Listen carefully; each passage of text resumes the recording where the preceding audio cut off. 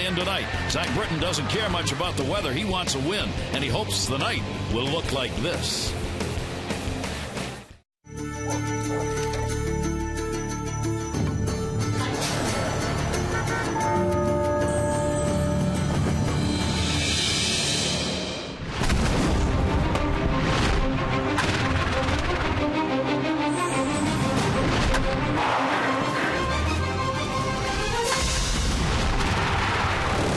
It's the Orioles on Masson, and welcome to Camden Yards. And it actually looks like we're going to play baseball. After a rain out in Boston last night, right now it is a gorgeous evening as the Yankees and the Orioles will open up a very short 2-game set. The Orioles have an 8-game homestand that begins here tonight. Hi, everybody. I'm Gary Thorne for the Orioles. They have won 5 of their last 7 ball games, but they have not beaten the Yankees. They are 0-4 this year against New York. On the mound tonight to turn that around is Zach Britton. What a start for this 23-year-old left-hander.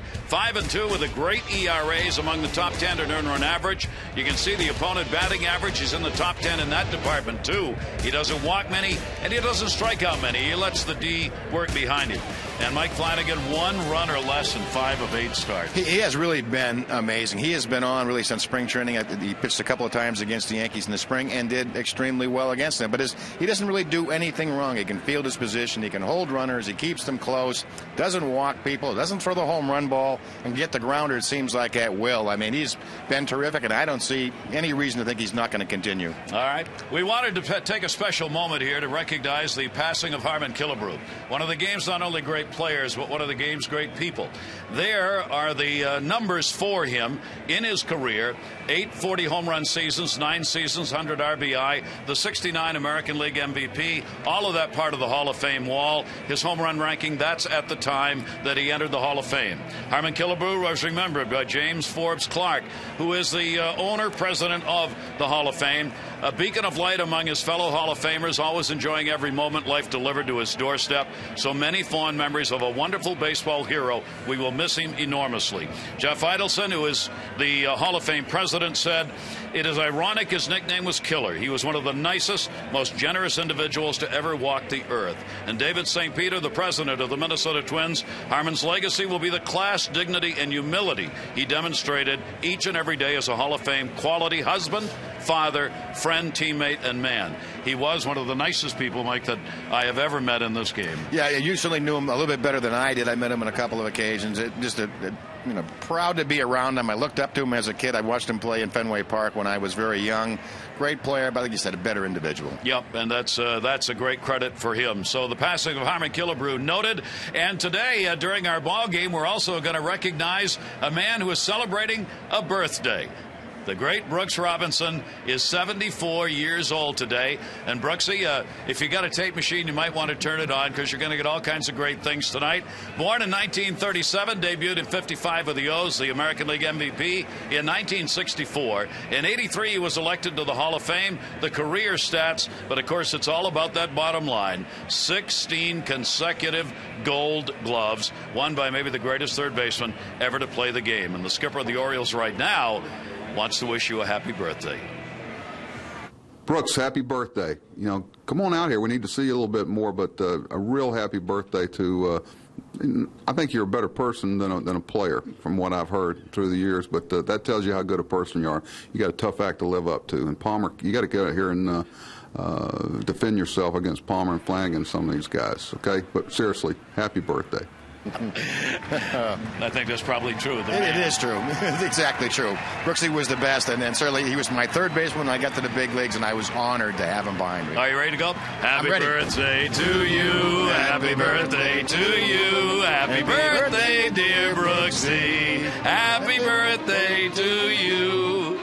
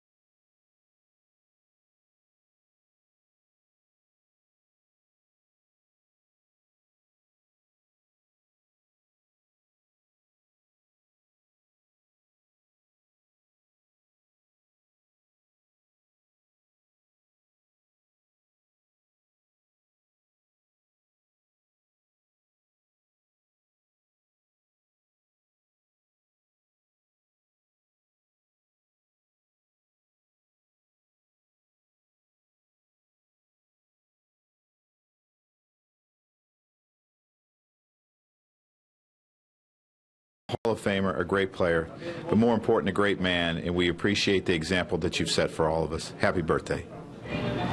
Happy birthday, Brooksy. Thanks for everything you've done for Baltimore and for the game of baseball.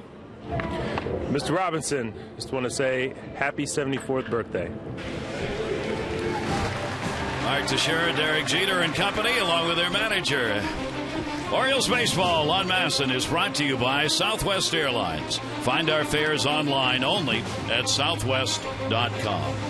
Well, let's take a look at our train game time temperature. Who'd have thought? 71 degrees, 73 now. Our game time temperature brought to you by Train. Visit train.com for an independent train comfort specialist dealer near you. It's hard to stop a train, and it is a gorgeous evening right now. Let's take a look at the starting lineup brought to you by Southwest Airlines for Girardi's Yankees. You see, Jeter's going to DH.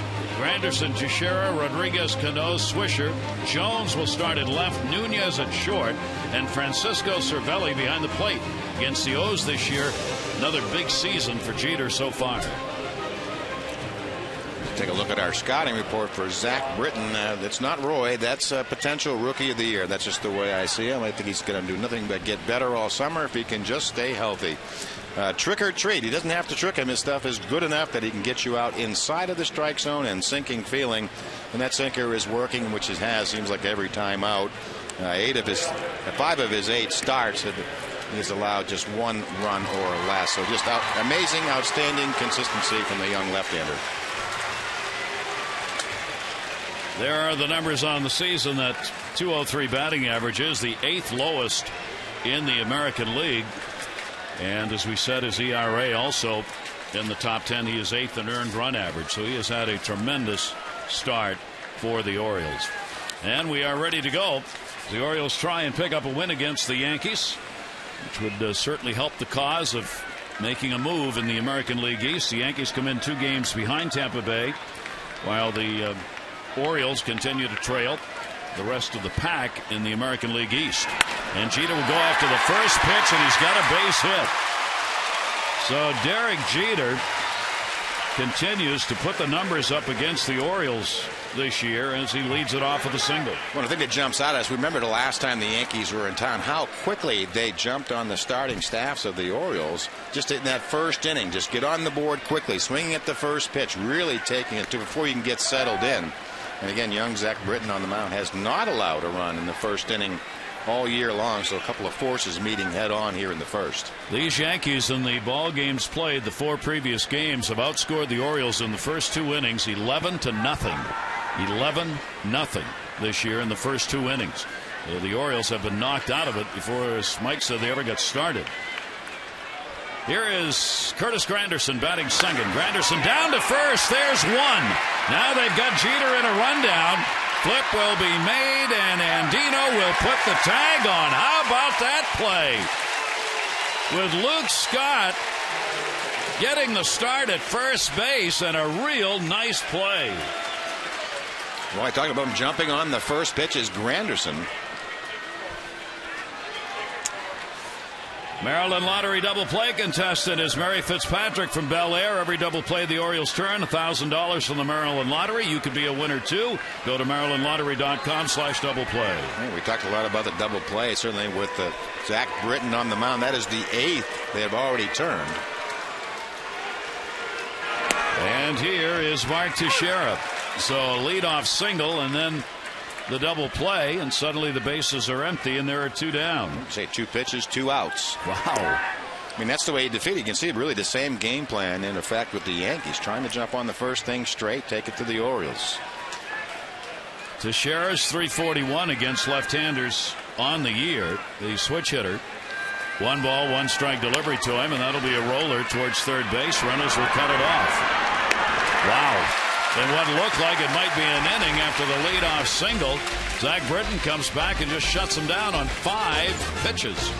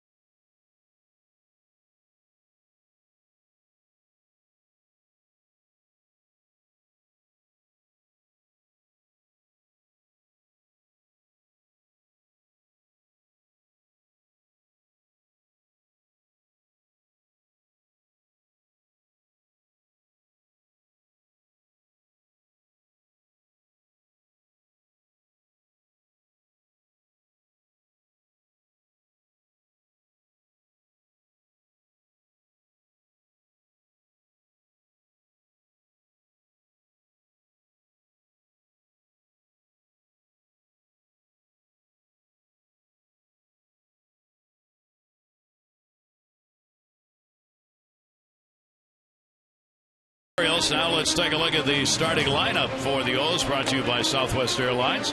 P.A. Jones and Markakis, Guerrero, Scott, Wieters, Hardy, Reynolds, and Andino against Bartolo Colon, who's pitching tonight. The numbers for Luke Scott. Take a look at the scouting report, and it really is against Bartolo Colon. Don't go. Over the last 159 innings, kind of amazingly, no one has stolen a base against him. And looking good. Over half the strikeouts have been called or looking third strikes. Also an indication you're making an outstanding pitch. And maybe not. April was terrific for Colon, and May has not been so good. He's allowed 5 home runs this month.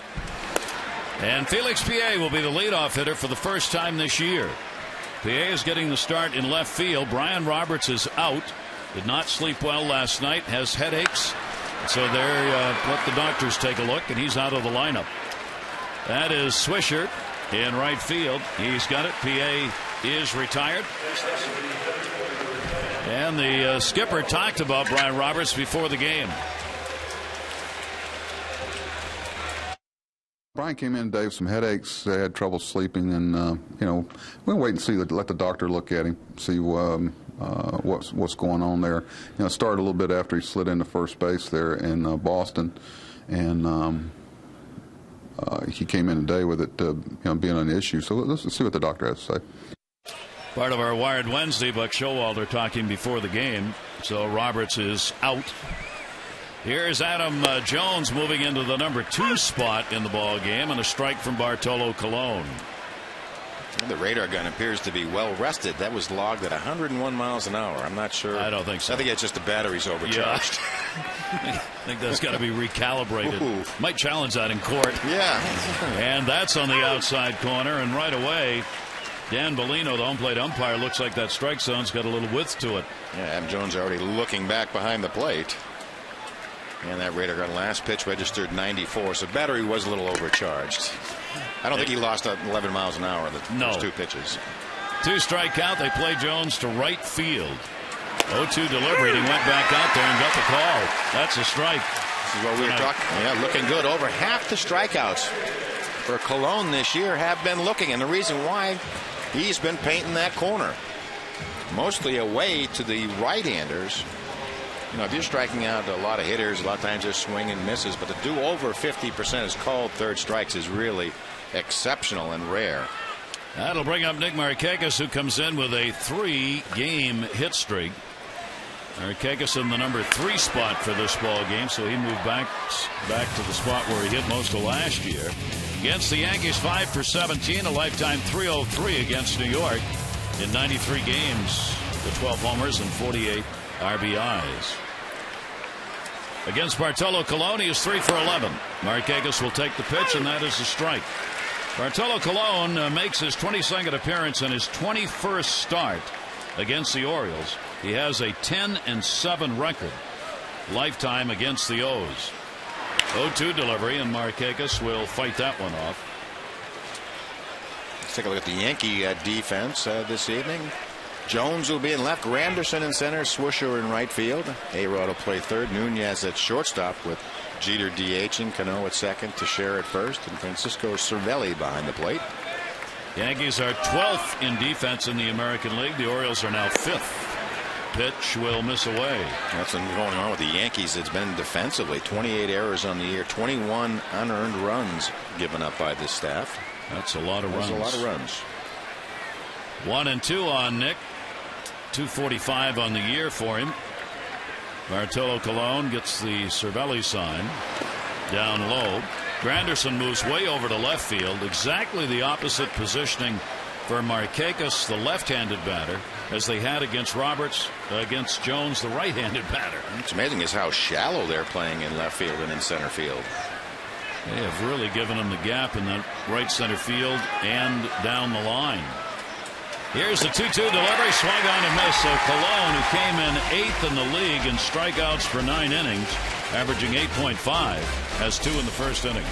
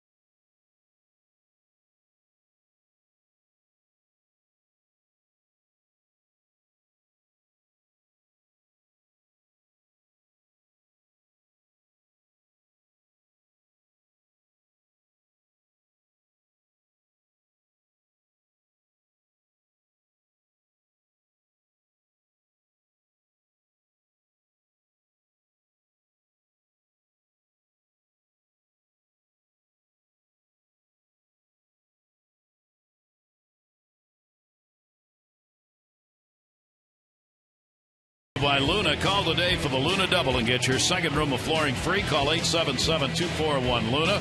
The American League leaders in grounding into double plays. See Torrey Hunter at the top, then Russell Martin of the Yankees, who's out, A-Rod, who's in, Andrus Kendrick, Valencia, and Michael Young.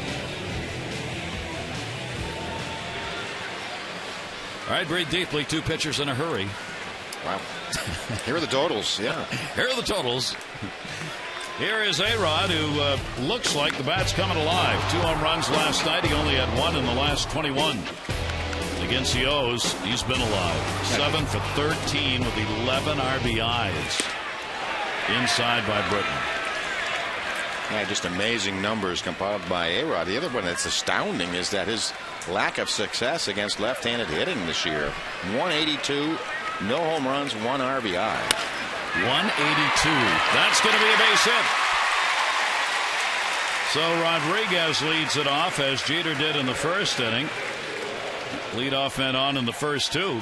In case you were wondering, that play that went 3-6-4 in the first inning is a double play. Mary Fitzpatrick from Bel Air, you've won $1,000, and you got it in the first inning. And for every double play turned, it's $1,000.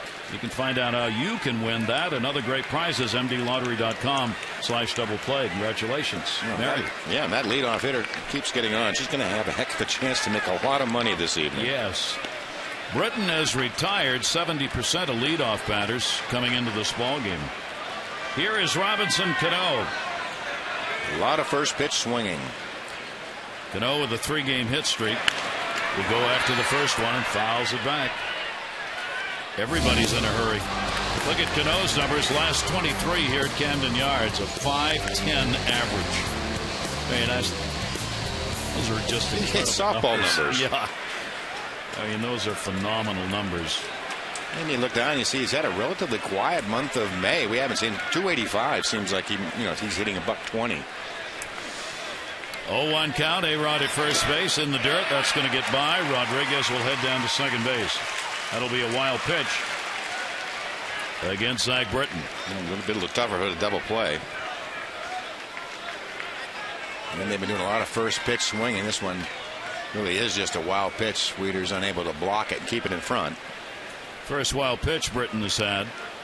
Zach is making his first start against the Yankees in his career after being washed out last night in what would have been his first start at Fenway. He has had 10 scoreless consecutive innings as he's coming off that tremendous 9-inning no-run 3-hit performance against Seattle, where he was non-decision, where he and Vargas went 9 and neither gave up a run. That one will go to second base. It's bobbled by Andino. He had to hustle it over there and gets the out, but A-Rod will move up. A productive at bat for Cano. Take a look at the Oriole defense tonight. Felix P.A. will be out in left field. Adam Jones will man center field. Markakis will play right. Reynolds and Hardy on the left. Andino will play second base tonight. Luke Scott will also play first. Andino a little bit on the heel of the glove. Keeps it in front. Makes you wonder if you could have kept the runner at first base, but another double play. Also Luke Scott at first and Matt Wieters behind the plate. Andino getting his first start at second base this season. 1 out. Now the infield is going to move in a little bit. They're halfway on the right, a little less than that on the left. And Nick Swisher will take it for a strike. Swisher's had a 1 for 15 against the Orioles so far this year, but if he's going to break out of it, this would be the game. That 218 number is that way because he has done nothing against right-handers. But left-handers, 371. That'll be foul back and a 2-strike count. Yeah, and the power number is way down for Nick Swisher. Sitting 371 against the left-handers, but not a whole lot of power. No home runs, 5 RBIs. Trying to get the run in. A-Rod at third base. Zach Britton had come in having retired the last 13 he faced in that Seattle game, but Jeter ended that streak with a single. Down low, Wieters will block it. And a 1-ball, 2-strike count on Swisher. And this were early on. Zach Britton will let you know what he thinks his best pitch is. This is a strikeout situation. Get through this. You feel like you can get out of this inning unscathed. Again, the Yankees have a losing record against left-handers this year. 1 ball, 2 strike count, 1 down. Infield now moves all the way in. And the delivery will be in the dirt, blocked again by Wieters, and a 2 ball, 2 strike count. A-Rod, of course, does not have to go here. The Yankees are concerned about his hip problem. He's going to have what they're calling just a normal reevaluation of the hip when they get back to New York, but you read between the lines and they're a little concerned. His swing has not been what they think it should be, and the lower body seems to be the problem, and it may be that hip. 2 ball, 2 strike count. Infield stays in. Delivery to Swisher. Ground ball, runner coming, and it'll be fouled off. So if that bat's an indication, Mike, he was going to go on contact. Yep, leading off, it gives him almost like getting the engines revved up. You can tell by if he's going on contact, because as soon as he make contact, he heading to the plate. If he was to lay back and say make it go through, he'd be in more of an upright position. Joe Girardi, Yankee manager, who's had himself quite a week with all the Jorge Posada stuff and Jeter in and out of the lineup, trying to right the ship. They got out of a losing streak in the ball game last night against Tampa Bay. Infield stays. Here's the 2-2 delivery, and that will just miss inside. Britton wanted that one, didn't get it. The count goes to 3-2. Didn't miss by much. 94. You can see the target. And shooting, and it really almost like this guy runs right through the strike zone and out. Our pitch track sponsored by Papa John's. Order online at papajohns.com. Better ingredients, better pizza. Papa John. Buck Showalter can see Matt Wieters' glove, and if he sees it from that dugout angle, looks like if he hits the glove, I want it. 3-2, 1 away. Swisher will take it. He's on. Jeter will stay at A-Rod will stay at third base. So Swisher, who does a lot of that, whether he's hitting or not, gets the walk. We'll see how they play it now. This is an interesting. See Buck Showalter going over. He wants him to play for 2 up the middle. See the 2 fingers, so a little bit more. Again, playing the odds by playing a little bit deeper here. You cut down those odds with the infielders in. You know, hitters average would go from 200 to 300 now with back. That average will come back down to normal. Gardner getting the night off for the Yankees, so Andrew Jones is making the start in left field, the veteran who has not played a lot this season. Only 41 at bats, 9 hits, 1 double, and a couple of home runs. So Jones stands in, hitting .219 against left-handers. Looking for the double play. That is in there for a strike. He has not had an at-bat against the Orioles in the 4 games they've played this year. Infield at double play net. Both runners at first and third. Rodriguez and Swisher taking long looks at the coaches. Make sure they know what they want done here. Britton's 0-1 delivery. That's going to be their first strike on the inside corner.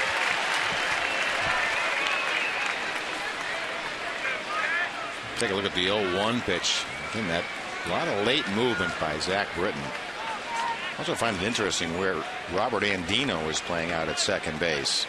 You have Hardy playing back deep in the shortstop hole, and Andino halfway in and close to second. 0-2 the count on Jones. He'll take the pitch outside. There'll be a lot of coaching from the Orioles dugout on the infield tonight, with Luke Scott over there at first base and Andino at second. Willie Randolph will probably have a busy night just trying to make sure these players who haven't had much time in those positions know where they need to be. 1-2 delivery, and it misses outside. 2 balls and 2 strikes. Very defensive Jones at the plate, but I guess the point I'm trying to make, if it's a ground ball to Hardy at shortstop, they'll be able to turn 2 because Andino is so close to second. But if it's a ground ball to Andino at second, I see no way they can turn a double play. 2 ball, 2 strike count. And he got him on a tailing pitch, a big strikeout.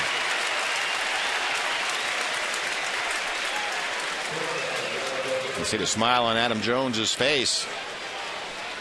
Straight changeup, first one of the evening. The pitch you're not really looking for. And just screws him into the ground. Our Volkswagen Expo brought to you by Volkswagen Going, Gone event. Great deals are here, not for long. Visit VWDealer.com.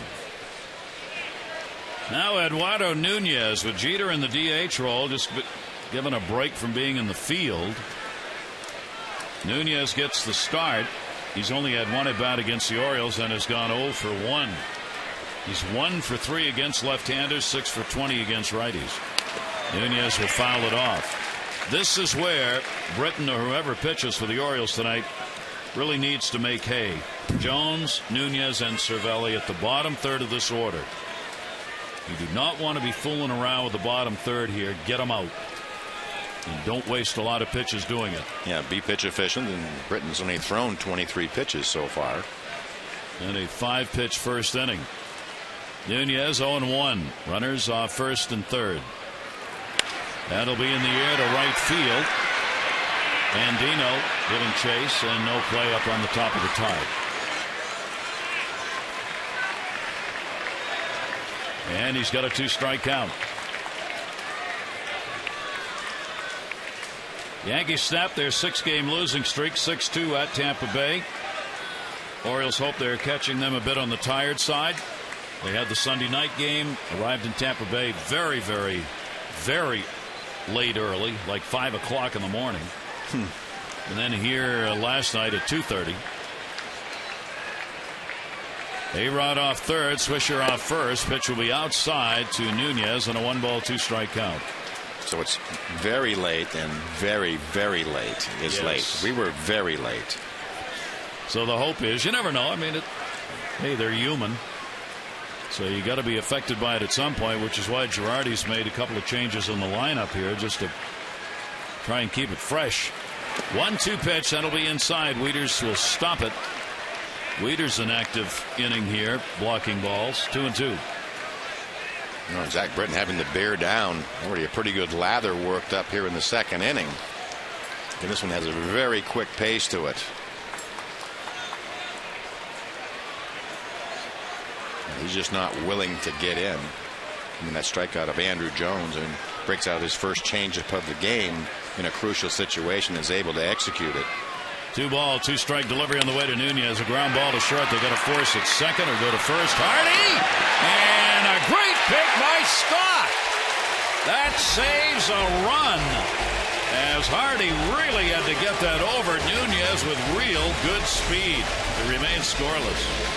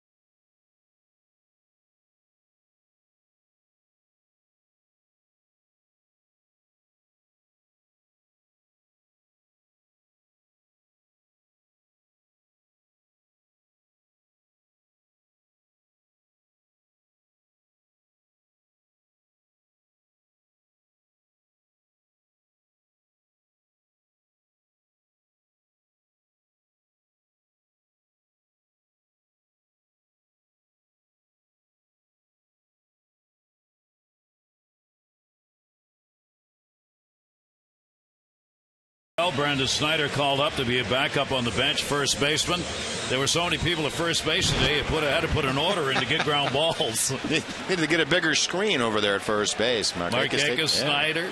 Behind that screen, and Luke Scott, and they'll say, yep, nice play, Luke. Now get back behind the screen. And Luke has made 2 really good plays at first in this game. Here is Vladimir Guerrero, 3-game hit streak for Vladdy going right now. And in May, look at the big numbers. 346 against New York. 77th game. 300-plus average. And against Bartolo Colon, he's 4 for 9. Yeah, he's in one of those swing modes, average all the way up to 295. A big jump. 1-1 will go to short. Nunez. And Guerrero's retired. One away in the second inning.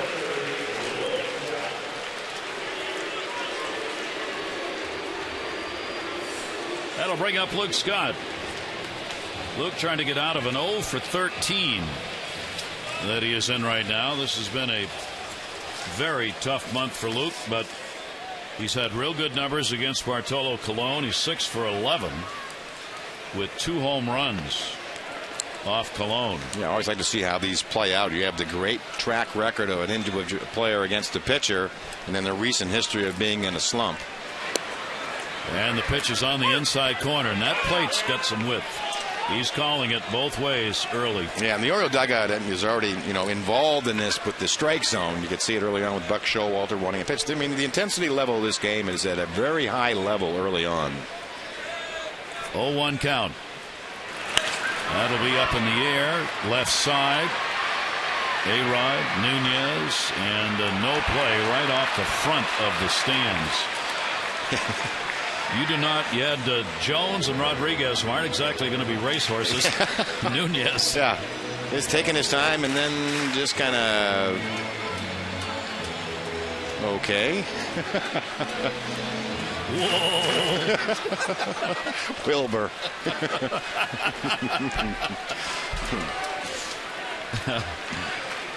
And the 2-strike count on Luke. Both of these pitchers throw a lot of strikes. So as Mike said, we'll see some first ball hitting both sides. And he got that one to the gap in right center. Granderson has got great speed, not going to get there. Scott's on his way to second base, and Luke will go in with a stand-up double, the Orioles' first hit. So we know who wins the battle of, I guess, the track record recent and the history against the personal pitcher. It looks like it's the history of Luke Scott with Bartolo Colon. Right on the money. Right to the barrel of the bat. Line drive, clean line drive into left center field. Easy double for Luke Scott. And hitters know that. They know when they have success against a certain pitcher and when they do not. And that makes you feel a little bit better going into the box. Now the Orioles get a chance to get it on the board. Matt Wieters still number 1 in the American League with runners in scoring position. And he's going to continue it. It'll be a base hit. It's not going to get a run in, but it's going to put runners on the corners with 1 away. And an 8-game hit streak for the Oriole catcher. Just almost like he knew it was coming. Nice serve. It's like the second serve in tennis. Watch this stroke. Just nice, easy flick. Clean single to left. Made that look too easy.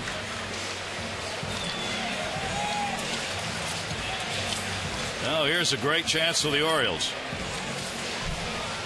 Hardy coming up, batting in the number 7 spot in this game, hitting .302, a couple of home runs, 10 RBI. Runners on at first and third. The Yankees, of course, had double play depth. Hardy's gone 4 for 10 with runners in scoring position, including the grand slam.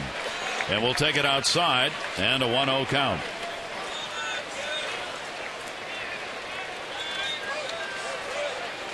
Each team with a couple of hits. Nobody on the board yet. Bartolo Colon, 3.74 ERA coming in. And that'll be outside. The left-handers have hit Colon at a 300 clip. The right-handers 225. Big difference.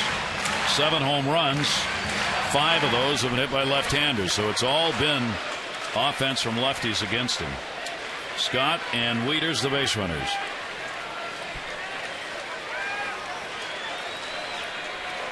Hardy with a 2-0 count.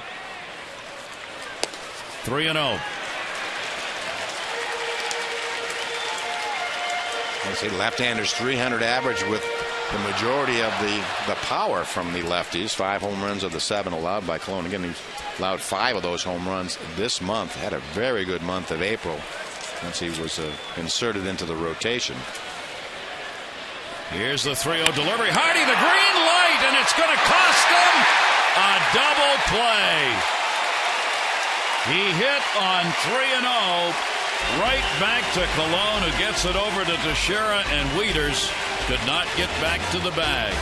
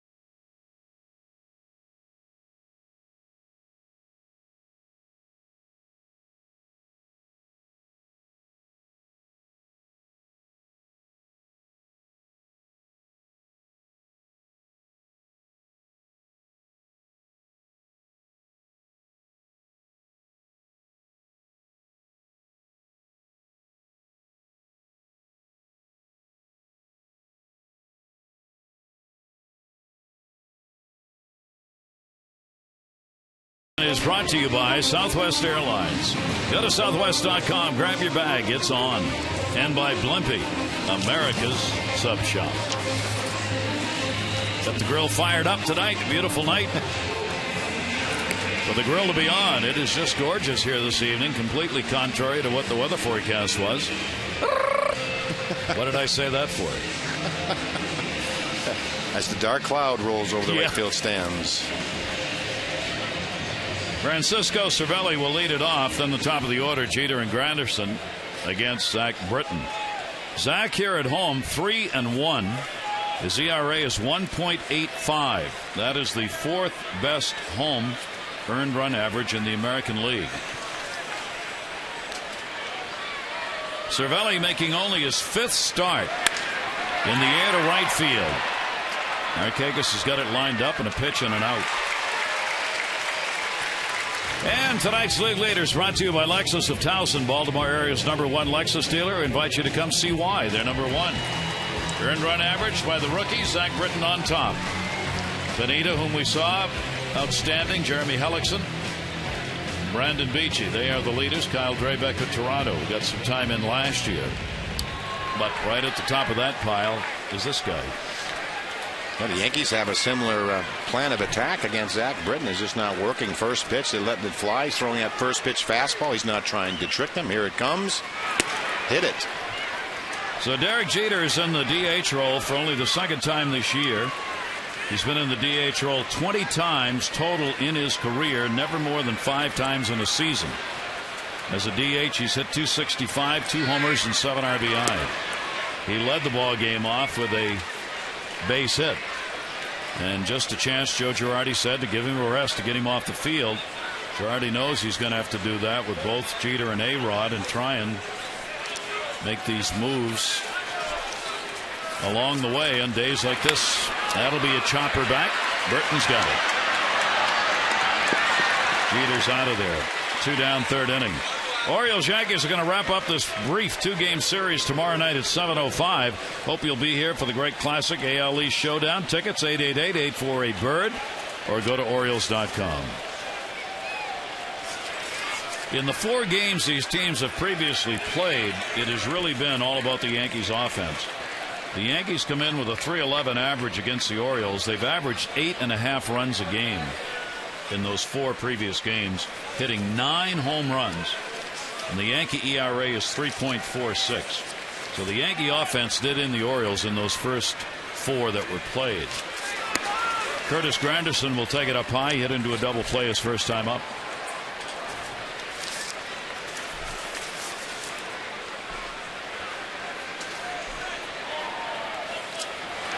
1-0. Check swing is a called strike. Listen, Granderson just having such a great year against left-handed pitchers. He has 7 of his home runs are against lefties. He really is doing the majority of the damage for this Yankee offense. 1-1 delivery, swung on and missed. Who would have thought you had said that at any point of the year that Curtis Granderson would be the, not just average-wise, but home run-wise. He's second in the majors in homers. A lot of people wondering how Jose Batista is doing it in Toronto. This guy's got about 6 home runs less than Batista over the last, going back to last August. 2-ball, 2-strike count. He's first in homers, second in RBIs against left-handed pitchers. Zach Britton testing those corners inside to him, and a 3-ball, 2-strike count on Granderson. Yeah, last year he had 4 home runs in 158 at bats against lefties. This year, 7 home runs in 40 at bats. 3-2 delivery to him, and he walked it. So Curtis Granderson will pick up the walk, the second issued by Britton. You see what the head-to-head competition looks like in the first 4 games. Yeah, the runs per game, that's what jumps out at you. I think the Yankees been able to do is to score early in the games. So 8.5 a game, the Orioles at about 4. And again, the Yankee power coming through at 9-5 in the series, earned run average too. Also, again, putting a lot of pressure on and adding to the runs they scored early in those 4 games against the Orioles. 2 down. Here is Mark Teixeira. Teixeira grounded out his first time up. The Yankees, 53% of their runs come on homers. They lead the major leagues with 63 home runs this season. Now they're first in homers, second in walks. So power, and patience combination tonight is let it fly. 0-1 count on Teixeira. And he will take the pitch inside, 1-1. Yankees have won only 3 of their last 10 ball games, 3 and 7 in the last 10. And Girardi said yesterday if it's possible to have a very important game in May, yesterday was it. And they came away with a victory over Tampa Bay. 1-1 delivery. Britton will miss up high. That one slipped 2-1. Yeah, sure. One of the few Yankees hitting left-handed pitching. He's hitting .341. Second most home runs are tied with Cano against home runs against left-handers. Against the lefty starters, 5 wins, 6 losses for the Yankees on the year. Granderson with good speed at first. Here's the 2-1 delivery. Ooh, had him fooled on that one. 2-2. I think it's only the second changeup he's thrown, but just when you throw it low and away to a right-hander, we told a lot of people this, you just watch the head. They just can't stay on it. It just sort of disappears that last few feet to the plate. And he has the ability as a young man to go 15, 20 pitches without throwing a changeup and unable to get it over in a big spot behind in the count. 2-2, runner going down to third. Reynolds has got it. Over to Scott. No runs, no hits, no errors, and 1 left on base. Reynolds and Dino NPA do up.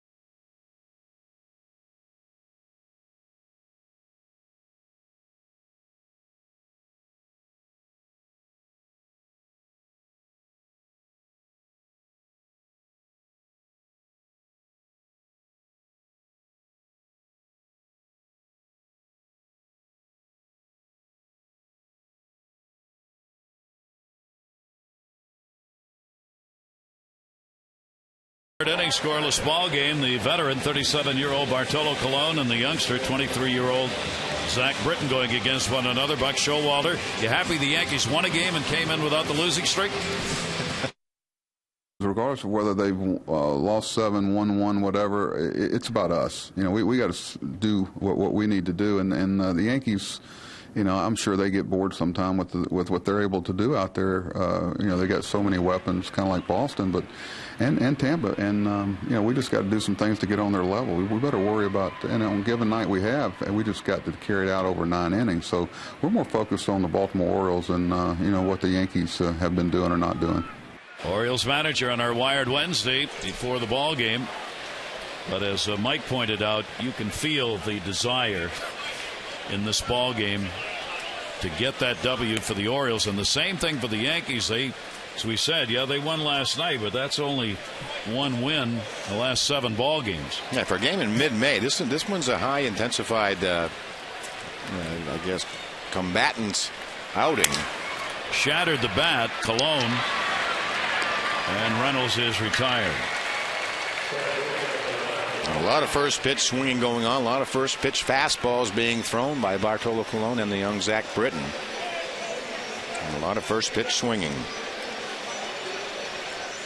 But there is a high intensity level. You could feel it in the ballpark, and you could certainly even feel it during batting practice. The Yankees trying to rebound. Division very tight. Robert Andino hitting in the number 9 spot, getting the start for Brian Roberts at second base. Andino's 1 for 6 against the Yankees on the year. Orioles have had great numbers coming from this number 9 spot. They have led the majors, in fact, with a 300 or better batting average in that 9 hole.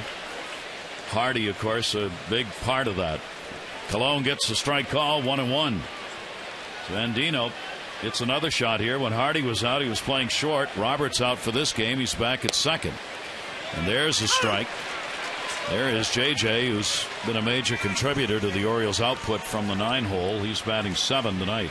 Yeah, a lot of times you don't see a guy come back from the disabled list hot, and that's certainly the way he is. And red hot since coming off it.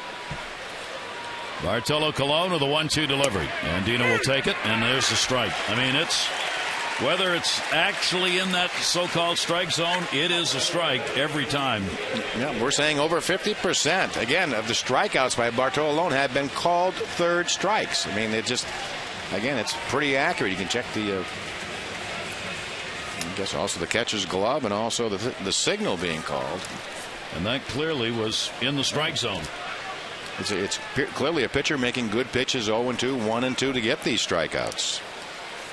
So Colon's got 2 down. Here's the top of the order, and PA shows bunt. He'll take it for his strike. I mean, Colon's a real story. Here's a guy that just barely made the team out of spring training to be in the bullpen. Now is making his 6th start, his 9th appearance, and pitching very well after he missed the whole season last year with elbow problems. I forget he's 37. I really thought he was finished. But this past year, he went to Winter Ball in Dominican Republic. He was managed by Tony Pena, the bench coach, and had a terrific Winter Ball for Tony Pena. He recommended let's bring him into the camp. He went 2-1 with a 1.98 ERA. PA goes to second base. Cano's got it, and Colon locked into one with Zach Britton as we completed 3 here at Camden Yards, and there is no score.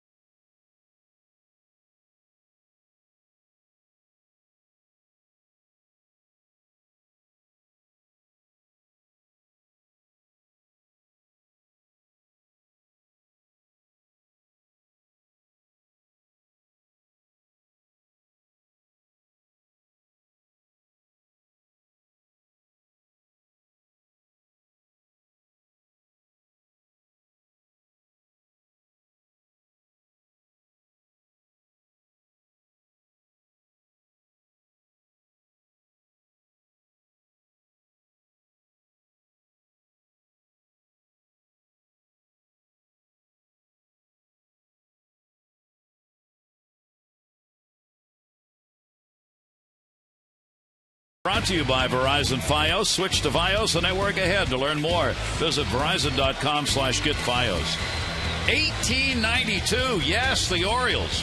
Sadie McMahon, you remember him, loses a no-hitter 1-0 as Denny Lyons of the Giants got the winning run. Dick Williams in 1957, he got a hit tying with a solo home run 9 seconds before the 10:20 curfew. They had to replay the game and the Orioles won it.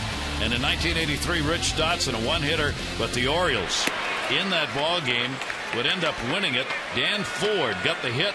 Storm Davis and Tippy Martinez combined for the 4-hit shutout. Martinez got the win in that game in 83 at Memorial. Yeah, that's the kind of year 1983 was. Got one hit, didn't had him all the way. Out of the glove of Hardy, and Rodriguez is on with a base hit, so he's 2 for 2 in the ball game. He is now 9 for 15 against the Orioles this year. Yeah, his average is going to go up. It's hard to believe. Where did he come in? Hitting .583. This one just out of the reach of the webbing of J.J. Hardy. You see, he had his footwater all lined up to catch it in the web and make that long throw. So, leadoff man on for the 3rd inning out of the 4. Very on Zach Britton-like. Here is Robinson Cano. He grounded out his first time up. And we've seen Robinson Cano do obviously great success against the Orioles. Runner being held on many times. He'll try to pull the ball through that hole. But if you don't, I could see that ground ball to second base. Another double play chance. Again, Robert Andino very much in at second base. Somewhat unusual positioning. There's Andino getting his first start out there at second. Sometimes that's just not being comfortable with the distance to second base for someone who hasn't played there a lot. Robinson Cano, 1-0 delivery to him. That's the whole thing. That's what's tough about second base. If you get a ground ball to short, his back is going to be to A-Rod. Mick Kelleher, first base coach, talking to Rodriguez with Cano in a 2-0 count. Cano's hit safely in 16 against the Orioles and 15 consecutive here at Camden Yards. 2 streaks against the O's. 19 home runs against Baltimore, the most against any opponent for Cano.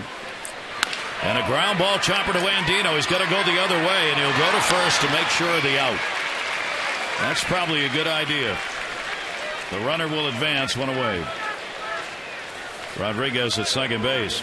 Gather up the group. Enjoy Oriole Park's newest destination, the Miller Lite Flight Deck. One low price, great bar seating.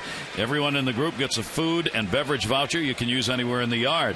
Individual tickets are available for select games. It's the Miller Lite Flight Deck, 888-848-BIRD or Orioles.com. There it be. Swisher drew a walk his first time up. No score in the ball game. Runner at second base. Keep in mind that Zach Britton came into this game with 9 shutout innings in his last start. He had 3 1/3 shutout innings in the game before that against Tampa Bay to end it. So he came in with 12 1/3 scoreless innings. We're in the 4th inning here. And that will be outside to Swisher for a ball.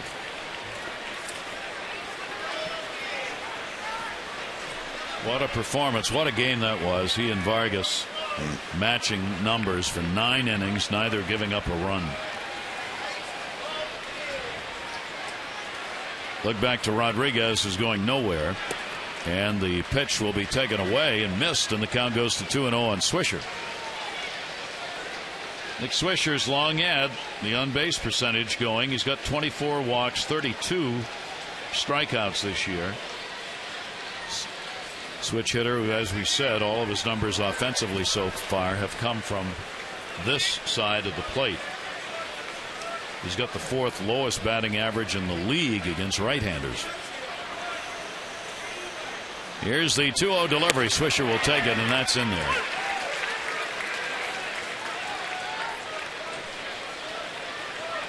Not very good there either. Runners in scoring position, 139, and there's a number of Yankees that fall into that interstate number. They've been doing it mostly punishing the ball and hitting home runs, not by getting clutch singles. 2-1 deliveries fouled away. Yeah, you got Cano, hard to believe, hitting .219 with runners in scoring position. Jeter's at 162. Posada at 130. A-Rod below 200. And Swisher, saw right there, 139. Well, Posada finally got a couple of hits in a ball game last night, so he sits. That's what he's saying right there. I can't quite figure this out. 2 ball, 2 strike count. Rodriguez at second, no score, 1 down. Oh, they had him. And the ball's going to go into center field. Jones is up with it. Here's the throw coming to third, not in time.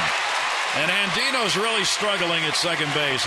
I'm not sure that was his fault not getting it, but you can just see he's really unsure about what he's doing out there right now. He's not really even looking. He's checking the runner. And then he just misses the throw from Britton. But he does the wise thing and then just tries to buy himself some time in decoying A-Rod that he has the ball. Andino will be charged with the error. Now a runner at third. That's a big play. The infield has to move in again, and Swisher with a 2-2 count and only 1 down. And he'll get it to right. Nick Markakis. A-Rod tags. He's going to come. Here's the throw to Wieters. Not in time. A sac fly for Swisher, and the Yankees get a 1-0 lead. Well, throw a little bit up the line. Nice timing. Markakis takes his time. Accurate throw, but again, a little bit up the line. So they took really a chance there when you run a Markakis on a ball that's average distance or a little less. So that will end the scoreless inning streak Zach Britton had going. And the Yankees get the lead. Could be an unearned run. We'll see what happens here. Andrew Jones, a strikeout victim, his first time up. A-Rod, for someone with the bad hip, is doing a lot of running tonight down the lines. Been on third with less than 2 outs on a couple of occasions. 15 2/3 innings of scoreless ball for Zach Britton before that run.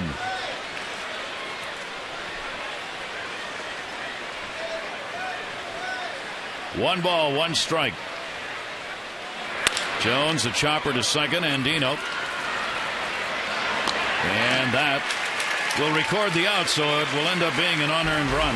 1 run not earned, 1 hit, 1 error, nobody left on. Yankees up.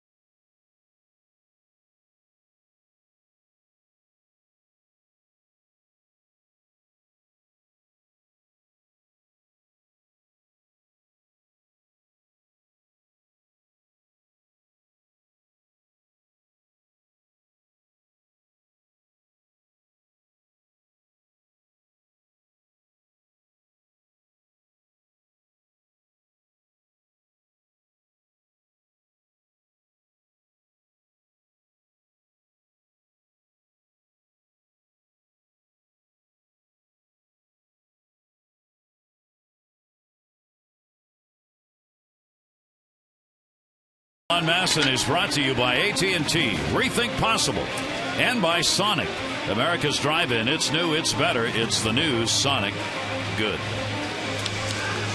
Great to have you with us here at Camden Yards on the birthday of Brooks Robinson, whom we'll be sending out wishes to. 15-time All-Star, great Gold Glover, 16 consecutive, dedicated to the Players Association. After this playing career ended, has done so much to help players around baseball, both past and present. President of the alumni. Yep. Here is Adam Jones. Jones, a strikeout victim. He is in the number 2 hole. Bartolo Colon will get the strike on the outside corner. I'll never forget the Brooksy story. One of my first days in the big leagues, he hit a home run off of Joe Coleman Jr. out in Oakland, and he was laughing all the way around the bases. Nunez. Yeah, laughing all the way around the bases, and then the next, I said, Brooksy, what happened? He goes, why? I never saw you laughing. And the pitcher, when he hit a home run, he yelled out to the pitcher, he goes, and I got your old man, too. He hit it off at Joe Coleman Sr. and Joe Coleman Jr. That'd be one of the few times Brooksy would have ever said That's anything. With a big smile. It was just, it was great. Brooks Robinson's birthday today. He shares it with Reggie Jackson. I did not know Reggie had a birthday same day. He's 65 today. Yeah, Brooksy's 74. Here is Nick Markakis. Colon's pitch is taken for a strike. Markakis, a strikeout victim. No walks, 3 strikeouts so far for Cologne. 2 walks, 1 strikeout for Zach Britton. 0-1 delivery. Nick will take it inside.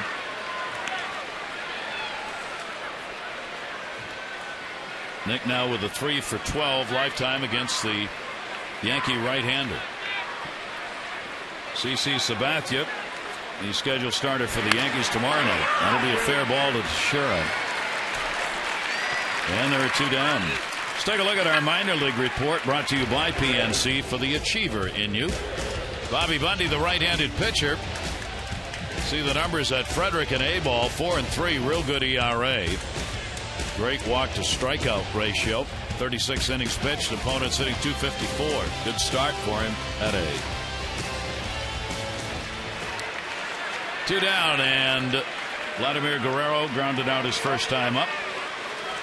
Orioles got a double from Scott, a single from Wieters in the second. Those were the hits. That'll go to second base. Robinson, Cano, and Colon really cruising along as he retires the side in order again. There's Brooksy with a lot of winners on his birthday.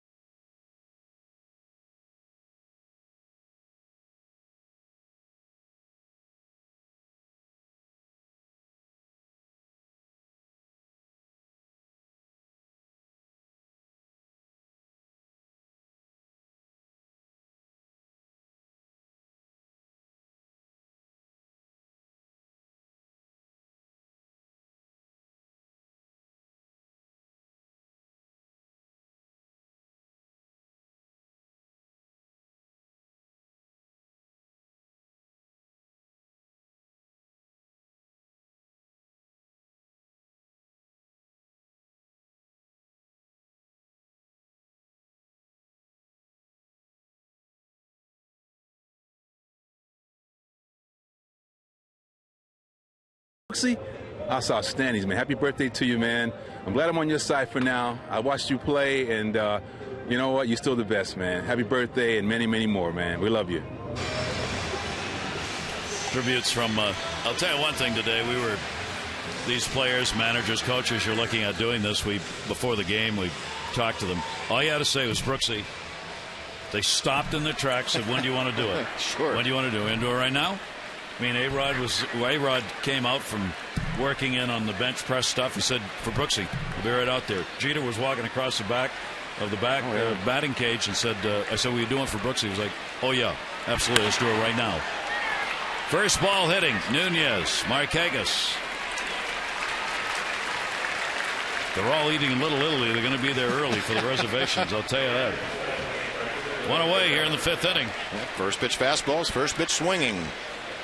This is the way the game was meant to be played, by the way, as far as I'm concerned. After watching, and now he's on the DL, Daisuke Matsuzaka go 3-2 to 900 hitters, throw 400 foul balls, and take 8 minutes between pitches. That is not baseball. That is not pitching. That is not hitting. It's not fun. I mean, this is a game. It's supposed to be enjoyed by fans. I don't think you can enjoy a game played like that. I know we weren't. We weren't. Cervelli and most of the other people that we knew, too. Including guys in the field. Here's Cervelli. He's hitting ninth and catching. Flied out to right field his first time up. Zach Britton's delivery to him. He showed bunt and will take it away for a ball. RBI coming. Sac fly Swisher. Unearned run. Fourth inning. Rodriguez reached with a single. Moved up on a ground ball. An error on an attempted pickoff at second on Andino, moved him to third, and Swisher got him home. 2-0 will catch the corner. 2-1. I just can't. I guess that you're talking about Brooksy and both sides of the dugouts. I mean, the Yankees and the Orioles, and everywhere you go. I went to a dinner, and actually they had somebody. You say, how many people in the stands are there children named Brooksy? And there was like 50 in the audience that were named for Brooksy. How about that? Inside corner strike. Hitters have not liked the width of this plate, but it's been there all night long.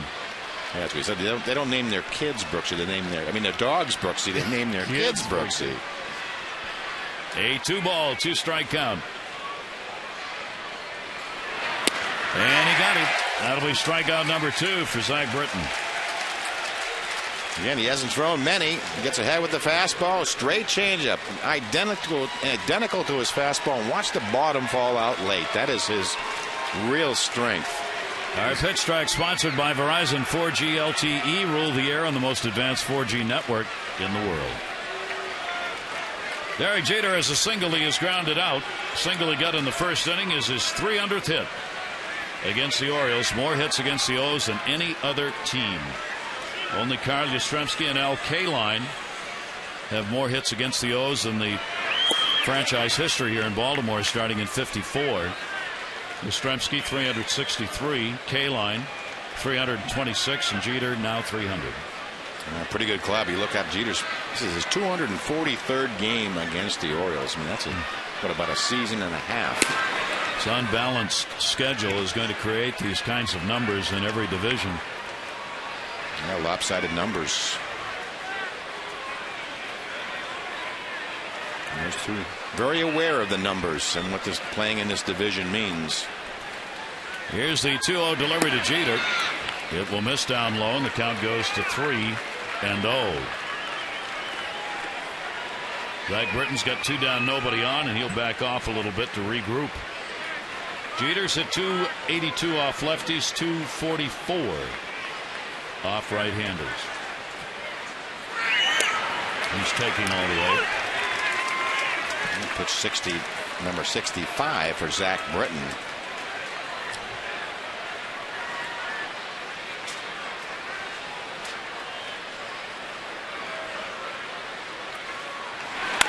And he gets the chopper up the middle, and he's got another base hit. So Jeter is on with a 2-out single here in the 5th. And our game flow sponsored by Hankook Tires. Be one with it. Hankook Tires. Both these pitchers on tonight, Zach Britton and Bartolo Colon. One honor and run up on the board. Otherwise, the right-hander Colon, left-hander Britton have dominated the first part of this game. That's kind of the amazing thing. The one run allowed is on a sacrifice fly. Almost everything else, including the singles, have been bouncers either up the middle or in the hole, ground balls. 2 down. Curtis Granderson, dangerous, hit into a double play and is walked. And a quick throw over it. And Derek Jeter back to the bag. See Granderson, when the runner's on, pumps it up. Well, he doesn't try to go the opposite way, too, with the runner on at first. And you can see Andino there. They're playing a shift on him to pull the ball, which is a little unusual with a power lefty on the mound. And he will take the pitch down low for a ball. Granderson carries a .292 lifetime average here in Camden Yards. He has hit 7 home runs in this ballpark.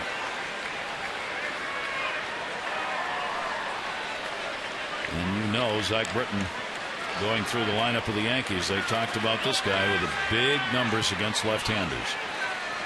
Here's the 1-0 delivery to him. Check swing, foul ball.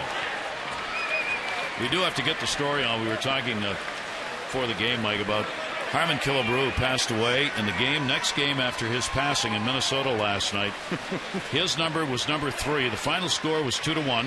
There were 3 hits for each team. The last out went to Morneau in right field, who wears 33. Lariano got his 3rd win, and the wind was blowing in from right at 3 miles an hour.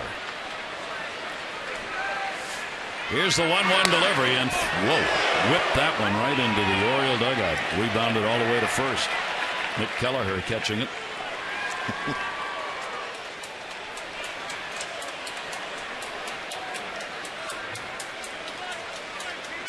Zach continues his imitation of Mr. Birkin.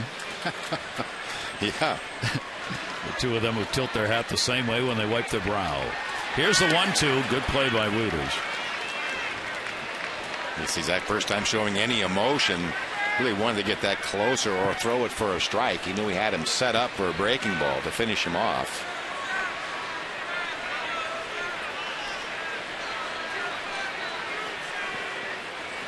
Jeter and Luke Scott having a nice conversation down at first base.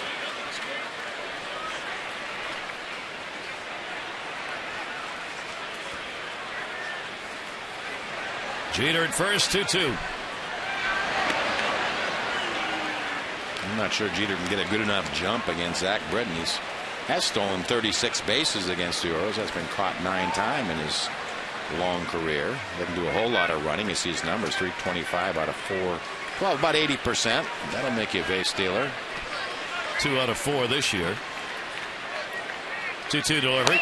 Boy, was he going back. And that's perfect. You want to see somebody going back to the bag. How about that? And that was a great reaction by Jeter. He'd been trying to get a jump for 3 or 4 pitches against Zach Britton, and finally he's heading back to first. He just kind of waved his hand at Britton like, forget it. I'm not even going to try to get a lead. He was literally lunging at the bat. And certainly I was a left-handed pitcher. When you get those reactions, you're just hoping you throw it over. He's standing on first base, and the ground ball, you know they're out. 2-2 delivery, and that'll be fouled off as Granderson reaches for it. Well, the count remains 2-2. Yankees have the 1-0 lead here in the 5th. Short 2-game set against the Yankees tomorrow night. Jeremy Guthrie, CC Sabathia. Then interleague play begins with the games against the Nationals over the weekend. 2-2 delivery down to first, and that will be fouled off again. Kelleher's 2 for 2. Yeah, single-handedly trying to drive the pitch count up. 73 total now, and actually not a great strike to ball ratio for Zach Britton tonight. 41 strikes, 32 balls. Yep. That pitch count has climbed in a hurry here. Granderson 2-2. He's walked only 16 times, and he has struck out 40. That'll be strikeout number 3 for Britton. No runs, 1 hit, no errors, 1 left on base. A 1-0 Yankee lead.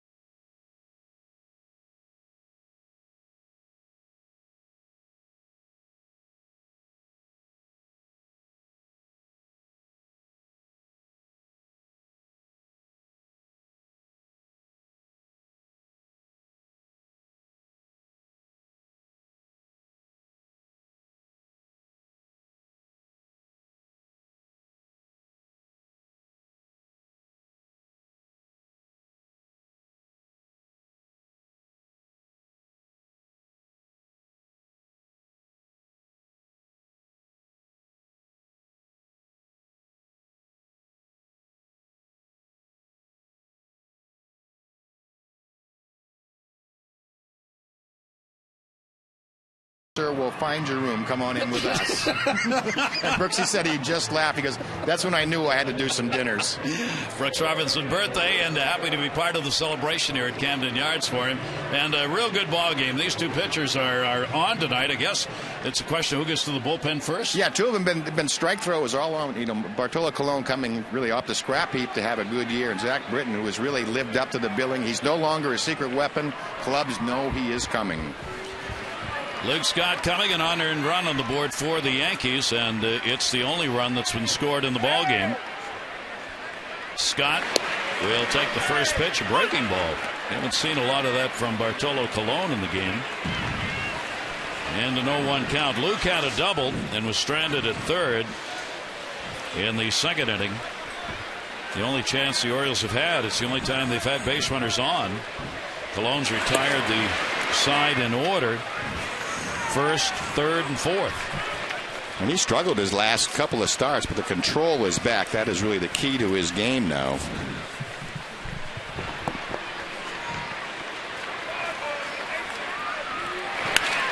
Luke Scott will send that one as a souvenir over into the seats.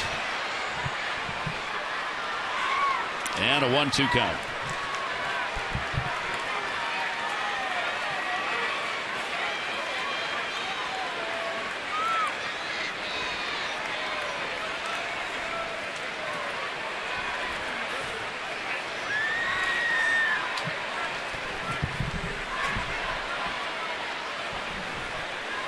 Scott getting the deep breath as he stands back in. Wieters and Hardy to follow. And that'll be foul back again. So Luke will get the count at 1-2. He got out of the 0 for 13 he had with that double in the second inning. Upping his totals against Bartolo Colon now to 7 for 12. 2 home runs. And this really is the type of pitcher that Luke Scott hits. He's around the zone. He's down in the zone, and most everything is hard.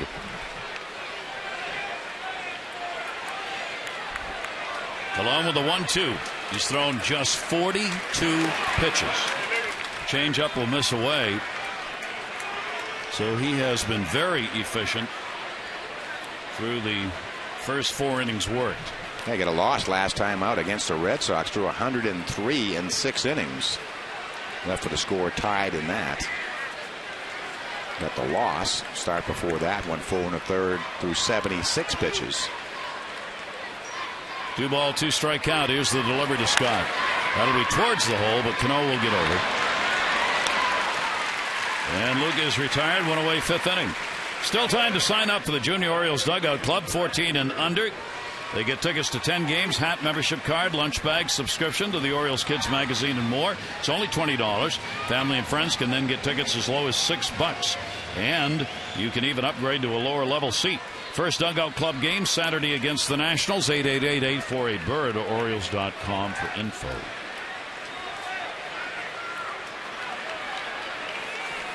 One away. Here's Matt Wieters. And the pitch, fastball in for a strike. Colon has surrendered the 7 home runs on the season. Matt Wieters single against him, first time up.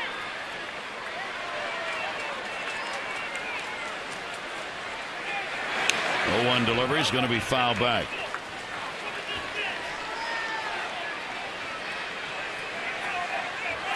It reminds you can win a Mass and Maximum Access experience at Camden Yards. For a chance to win, text 29292. Message and data rates may apply.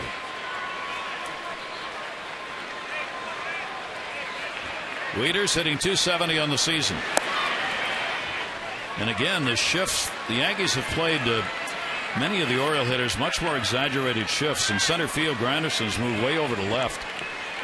Swisher's moved around towards center. Joe Girardi, and what the charts show. Here's the 1-2. A-Rod over. And no play. Very gentle breeze blowing left to right. At times tonight it's been none at all. May pick up a little bit as some very dark clouds have moved over. Wieters had faced Colon only once, 0 for 1 prior to this ball game.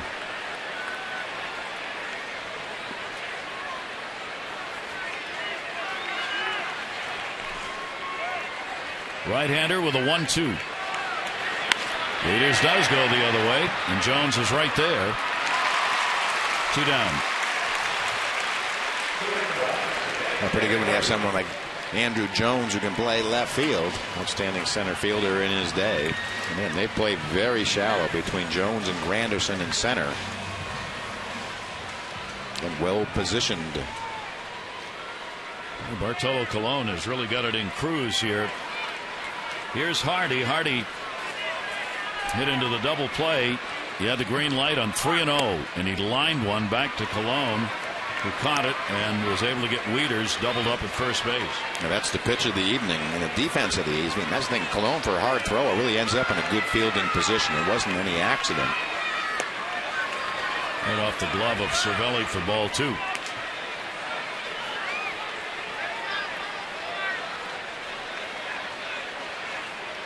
The Orioles just trying to find a way to get on base against him now and at least get some of these innings up in pitch count. 2-0 count. Hardy hitting at 295. JJ will foul that one off. He has gone 8 in the start this year against the White Sox. A 3-1 win. It seems like a long time ago, but 2005 he won the Cy Young, 21-8. That's why he was with the Angels. And that's a strike on the corner. So he comes back from 2-0 to make it 2-2. We talked about his control, especially tonight. He had not walked any of the 46 batters that had faced to lead off an inning this year. Another good stat. Hardy will take it, and he's gone. No, Bartolo Colon continues to get those close calls, and that's where he's pitching. Right on the outside part of the strike zone. And it remains the Yankees 1, Orioles nothing.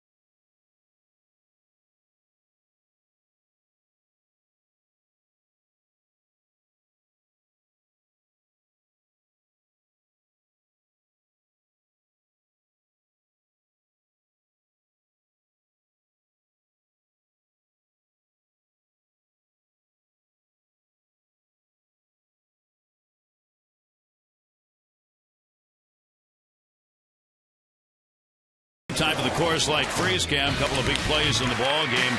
Granderson would end up being a double play just in time. Scott making the nice pick over there at first base. And for Hardy, that 3-0 count right back to the mound. Wieters at first. Double play.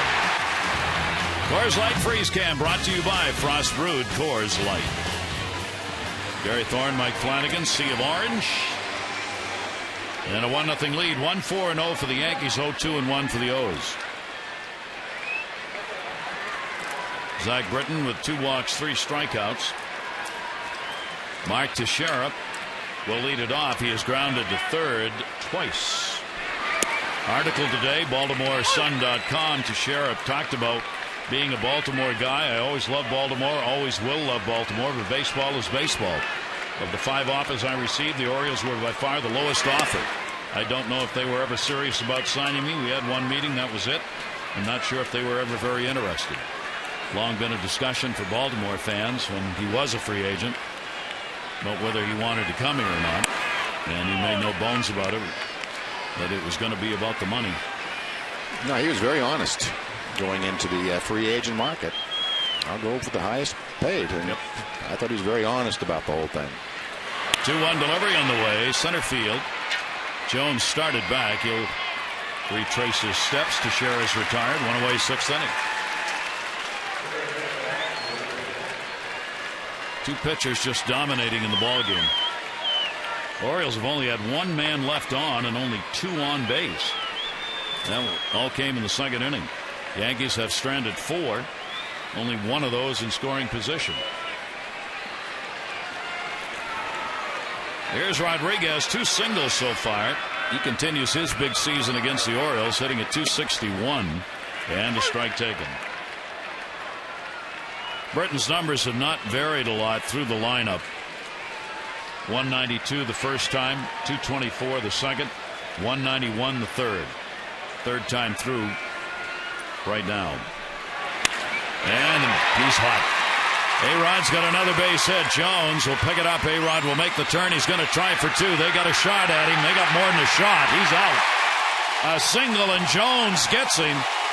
Hardy the tag. Well, another outfield assist. Nice job of cutting it off. He has that sense that A-Rod will go for 2 right on the money to Hardy. No sense in even sliding. It's not that close. Hello and welcome to second base. Adam Jones with the throw. I mean, that's a A-Rod read. You don't. Well, you're not looking at your coach on that one. Well, that and also you are counting on, the outfielder have to do everything right to cut it off, to spin and make an accurate throw on the run. And Adam Jones did all that. He could short hop the throw to second base, but he did everything right. Not necessarily a bad idea to try and test that in a game like this. There's one to Markakis. That is back, and that is going to hit off the wall. That ball was in Markakis' glove before Cano got to first base. That's how hard that was hit. I was going to say, Adam Jones threw out A-Rod at second. Markakis had a chance to throw Cano out at first. Wow. I mean, this is a low rocket, and watch how quickly and perfectly played by Markakis. Again, Cano just now reaching first. So he continues his hit streak, 16 consecutive games where he's had a hit in this ballpark. He's got a 4-game hit streak overall. Cano on at first. That is hit number 6 for the Yankees. Swisher has had a sac fly and a walk. So against the Orioles, he is still 1 for 15 on the year. He had the one real big at bat. Really, this inning, the first inning, that the Yankees able to get some lift into the balls put in play. Zach Britton out of the stretch with Cano on at first base. Swisher 15 RBIs in the year. Cano with a very short lead. Fouled off. The base stealers against Zach Britton when he's been on the mound, 2 out of 5. Wieters, of course, continues to throw him out at an incredible 500 clip, 50%. That's really not a good enough percent to run. Most managers won't even try unless there's really an 80% or better chance of making it. And it's 50 with him behind the plate. I would think it's a little bit worse with a left-hander on the mound. They've had no leads, Mike. I was going to say, you can see the shortened lead.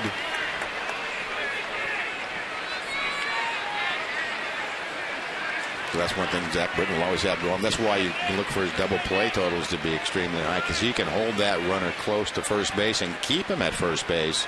You can increase your chances to get those double plays. 1 ball, 2 strike delivery. 2 ball, 2 strike count on Swisher. Real good ball game. Open up this 2-game set. The Orioles have won 10 and lost 11 here at home. The Yankees, with the victory at Tampa Bay last night, have evened up their road record. They are 8-8 on the road. 2-2. Cano just a step off the bag. Fastball, got him. Look at this. Ooh, Swisher's coming close. The mask is off.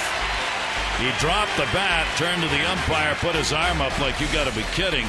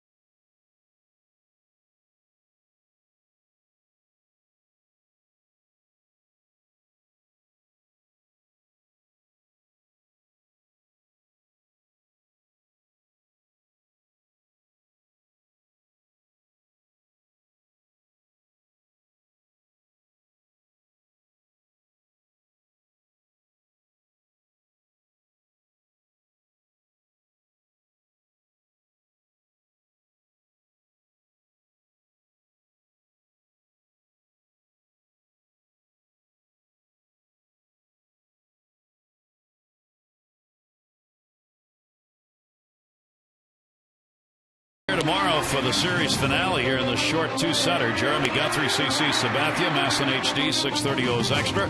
Presented by Verizon 4G LTE. Game coverage at 7. All the access you need right here on Masson. Barry Thorne, Mike Flanagan. 1-0 Yankee lead. Good ball game. Cologne has just thrown first pitch strike after strike in this game. Fastball was in there. Reynolds, Andino, and PA. Reynolds grounded out his first time up.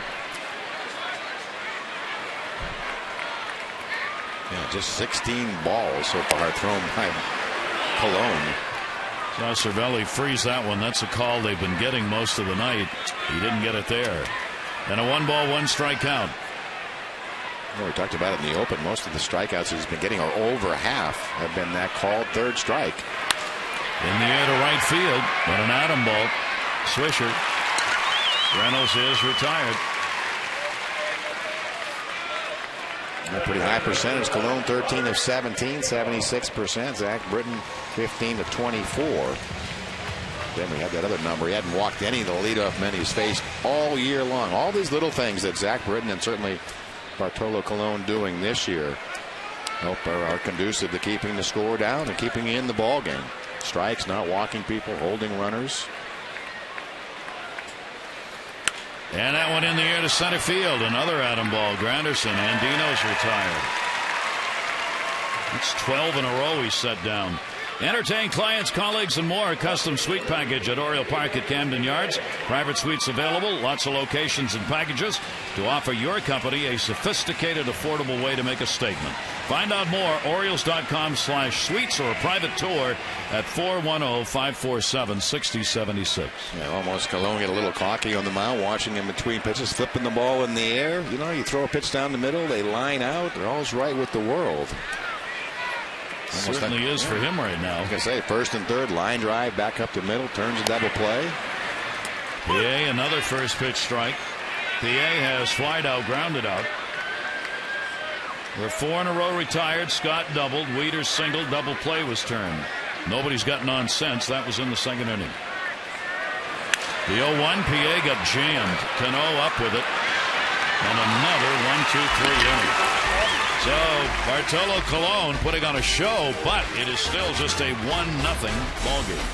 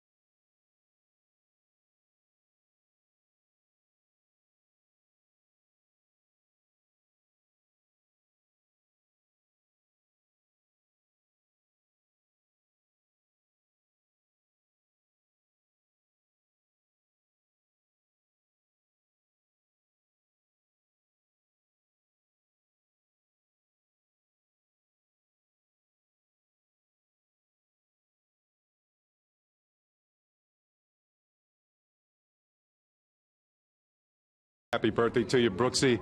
I can remember the day back in 1975 when I came to spring training for the first time in Miami. And who did I meet walking through the door? The first guy I met was Brooks Robinson. I said, man, this is like a dream come true. So happy birthday, Brooksy. It was great playing with you years ago, and it's great knowing you now. Brooksy celebrating his birthday today, and happy to be able to hopefully add to it for him. There are the numbers through 6. 1-6-0 for the Yankees, 0-2-1 for the Orioles. Zach Britton again locked in one. Here he comes off the duel against Vargas where he didn't give up anything. Neither did Vargas in 9 innings. Now against Bartolo Colon, he's given up 1 unearned run. That's the thing. You're getting sort of used to pitching in these close games. He seems very comfortable with it. Like this is not anything out of the ordinary. I mean, we talked about it in 5 of his 8 starts coming in. He's allowed 1 run or less. This is kind of the norm. Andrew Jones, who's playing in left field, will take the pitch away. 1 ball, 1 strike count. Jones now 34 years old, 10-time Gold Glove winner, big-time home run hitter in the day with Atlanta. Pitch will be taken inside. It's 7 seasons where he hit at least 30 home runs, 5 seasons of 100 or more RBIs. Last year he was with Chicago with the White Sox. And the pitch is away by Zach Britton, and he falls behind him 3-1. Yeah, very young World Series hero. Remember the home runs against the Yankees at the Yankee Stadium. He's, I think, a 19 or a 20-year-old. 3 ball, 1 strike count. Jones has had 3 hits in his last 20 at-bats and will be on with a walk. Not the way he wanted to start the inning. A leadoff walk here in the 7th. Mid-Atlantic Sports Report. Weeknights 5:30, 6:30 on Masson. Latest news, information. O's, Nationals, MLB. Tom Davis, Phil Wood, Dave Johnson, Mel Antonin, and all the great topics going on around Major League Baseball. Hope you'll join in. 5:30, 6:30 on Masson.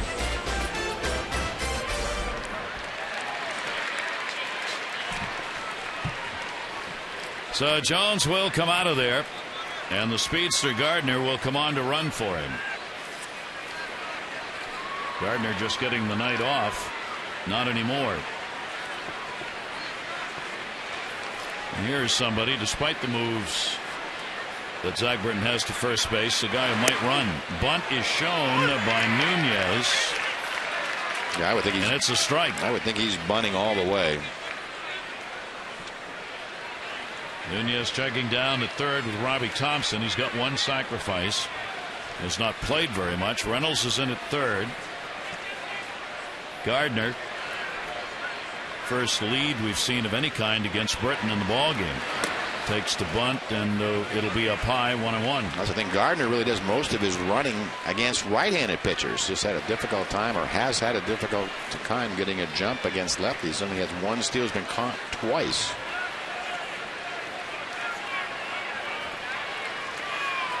Trying to get that runner down to second base with nobody out here in the 7th. Squaring around already, Nunez. Throw over, and Gardner back. Not a hard throw made.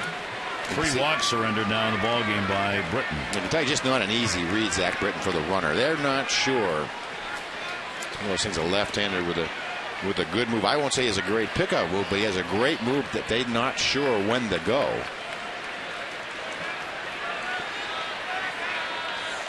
One and 1. 1-2. How important the fundamentals are evidenced in these situations in this kind of a ball game. Getting that runner down to second base is just essential. Yeah, and he bunts that ball that's really up in his eyes.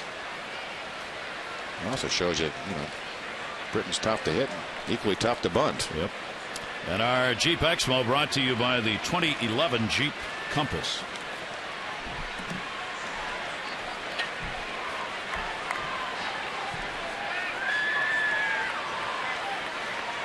Got to believe he'll try and hit it to the right side. He looks like he's going to bunt again. He squared around here with a 1-2 count. Probably just trying to stay out of the doghouse. You better get it down. I'm not going to try to get him over. I don't want to go back to the dugout yet. Birkin, the first bullpen action for either side. 96 pitches thrown by Zach Britton. 1 ball, 2 strike count. Reynolds way in at third base. And he did try and bunt it, and he did get it down, and it's a good one. Wieters will get him. But a sacrifice with 2 strikes on him, and the applause from Gardner, who gets down to second base. Well, that's what sacrifice is supposed to be, giving yourself up. Stayed with it. Not a great bump, but just got it in play. And gets the job done. So 1 away, runner at second. Here's Gardner, and Cervelli, the catcher, batting 9th. He has flied out and struck out.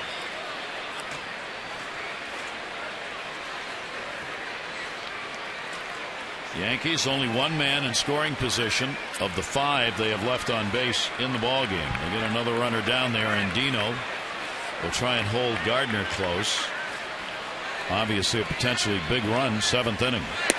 Fastball that is going to miss for ball 1. I don't think anybody got to second base in his last start. And this one in this start. Cervelli's played so little, with Russell Martin doing almost all of the catching. Cervelli's making only his 5th start, so he's only had a 2 for 5 with runners in scoring position. Britton's 1-0 delivery to him, and that's a strike. The pitch count starting to creep up on Zach Britton, and the thing is, they have not been an easy 99 so far. Right from the beginning of this game, you had a feeling, yeah, they're fighting over 1 run all along, both sides. Still playing for 1 run.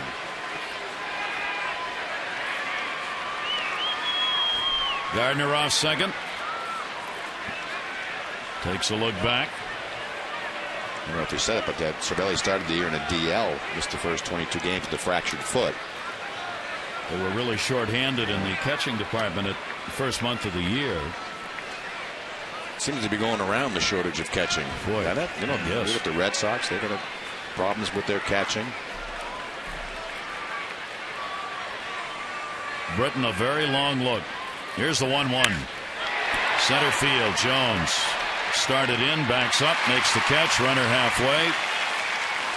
Jones gets it all the way in, and there are 2 down. Time for our AT&T Mobility Trivia Fact. Cal Ripken Jr. voted starting third baseman 01 All-Star game. A-Rod switched positions. If you'll remember, as they took the field so Ripken could play at shortstop. And Ripken is just one of 4 players in MLB history to be named to an All-Star MVP more than once. Carter Mays and Garvey, All-Star MVPs multiple times. For Cal. 2 down here. Runner still at second base. Here's Jeter. 2 singles in the ball game. He is 2 for 3. He now has 10 hits in 22 at bats against the Orioles this year. Gardner, the speedster, will take off, of course, on contact with 2 down, so Jeter gets a chance for a big RBI. And they've had all kinds of problems with runners in scoring position. Jeter, 162. The team is 7th in the league, hitting 243 with runners in scoring position. 1-0 delivery. That'll be taken inside. When you crunch the numbers like that, I mean, Mike was talking about it earlier, you come down to the Bronx Bombers. Get walks, keep your on-base percentage high, and hit a home run. Yep, drive the pitch count out and hope we can tire him out and try to go deep. Jeter's DHing. He's in the leadoff spot. 2-0 count. And he'll ground it to third. Mark Reynolds will get the big hop. And the out. No runs, no hits, no errors. A base runner left on. Camden Yards, 7th inning stretch time with the Yankees up by 1.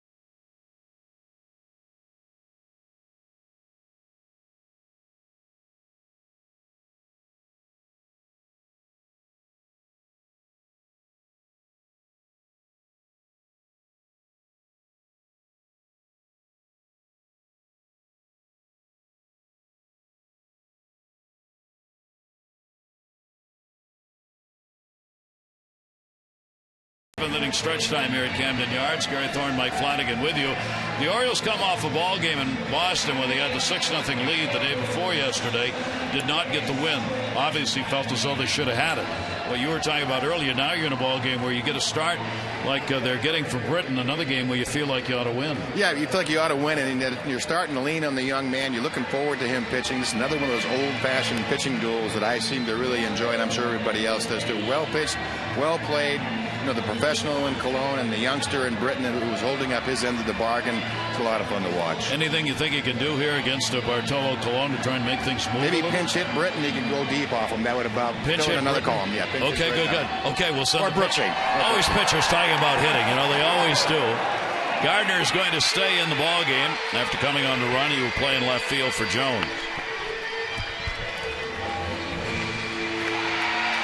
It is, as we said, though, just a one-run ball game, so very much up for grabs. 20,589, 20,589 on hand, and they're seeing a great game. You go to the bottom of the 7th inning. Colon has not walked anybody. He has struck out 4. Britain on the other side, 3 walks and 4 strikeouts. The run is unearned. And there's the leadoff base hit the Orioles were looking for. Adam Jones delivers it to start the bottom of the 7th. There you see the numbers last 7 games. The Orioles have had some offense, Mike. Yeah, 5 runs. You see it hitting over 300. Power numbers starting to come along. That doubles column is an important column for this club offensively, and their average with runners in scoring position over 300. All good signs of an offense coming around now, and Jones has been a big part of that offense. And here is Nick Markakis.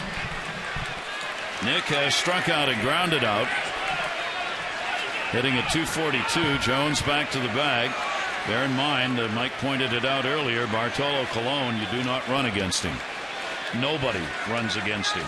159 innings coming in without a stolen base off him. Yeah, pretty amazing. He's a relatively big guy, but he has that sort of short arm release point. Quick stride to the plate and quick to the plate. Becomes one of those things that becomes mathematics, how quick he is to the plate. Kind of defeats the running game. Bartolo Colon had retired side in order in the 1st and then the 3rd through the 6th. Markakis will foul it off before the single by Jones. First hit since the 2nd inning for the Orioles.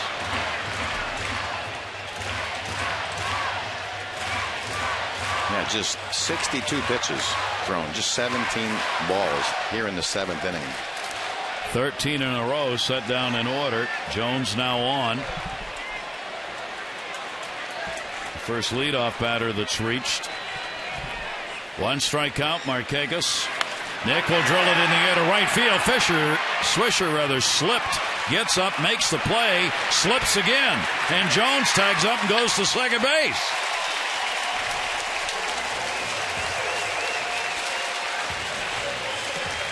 I'm not sure if those long pads down over the spikes by Nick Swisher anything to do with this. Slips coming in, and then right there, Slips going back. And very alertly, and I think Adam Jones is going to tag up anyway. You see some of the players put that pant leg down right underneath the shoe, and it can affect whether you would slide or not. Well, let's see if the Orioles can take advantage of this. Here's Vladimir Guerrero. Cano will hold the runner. Vladdy's had an 0 for 2. He is 4 for 19 against the Yankees this year. He's been a hot hitter. Cano is virtually standing on the bag. Adam ducking, no throw made.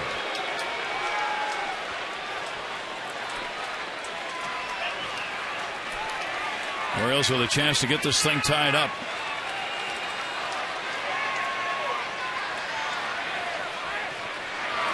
And Vladdy will take the pitch away for a ball.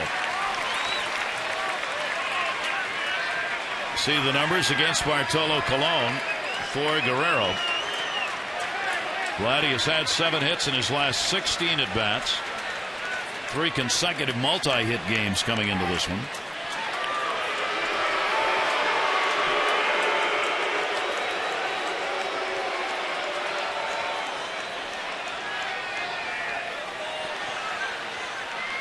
Jones can't wander very far with Cano so close. Here's the 1-0, and that's outside. Cervelli up with it, and a 2-0 count. A few times he's missed badly from the intended target, though, so Adam Jones dancing around at second is having an effect. He's just trying to be a little bit too quick to the plate once he picks up the target. Guerrero's got himself into a hitter's count. 2-0 delivery to him. Shattered the bat. Play's got to go to first. Nunez off the mark. Teixeira puts the tag on. It's a big play by Teixeira. And over to third base goes Jones. Almost a little too casual with Nunez right in on the hands of Vladimir Guerrero. He may have broken his bat. And Nunez realizes he has a bit more time. Just kind of lofts it over the first. And our Dodge Ram Expo brought to you by Ram Trucks, designed, tested, and proven to be the best trucks we've ever built. Ram. So now the Orioles look for the 2-out RBI. Luke Scott has doubled and grounded out. He is the best hitter in the lineup lifetime against Cologne. 7 hits, 13 at bats, 2 home runs. Jones at third, 2 down, 7th inning. You see Cologne more comfortable pitching out of the stretch with a runner on third base. Many times you'll see a starting pitcher running around third and 2 outs, wind up. They're more comfortable, but again, he just wants to keep Jones close at third.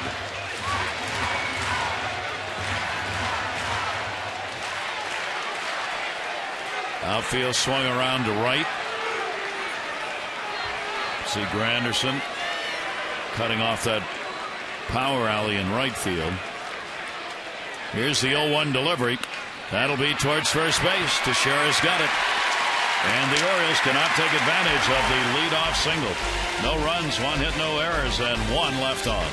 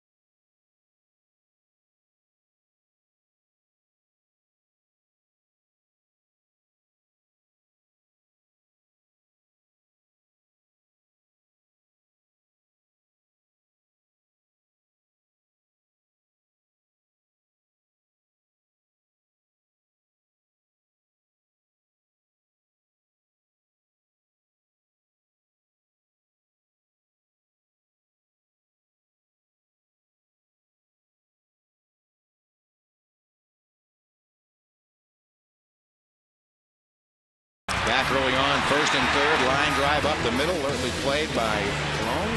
And then this is really only run of the ball game would come in. A-Rod advances to third base, medium deep sacrifice fly. A-Rod just barely beating it in. Have other chances along the way, but Zach Britton has just been marvelous throughout. See the numbers right there. 7 innings, 6 hits. Did not allow an earned run, 3 walks, 4 strikeouts. Cologne equally as good tonight. Very masterfully. Terrific job by both starting pitchers. Cologne 7 innings, 3 hits, no runs of his own. Zach Britton out of the ball game. Tonight's call to the bullpen brought to you by Maryland Law Enforcement. It reminds you to buckle up day and night. Click it or ticket. Every ride, every time, day and night. Clay Rapata's on the pitch. Yeah, been very much a struggling bullpen of late, for sure, for Buck Showalter. Go back even through some of the members or part in the 7 earned runs in his last 3 innings of work. It's hard to find one that's hot at the moment. Maybe Koji may be your best bet at the moment. Granderson, who's been so tough off the lefties, takes that sweeping pitch that misses, and the count goes to 2-0. The bullpen has allowed runs in 5 consecutive games and 16 of the last 17. And as Mike said, it's hard to find anyone out there right now who's consistently getting anybody out. 2-0 delivery. That'll be laid in for a strike. So I guess they all feel like they're in the same boat. It's not just one not holding up their end of the bargain. But yeah, I went through some of the numbers. Ricardo, 6 earned runs last 7. Birkin, 8 earned runs last 7 innings. Gonzalez, 4 earned runs last 3 outings. That's how it goes. And he did go around on that. 2-ball, 2-strike count to Granderson. Left-handers are 3 for 20 for Pato. The right-handers have gone 4 for 5. Zach Britton out of there with an unearned run in 7 innings on 6 hits. That one behind second base. They had the shift on, so Hardy, the shortstop, is there. And Granderson is retired. Orioles Nationals renew their Mid-Atlantic rivalry this weekend. 3-game series here at Camden Yards. Good seats remain. Don't forget there's a 4:05 afternoon matchup on Saturday. Hope you'll come out, friends and family, and make a day of it. 888-848-BIRD or Orioles.com. That will be it for the left-hander. His job was to get the left-hander out, and he did. Now Birkin will come out of the bullpen, and he will be facing Teixeira and then Rodriguez.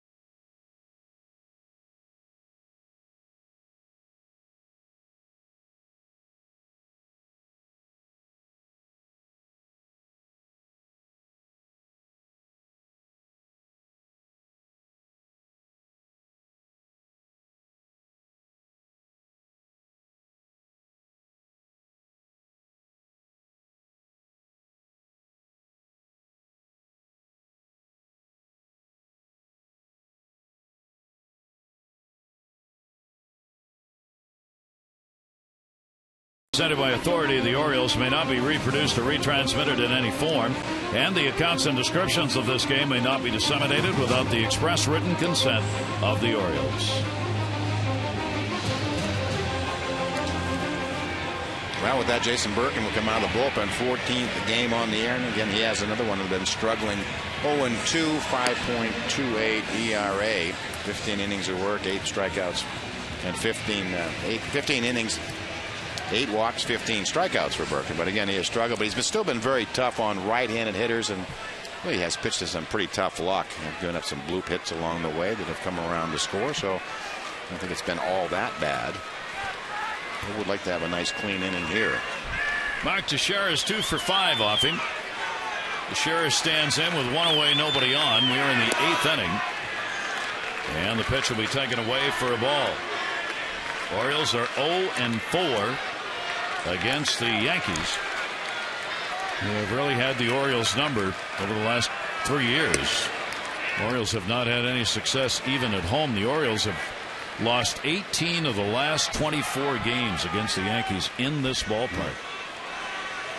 Here's the 2-0 delivery. Teixeira will take it up high, and he falls behind 3-0. Yes, that's it. Beginning of 2009, the Yankees are 30-10. Some pretty big numbers. 3-0 delivery. Teixeira taking all the way, and Birkin walked him in 4 straight.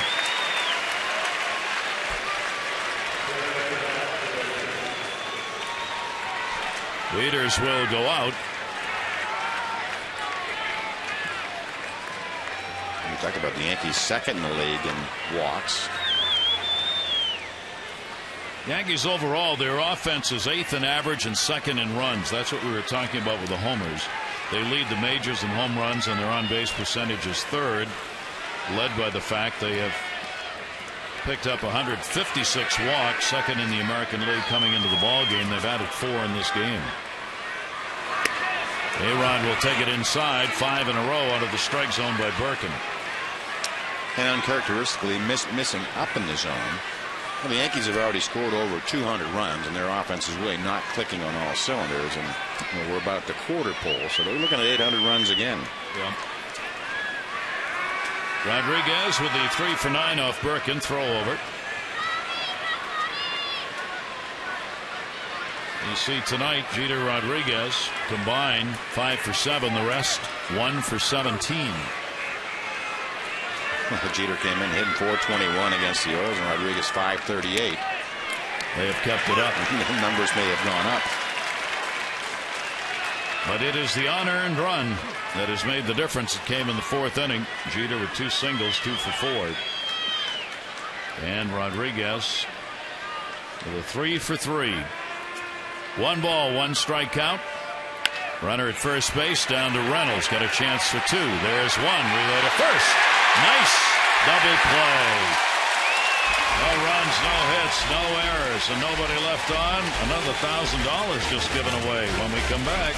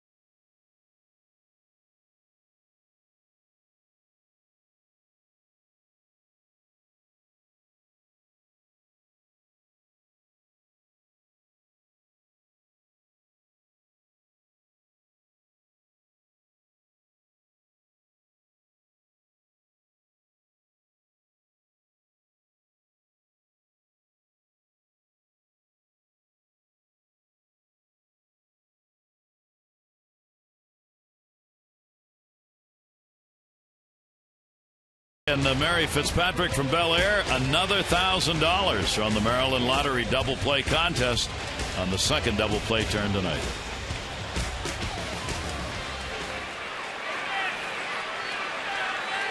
Three hits, that's all the Orioles have. 2 singles and a double. 2 of the hits coming in the same inning in the second. And the Yankees maintaining the 1-0 lead. Matt Wieters a single, and he is flied out to left field. And so far they're just pitching him away and playing him away. You'd like to see Matt get a hold of one up and out over the plate and drive it to left. Orioles came in with the offense that had been pumping. 22 runs last 3 games, 5 home runs, 301 average over the last 7. Bartolo Colon has just taken the air out of all of that, and efficiently so. That's maybe the biggest key here. The Yankee bullpen has not had to been called on. Only 70 pitches thrown by Colon. That's spooky at this point. Wieters with a 2-strike count. He's gone. 5 strikeouts. And as we talked about a lot, that's been his strength this year. He has Buck Showalter talking to himself. But when he gets ahead, outstanding target by Cervelli, and he comes within inches of it, and he's been getting the calls. He even looked away and had to look back. But 4 of the 5 strikeouts called third strikes on the year, over 50%, a very high number. One down. And a strike taken by Hardy, who's lined into a double play and struck out. Time to text in your vote. AT&T player of the game. Be it the two starters, Zach Britton and Bartolo Colon, both real good. Or A-Rod, who's delivered 3 hits in the ball game and scored the run. Text in your vote, A, B, or C, 518-62. There's another one. Right to the glove. I mean, he really has only missed from the intended target a couple of times. He hadn't made a major league start since July of 2009, prior to this year. Missing last year. 0-2 pitch. Whoa. Ball and 2 strikes. And this one not knee high, but may have got more of the plate than some of the others. Yeah. And he's working quickly. In fact, his pace may be a little quicker now than it was earlier in the ball game. 1-2 delivery to Hardy. He'll take that, and he's gone. Hardy didn't like it. Says so.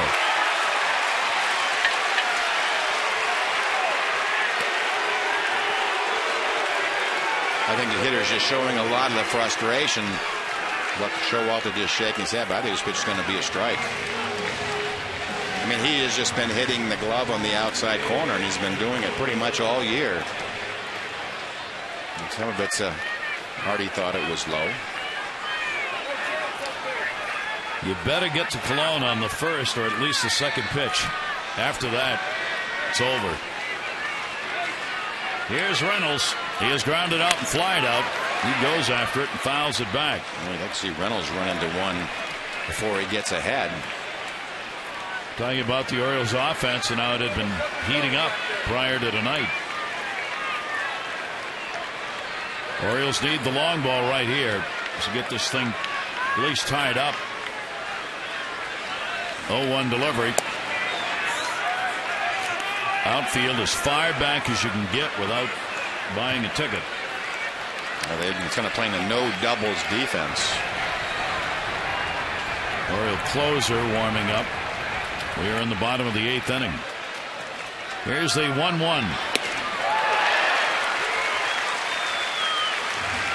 Well, that's one where he missed a target, but you can look right here, and it hasn't been anything fancy all night long. If he gets ahead 0-2, 1-2, they go right to the outside corner, and what he tries to do is either to block you out. He's either going to be on the black low and away or just missed low and away.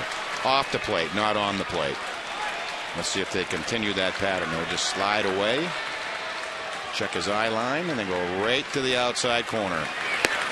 And the 1-2 came back in and a little high, and a 2-ball, 2-strike count. The thing is, he reached back for a little extra. That's his best fastball of the night, 95. So overthrowing it, he loses the accuracy.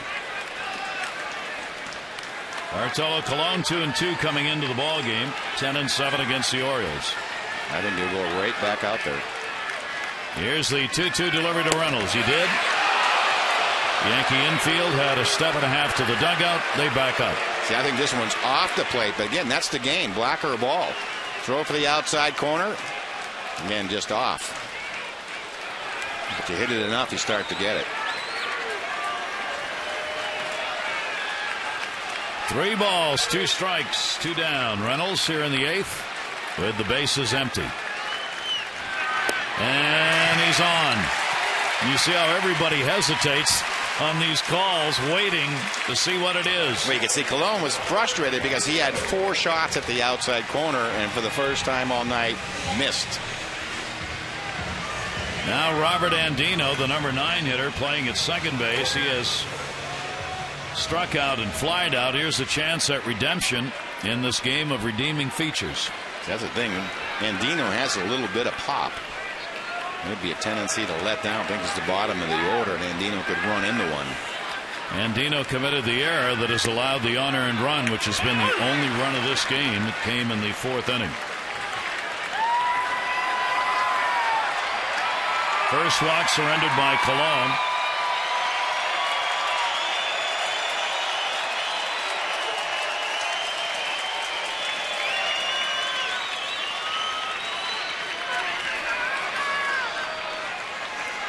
Here's the 0-1 delivery to Andino, and that's that strike. Andino jaws away and walks away. Again, it's the war for the outside corner. That gets a little bit off. But again, a lot of times you hit the glove, you'll get the call. Right to the target. Andino will have to protect. He'll go even further out. Hold the count at 2 strikes. This time again reaching back, and this inning is the first time he appears to be a little winded, starting to go for a little bit more velocity reaching back. I think sensing that this is probably it for him. Mariano Rivera in the bullpen. You saw Rothschild and the skipper talking at the start of the inning, the pitching coach for the Yankees and Joe Girardi. There they are. And just his 84 pitches. 0-2 the count, runner at first base. Delivery to Andino. The Yankees again were headed to the dugout. That's twice in the inning where the infield has literally taken 2 steps towards the dugout. And for me, again, I'm becoming an umpire. I think this just misses it. I'm not sure where it's going to show up. But again, he's on that outside. He's trying to stretch that outside corner. But he has clearly missed it this inning. Andino with a 1-ball, 2-strike count. Reynolds off first base. Set up way outside again. Runner goes. It's out there. Here's the throw, and it gets by. It'll be an error on Cervelli, a stolen base, and an error, and the Orioles get a runner to third.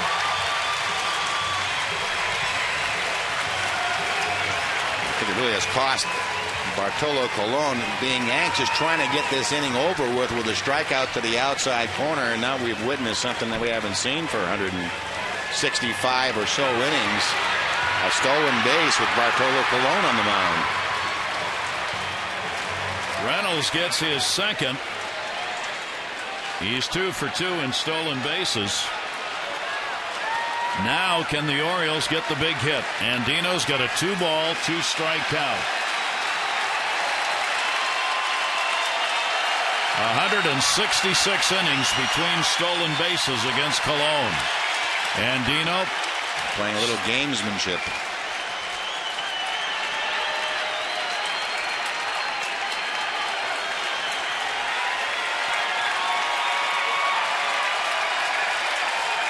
Two delivery, and Andino goes down swinging, and Cervelli pumps the fist, and Cologne gets the out he needed.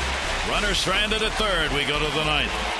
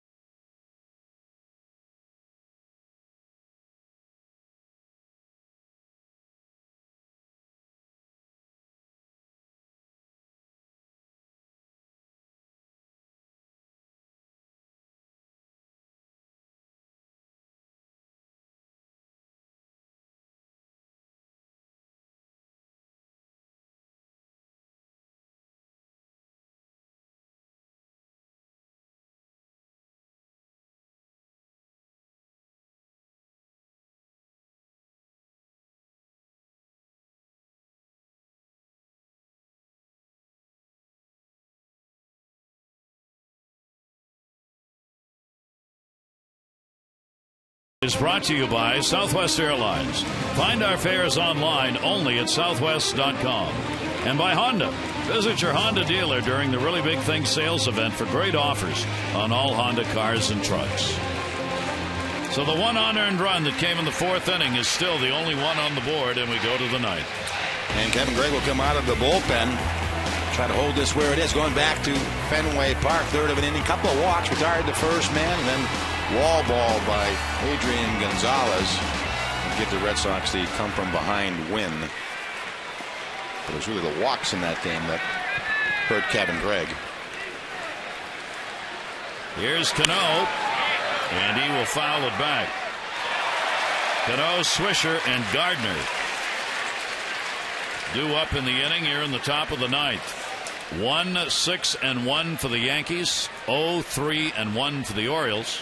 Yankees have left 6. The Orioles have left 3. Robinson Cano 1 for 4 off Gregg.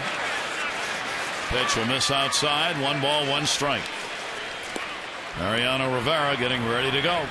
He's had plenty of work of late and really kind of getting up late in this one. You see he gets up at the start of the inning, so a couple of pitches in. He figures he doesn't need as many to get loose. 1 ball, 1 strike count on Cano, hitting at .286. And a heck of a ball game. Great pitching duel. Zach Britton, 1 unearned run, 6 hits in 7 innings. Down the line and curving foul.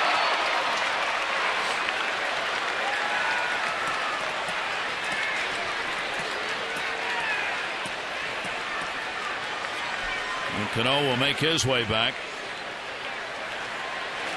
Orioles have been shut out a couple of times this year. The Yankees have not shut out an opponent this season, while being shut out 4 times. Pena and Girardi, a couple of catches.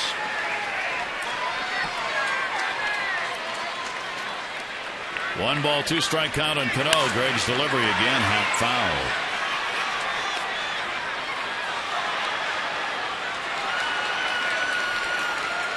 Cano's tied for 5th in the home run department, still in the American League with 9. Bautista leading with 16 home runs on the season.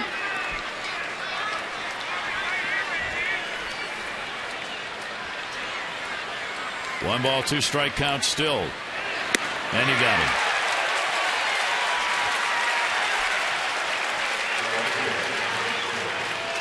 Let's take a look at our Cold Hard Blast, brought to you by Frost Brewed Coors Light. Would be Nick Swisher. The sac fly that came in the 4th inning. It brought the unearned run in. That's it.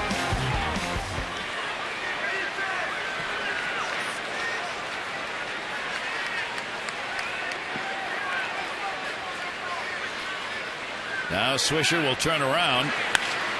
In the air to left field, PA. The Swisher's now 16 for 99 against right-handers. Follow the Orioles with MLB.com at Bat 2011 app, iPhone, iPad, Android, or BlackBerry. Scores, highlights, pitch-by-pitch tracking.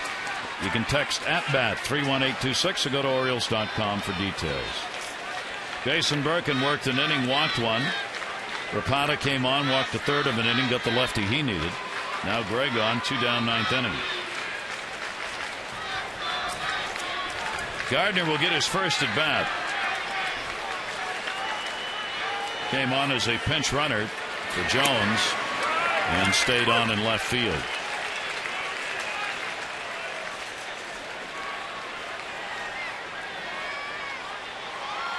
Greg Tyner trying to get this side in order here and get to the bottom of the 9th with that. Just that 1 run still up there. Gardner will take it away. He's had 3 home runs, couple of triples, 3 doubles among the extra base hits. 15 walks to 28 strikeouts for Gardner. 1-1 delivery to him. That's there. 1-2. Gardner's been one of their hottest hitters in the month of May, hitting .375. in the month of May, and he will pop that one foul. Yeah, we saw him in April. He couldn't have been any colder than he was at that time.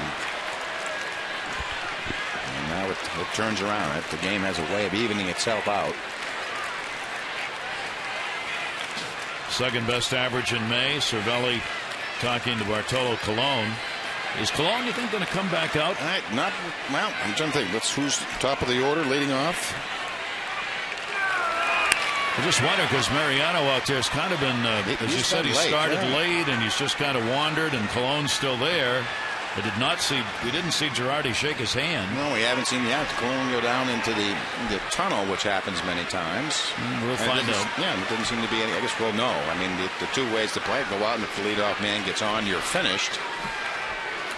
1-2 delivery to Gardner, just protects. I know Rivera's had a lot of work of late, and they're very conscious now in your 40s to keep it down. Well, he does look a little bit more relaxed. He does, doesn't he? You can usually tell with the pitcher. A little bit of that tension is gone. I think all of it's gone. I think you're right. He's gone. I take it back. 1 ball, 2 strike count. Thunder and lightning now all over the place around the ballpark. 9th inning. Here's the 1-2 delivery. And Greg will get him. Wieters, he's got to hustle it down and does. So a 1-2-3 inning, 2 strikeouts. The Orioles go to the bottom half of the 9th inning. They'll face Mariano Rivera. It's 1-0 Yankees.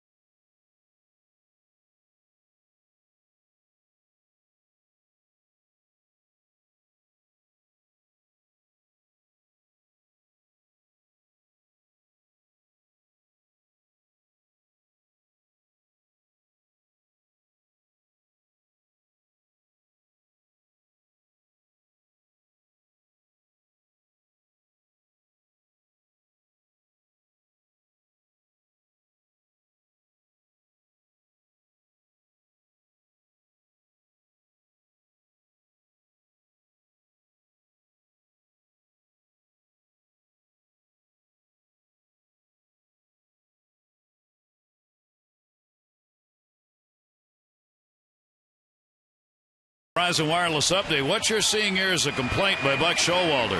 Mariano Rivera took a long time coming out of the bullpen. He hasn't even thrown a warm-up pitch yet, and the home plate umpire went out to him. And I don't know if they're going to cut down the number of warm-ups that he gets. But Rivera delayed getting to the mound, and Showalter didn't like it and went out to the home plate umpire and said so. So we'll see. There's 2 warm-ups thrown so far. The numbers are unbelievable. Yeah, 6 for his last 6 in save opportunities. No runs allowed since back on April 24th. That's 8 1/3, and that's really a month's work for Rivera. This is career outing number 999. Trying to become the 5th pitcher to have 1,000 games. And we were just marveling at his career numbers against the Orioles. He's pitched 124 2/3 innings against the Orioles. Crazy. Just shows you how long he's been around. He owns 572 career saves, most ever in the American League, only behind Trevor Hoffman overall. Well, they gave him his full amount of warm-ups. Well, let's update on the AT&T Player of the Game voting. Here are the results so far. You can still text in your vote, A, B, or C, to 51862. Results on the O's Extra post-game show. More of this gamemanship. Here is Chris Dickerson, who has just been called up, comes on to play in right field. Dickerson in right for Swisher. I mean, Rivera, in effect, is saying to the Orioles, you'll do it on my time. When I'm ready, I'll be there. Ready, I'll be in there. And that ball's hit slowly right back to him. PA, a pitch and an out. Every walk this season, Care First Blue Cross Blue Shield, $50. Living Classroom Foundation, 128 walks, $6,400. Don't forget, they encourage us to take the first step towards a healthier and more active lifestyle. 1 down, 9th inning. Here's Jones, who has singled. 1 for 3. 66 on a 73 saves for Rivera against the Orioles, which is probably actually a good number for the Orioles compared to other teams. Yeah, some clubs, he's got 8 losses against the Orioles. And that's a strike to Jones. He's given up 11 home runs to the Orioles. Jones 1 for 8 against him. 1 unearned run, that's it. The only one on the board. Yankees got it 4th inning. The 0-1 delivery. Jones will foul it away. Strike 2. Rivera used to live at 95, 96, right at 90. Zach Britton staying around, seeing how this one turns out. 1 unearned run on 6 hits over 7 innings. Zach Britton coming off the 9 innings without giving up a run in the last game, and did not give up an earned run in this one either. But could be the losing pitcher. Here's the 0-2 delivery, and that's going to be a base hit into center field. Adam Jones fisted that one. 1 away in the 9th. Well, this one they tried to get a little tricky and throw for to try to come inside and nip the inside corner. And Adam Jones just pull those hands right in and get the barrel to it. It's a nice piece of hitting. Nick Markakis with the 5 for 16 against Mariano Rivera. The Orioles' 4th hit of the ball game. 3 singles and a double. 1 down.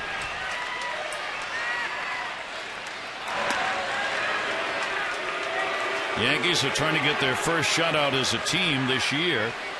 Orioles, as we said, have been shut out a couple of times on the season. Can the Orioles do it again against Rivera? Markakis, he got jammed and fouls it off. Yeah, trying to be quick to keep that cutter off his hands. That's the thing. There's no aura with the Orioles and Mariano Rivera. I mean, they're very comfortable. And Rivera still has the same quality of stuff, but there's not that. Used to be almost fear in the hitters' minds going up and trying to get jammed against Rivera. Or have you look funny? That's gone. Orioles have not won a ball game, trailing after 8.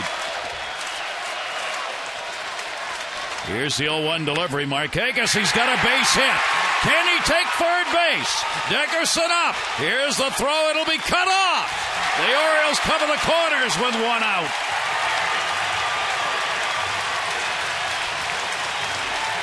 Well, as we said, he'll get that bat head out to try to beat that cutter before it can get to your knuckles.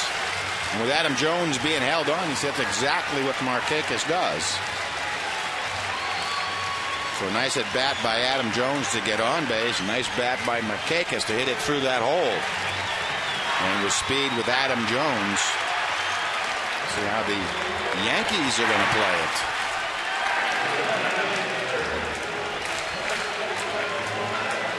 They're having a discussion, infield discussion. Again, used to seeing Derek Jeter out at shortstops. Very unusual. And I'm not sure how you defend against Vladimir Guerrero in this situation. And it is raining. Guerrero is 0 for 3. And he lifts one in the air to left center field. Gardner is there. Jones will tag. It's a blown save as the Orioles tie it in the 9th at 1.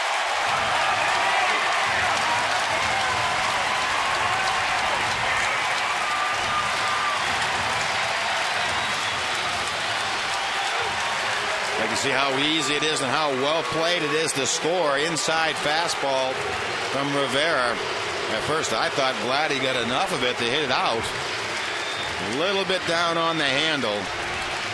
And they'll concede that run in. So the Orioles have at least done one thing again. They have a blown save number up against Mariano Rivera. There are now 2 down. Here is Luke Scott, runner at first base. Pitch is inside for a ball. Vladimir Guerrero in the bottom of the ninth, tying it. That is RBI number 16 for Guerrero. It really is amazing to me how this all works. I really believe that Colon goes back out. This game's probably over, but when you have someone throwing as well as Colon, I don't care if it's Mariano Rivera coming in. It changes things. You think you can score. Luke Scott will put it up in the air towards second base. Cano is there, and he's got it. And we are going to go to extra innings. Bottom of the ninth, 1 run, 2 hits, no errors, 1 left. The Orioles tie it. Vladdy the RBI.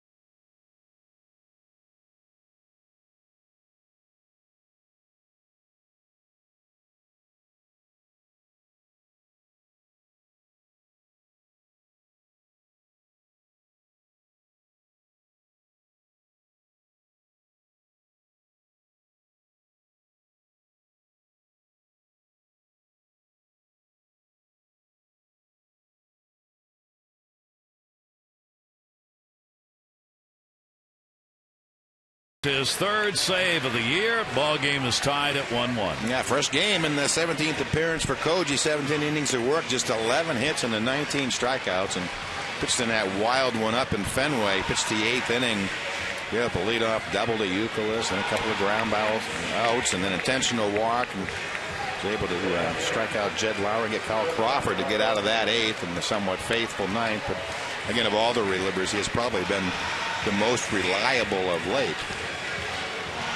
The Orioles in extra inning ball games are 2 and 3, as are the Yankees. Rivera will watch on the bench. Bartolo Colon, his 8-inning, 3-hit performance with no runs, non-decision. Zach Britton, 1 unearned run over 7 on 6 hits, also non-decision. Yeah, masterpieces by both. Why does it work that way? You had the Vargas and Britton last time. You know, both pitchers have it working. So Koji Uehara will go to the 10th inning, facing 8, 9, and 1. Eduardo Nunez will lead it off. He is 0 for 2 in a sacrifice. Cervelli and then Jeter. And the pitch from Uehara is in there for a strike. A very light mist as there are thunderstorms around the area. That's going to catch the outside corner for a strike.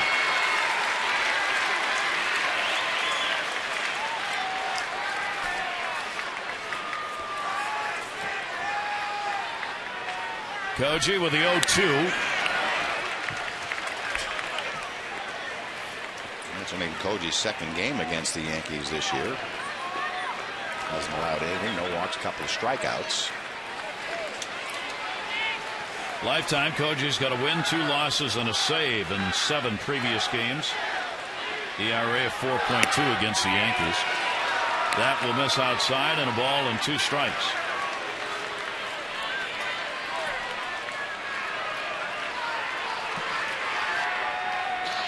Here's the 1-2 delivery, and he got him. Nunez goes down swinging. Yeah, low middle, nothing fancy from Koji, right by Nunez.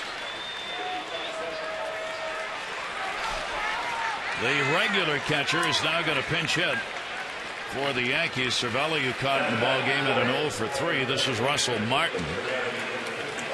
who has done the majority of the catching. 252, 7 homers, 22 RBIs. He has not faced Koji O'Hara before. He's had a couple of big games against the Orioles this year. Had that 2-home-run game back earlier in the year. 1 down. Martin will take the pitch for a ball. 4 hits in his last 18 at bats. 1-0 delivery, and he'll go to the hole, and he's got a base hit. Russell Martin comes on as the pinch hitter, delivers the single, the 7th hit for the Yankees in the ballgame. And for Martin, his first as a pinch hitter. Ayala in the bullpen.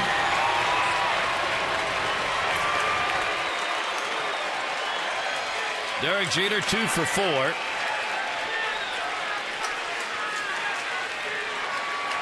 He has upped his lifetime .313 average here at Camden Yards with this ball game so far. 1 away.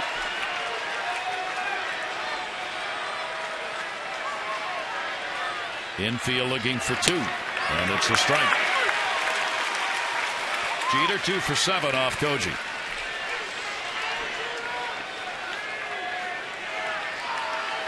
Orioles after their first one of the year against this Yankee team that's beaten them 4 straight.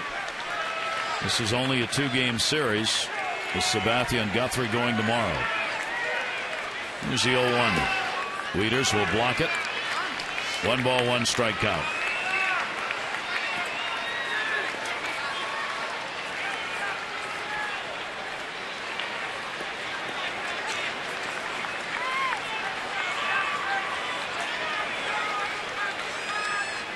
Rivera giving up the run on a couple of hits in the bottom of the 9th with a blown save in the ball game.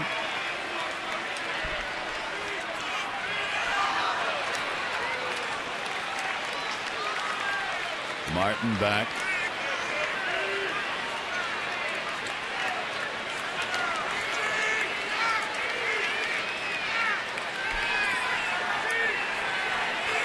Orioles have used their closer. Kevin Gregg came on and struck out 2, retiring the 3 he faced in the 9th inning. Inside to Jeter. Take a look at his last pitch from Koji. It is amazing Jeter's not hit more often as he really leans into pitches. He's been hit twice. Those Jeter base hits that go to right field. Oh, yeah. He leans over the plate and this kind of wax ball serves them to right. Now he's striding towards that outside corner. He's not leaning away. Girardi sent the runner. Martin will come back, and the count goes to 2-2.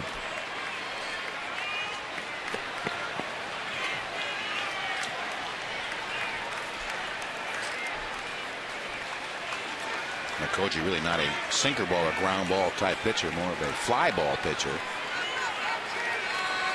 And Girardi can put him in motion. That's one thing.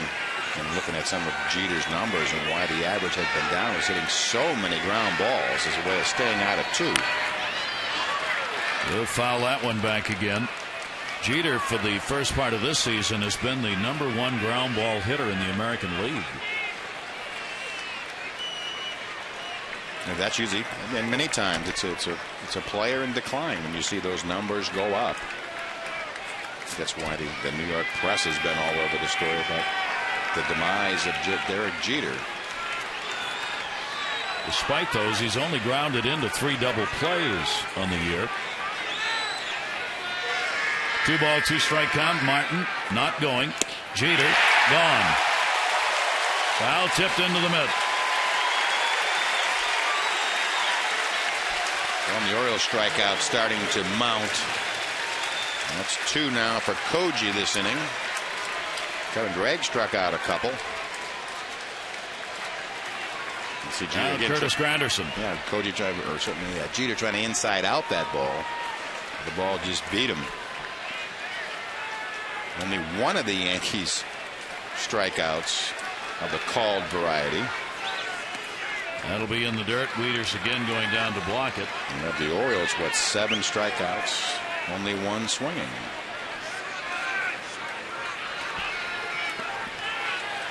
We are in the 10th inning, 2 down, score tied 1-1. Curtis Granderson 0 for 3 and a walk in the ball game. Martin off first, big shift on for Granderson, and a strike taken.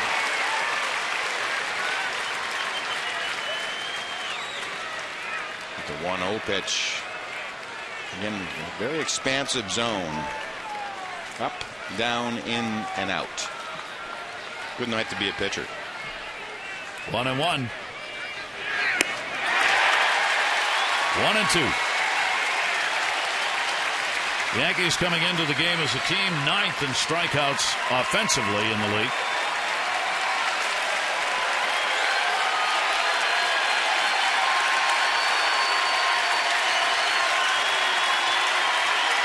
Runner going, and he got him. Koji strikes out the side.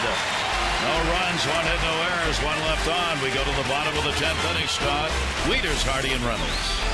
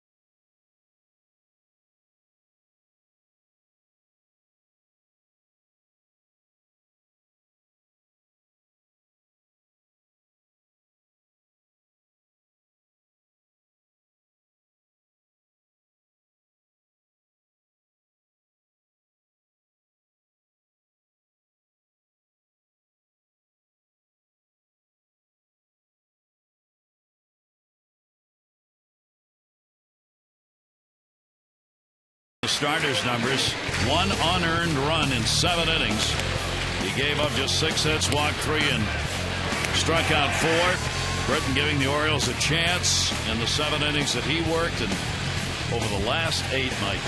Yeah, last 8 games, you can tell about 7 innings of work each time out. Hits 20 less than inning pitched, ERA minuscule at under 1.5. Couple of complete games involved in it. Strikeouts better than 2-1, and Britton actually pitched a little better than those numbers. Pretty incredible last couple of starts. That's now 6 out of his 9 starts. He's allowed 1 or no runs in his outings. So, deeper into the bullpen, Luis Ayala. Yeah, more of the long man out of the Yankee bullpen. 7th appearance of the year. Pretty good ERA at 2.16. He made his 6th appearance of the season a couple days ago at Tampa Bay. Allowed a hit. Been around journeyman's, pitched for a number of clubs. Fastball, slider, straight change. He has all the pitches. 2010 pitched in AAA for 3 organizations. The Dodgers, the Rockies, the Diamondbacks went 2-10 with 4 saves along the way. So been around. Matt Wieters will lead it off against him. Wieters with a 1 for 3, a single. Matt now with an 8-game hit streak. Ayala's delivery is down the line in left field. Gardner will not have a play.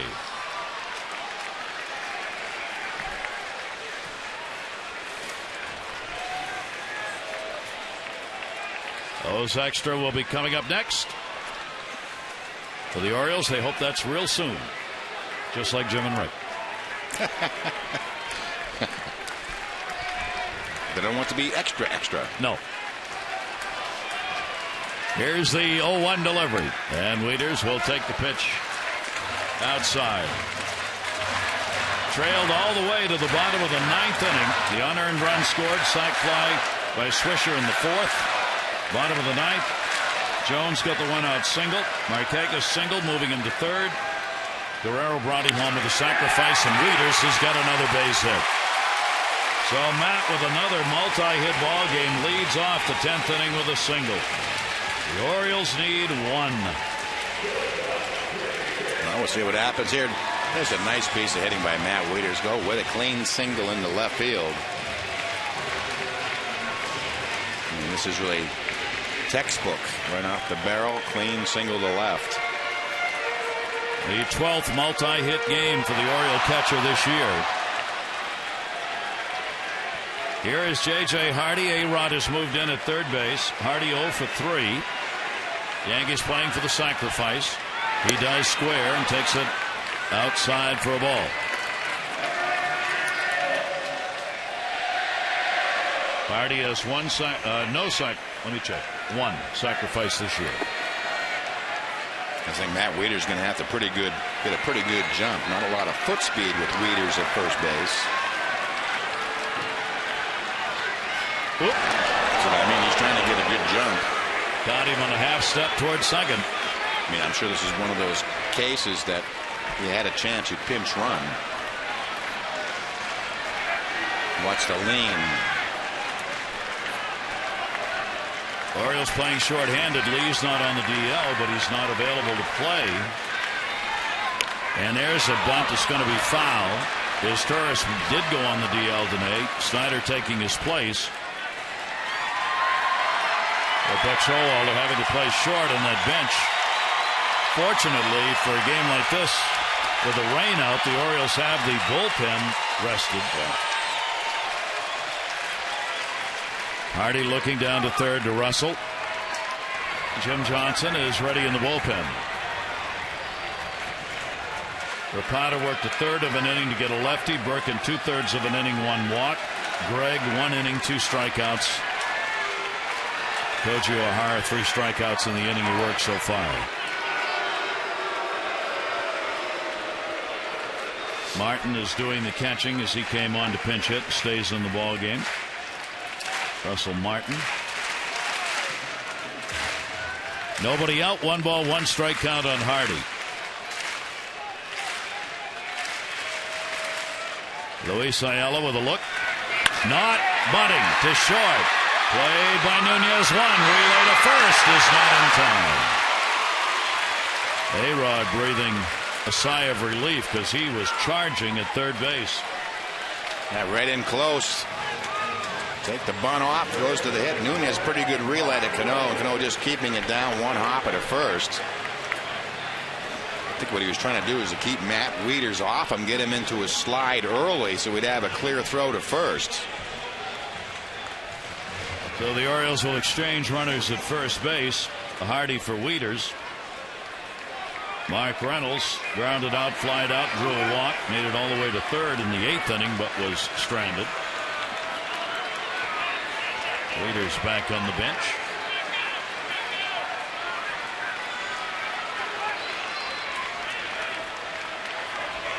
Ayala with 1 away.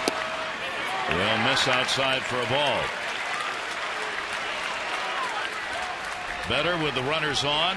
Better yet with runners in scoring position for Hardy, even though that average overall stays at 188 for Reynolds. Reynolds had a chance here at the outfield, very deep. Drop one in somewhere if he can get the bat on it. He has had such struggles here at Camden Yards, a ballpark the Orioles hope he'll be able to hit well in.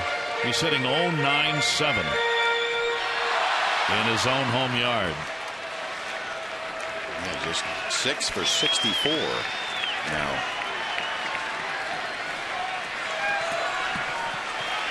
One 0 count. And he lifts that one in the air to right center. Granderson, runner halfway. 2 down.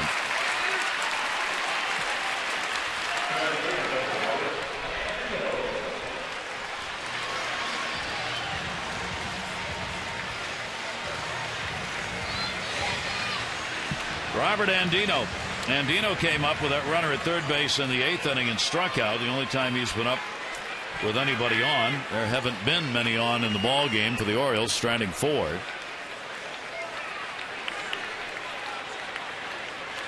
Oh for 3 in the game, hitting at .274. Again, Hardy back to the bag on the lob toss over. Orioles playing without Brian Roberts. Headaches. Got to the ballpark today. Doctors took a look at him. We haven't heard anything else on that, but Brian's not available, so Lee's not available. That's 2 guys who are not on the DL, but who are not available to play. Andino fouls it off.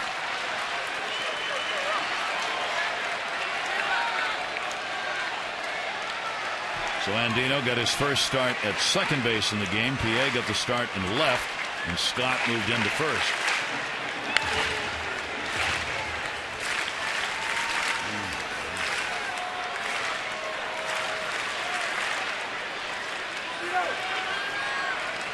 Teixeira holding the runner at first base with 2 down.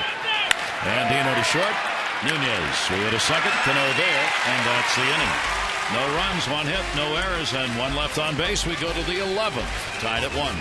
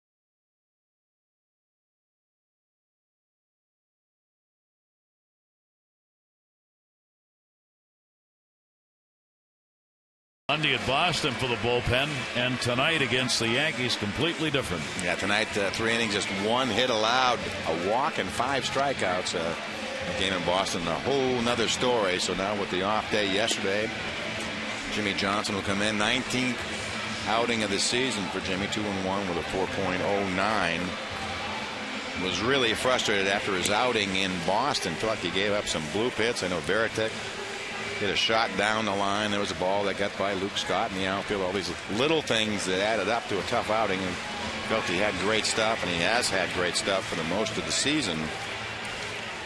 So he'll come on here in his career. 0-3 lifetime against the Yankees. 1 save. The ERA pretty high though, around 5. And Mark Teixeira will lead it off against him. Change up. Teixeira's had an 0 for 3 and a walk in the game. He's now 6 for 18 this year against the Orioles. Teixeira's 0 for 8 off Johnson. Misses without up high and a 1-ball 1-strike count. We are in the 11th inning, the first game of this short 2-game series. 1-1 delivery.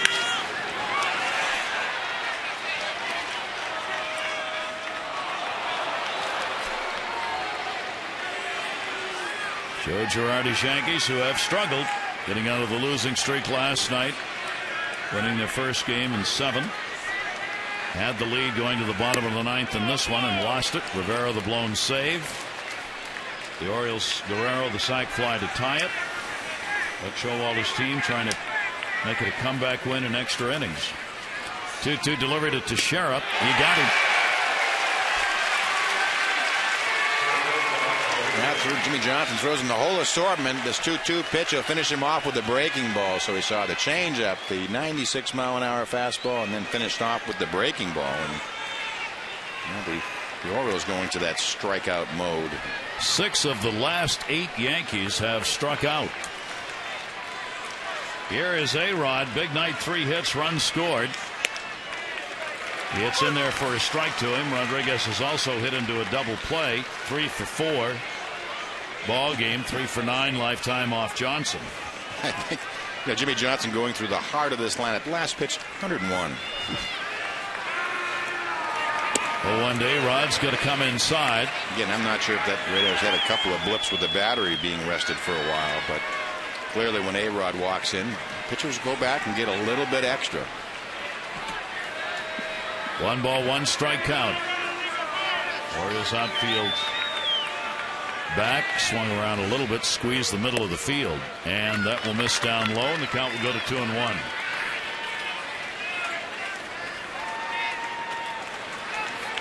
A-Rod at this point is not up among the leaders offensively in the top 10 categories in the American League.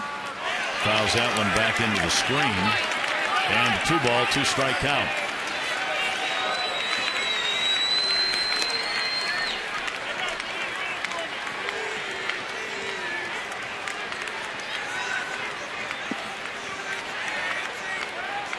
Jim Johnson with the 2-2. Rodriguez now with the 621 homers, 6 on the list. He is 9 behind Ken Griffey Jr., who is the next. RBI-wise, he's 10th, and Mel Ott is 10 ahead of him and 9th on the all-time RBI list. Here's the 2-2 delivery. A-Rod takes it, and it's full, 3-2. We talked a lot about certainly the great Harmon Killebrew before the game, and he had hit the most home runs against the Orioles with 68. Ted Williams was next with 57. A little surprisingly, maybe not, A-Rod at 56, one behind Ted Williams. Here's the 3-2 delivery, and fouled it out. Again, what comes into play on those numbers is the number of games now that are played with the unbalanced schedule. These teams in the East in this case. See the classic power stroke of A-Rod just on top of it, but you're right. All those appearances by Rivera. You're in a different division. You're not seeing him. 3-2 is chopped in front of the plate to short. Hardy. 2 down.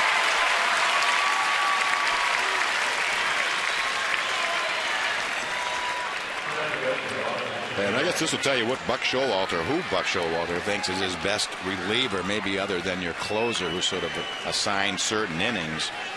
Have Jimmy Johnson given the responsibility to go through to share A-Rod and Cano, with 2 of those 3 being left-handed hitters, shows you what he thinks of Jimmy Johnson. I mean, this is a big dodge. If you can get through this half inning, through this part of the Yankee lineup, you got to feel good about your chances. Robinson Cano stands in 1 for 4. With the base hit, he did extend his hit streak to 4 games. He would take the pitch for a ball. Getting at 284 now.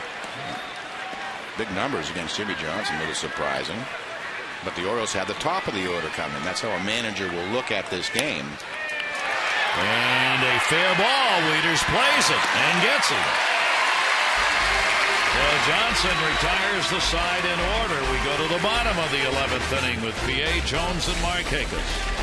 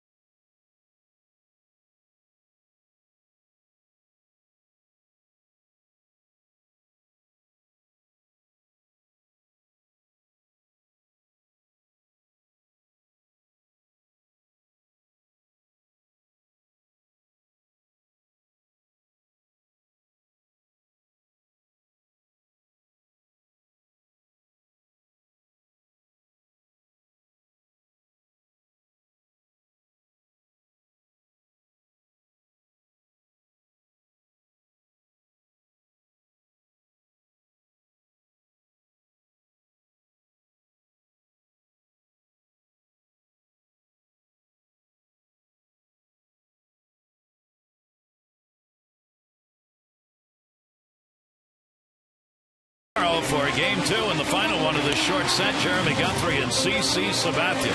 Our coverage on Mass and HD begins at 6:30 with O's Extra, presented by Verizon 4G LTE, followed by game coverage at 7. All the access you need right here on Mass. There are the numbers for the 2 starters. Jeremy's going, maybe they're saving the runs for me. Yes, like they always do. Yes. I am so fortunate. Ayala will stay on. Gave up a single in the 10th.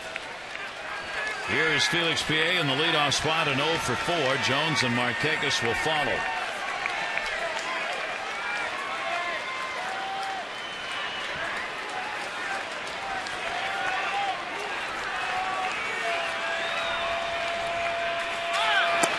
And Piet will take the pitch down low for a ball.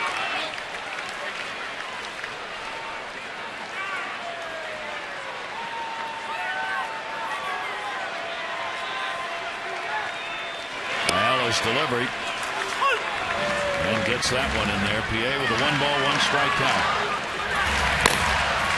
Doing Logan for the Yankees.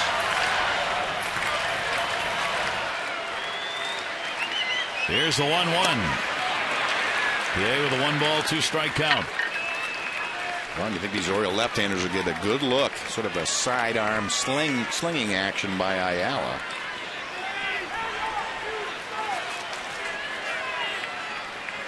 Right-handers 1-2 delivery. Piet to second base. Short hopped it in to shallow right field. Cano could not play it. And this happened in the 10th. The Orioles get the leadoff man on in the 11th. Well, that's one of those. That hurt. I don't know if they got any leather on it, but may have got him right on the wrist. A little backdoor cutter. Tries to allay. You can see him take the glove off right away. I think that got all wrist and no glove. It is a base hit. The Orioles and Yankees both have 7 hits. Cano is trying to walk it off. Rodriguez is halfway in on Jones. I mean, he is in. Adam has not sacrificed this year. Now A-Rod backs up a step.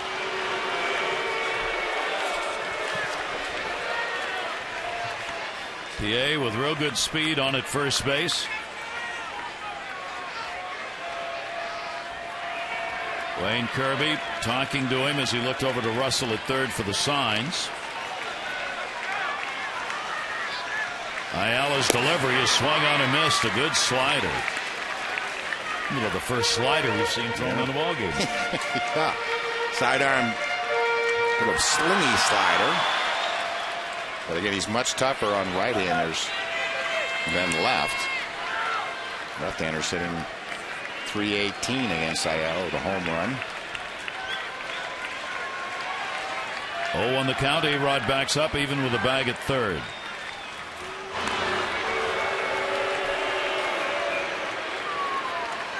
Rodriguez just playing cat and mouse game at third base. A-Rod staring at John Russell as if he knows the signs. He was looking like, come on. Look, same thing? Okay, thanks. I'll back up. Stays on the grass. 0-1 count. Does show bunt. Trying to get it towards second base. Teixeira will get it to Cano. It is a sacrifice for Jones, his first of the year. I'll get him in scoring position for the left-handed bat of Markakis. Now it's a decision for Joe Girardi. He's going to have Ayala go through it. And then you have the right-hander Guerrero behind him. Going to pay me now or pay me later. See a conference in the Yankee dugout discussing, I'm sure, just that. We want to spend the left-hander. Instead of doing that, I think they're going to put him on. First base open.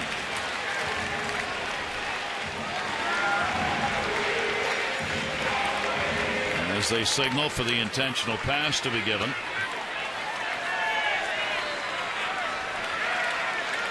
And with that, there'll be more action in the Yankee bullpen, and Boone Logan will now get ready for Luke Scott a couple hitters later. Nick Markakis will get his second intentional pass. And I wouldn't think that Girardi would like this Guerrero-Ayala matchup. No. He's going to, if he stays this way, and there really is no other right-hander loose in the bullpen, so it's going to have to go through Guerrero.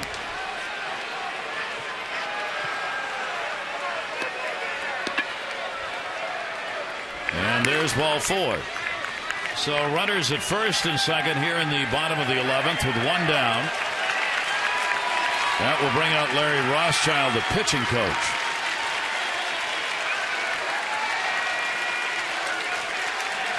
It could be one of those, whatever you do, don't throw it down the middle, because he's going to be swinging. I just want to plant that seed. Boone Logan's ready. Amari Sonnett and Boone Logan. Santa just getting ready.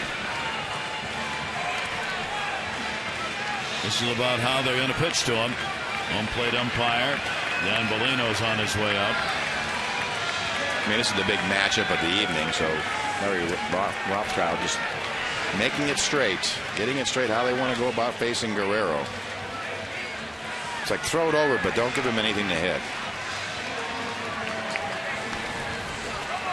And it's like saying I've seen the future, and it's much like the present, only longer. Yes. Here is Vladdy. He delivered the sac fly in the 9th inning that tied this ball game up. Runners at first and second, one away. The outfield actually has to come in a little bit. And Vladdy, that'll be taken inside for a ball. Interesting, the Yankees have shortened it up a little in the outfield, so if there's a base hit, they'll have a play at the plate. And that's the way you want to be able to throw out PA actually at second. And they're not shallow enough, I don't think, if with a base hit to throw him out from that depth. Vladdy will foul it off, and a 1-ball, 1-strike count on Guerrero. Well, what we've seen is that these Yankee pitchers have tried to jam Guerrero. Fastballs in early and then maybe sweep a breaking ball off the plate.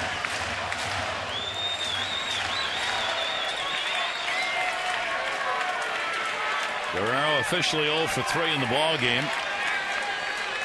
PA being watched at second base by Cano very closely. You see Vladdy's open up that front foot, the left foot, so he's sort of looking in there. Here's the 1-1. Guerrero will foul it off again as Ayala stays down and in.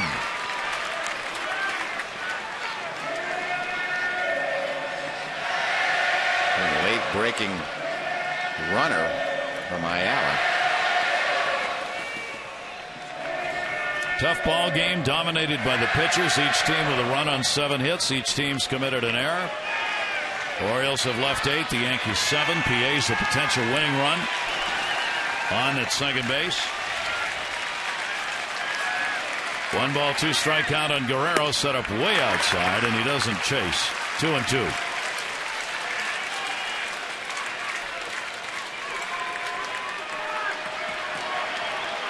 Now Derek Lee is not on the DL. Standing there, at least acting as though he might be available to hit. Well, I used to do that. Get up there and frighten them. Yes. 2 balls, 2 strikes. And Vladdy to the hole. A-Rod diving. He can't get it out of the glove. Throws it wild. And going back to third base, PA, who almost took off for home. Teixeira saves the ball game for the moment. Wow, what a play on the end by Teixeira.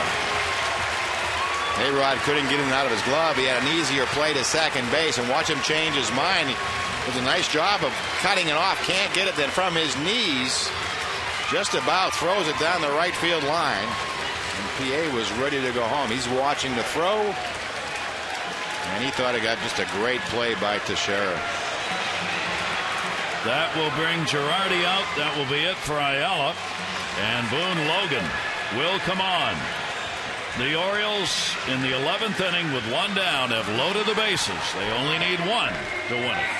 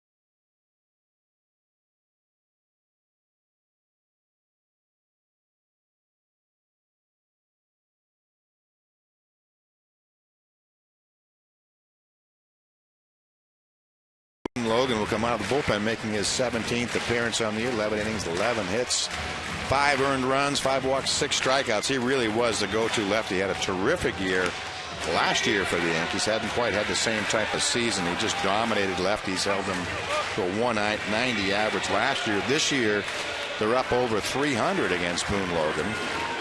So this is one of those situations, bases loaded. This is a critical at bat. Felix P.A. Third base umpire scared. I think he was going to have the hidden umpire trick. Teddy Randazzo came over. All right, the infield, of course, has moved in. P.A. with good speed at third. Bases loaded, 1 out. Luke Scott, a double. 1 for 4 in the ball game. P.A. scores, Orioles win. And I'm sure Luke's just trying to hit this ball right back up the middle. Nothing fancy. Don't want to be way out in front. 1 down. First pitch is inside for a ball. Kind of a backup breaking ball. And again, the count is critical. If it gets a 2-0, you really feel the pressure swing to the pitcher. Logan. Scott is 0 for 4 off Boone Logan. And I would think he's going to have a fastball to hit right here. 1-0 delivery to him. An off-speed breaking ball in for a strike. 1-1. Gets him back in the count. Big pitch. Was that get me over breaking ball? Luke looking for the game-winning RBI.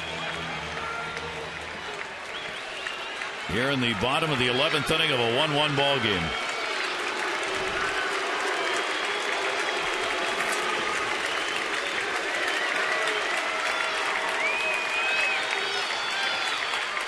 Here's the 1-1 delivery. Scott will take it foul.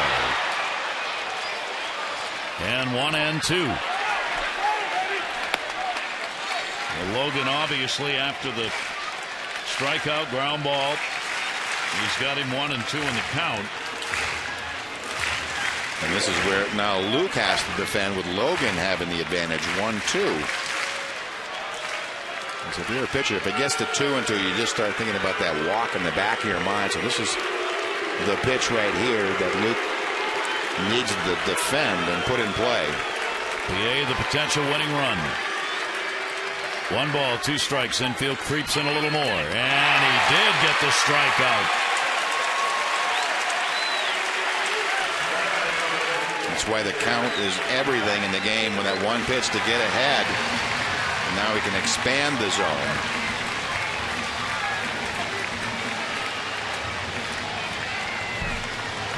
Now Matt Wieters. Just trying to think, what is Wieters' numbers with runners in scoring position? About 600. Yeah, and only 400 with the bases loaded. And that will bring Rothschild, the pitching coach, back out again.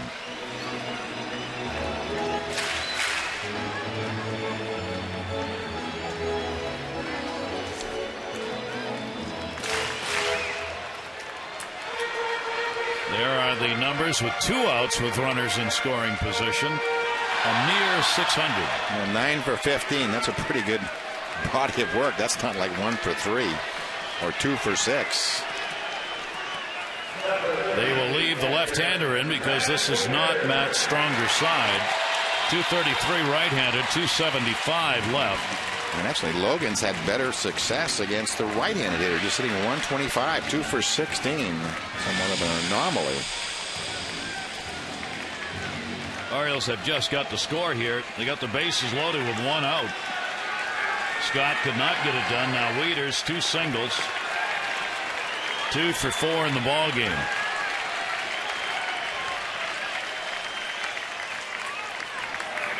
Matt will take it. It'll miss outside for a ball.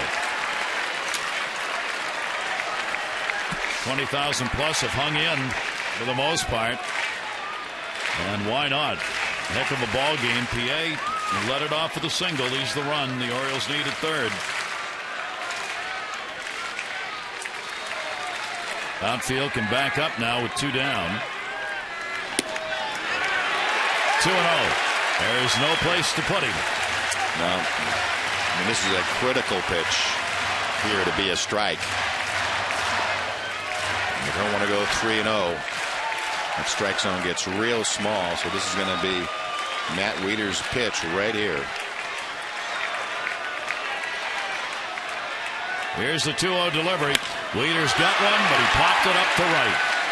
Dickerson is there. And we go on. A great chance that the Orioles do not convert as they leave the bases loaded, and it remains 1-1.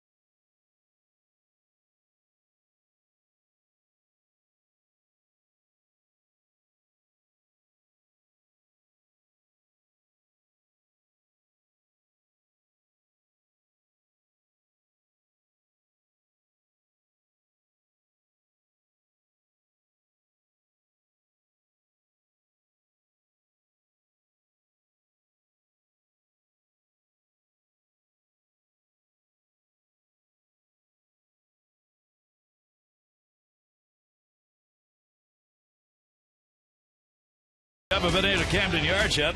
Make sure you check out the food court and all the new great places you can dine. Like Oh What a Dog, Das Sausage House by the Slice Pizza. Joining some of the all-time favorites, Polar Johnny Sausage, the Natty Bowl Brat. Well, all you got to do is come to Camden Yards. Take a look. And in advance, you can even go to Orioles.com/guide and get a printable map of the concession booths, which is about what we're going to do in one more inning. Ball game tied at 1. We go to the 12th. If I'd have known this, I'd have eaten more. Because I say that every day. You sound like Mickey Mantle. Oh, off the glove of Hardy and into left field. Dickerson, in his first at bat, who came on for Swisher to play right, delivers a single to lead off the 12th. Hey, look, he's just off the end of J.J. Hardy's glove. So now it's the Yankees' turn to play small ball as Dickerson is on with the single. Mark Reynolds has already moved in at third. It's a tough one. This is a real good bunter and a speedster in Brett Gardner. Gardner didn't get in the ball game till late. Had an at-bat in the 9th, struck out. Jim Johnson still on. There's the bunt. It is fair. Stayed right on the line. Right. Scott will get over to cover in a sacrifice for Gardner.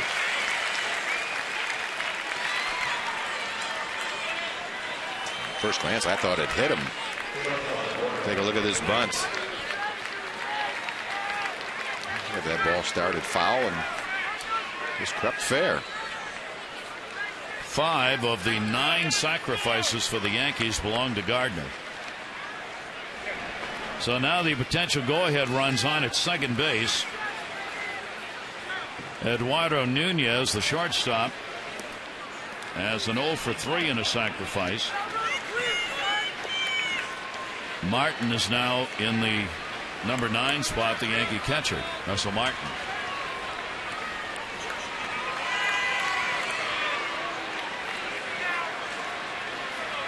Jim Johnson gets the pitch on the corner for a strike.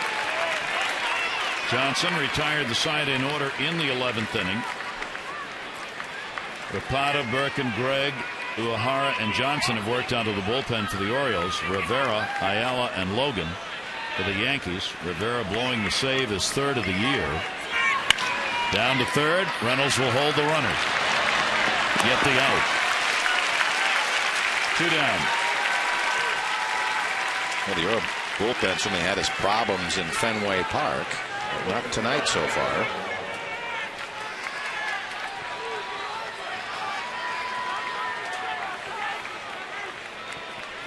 So there are 2 away.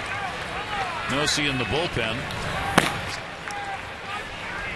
Martin had a single and the only at bat he has had in the ball game. Johnson with 2 down and a runner on at second base.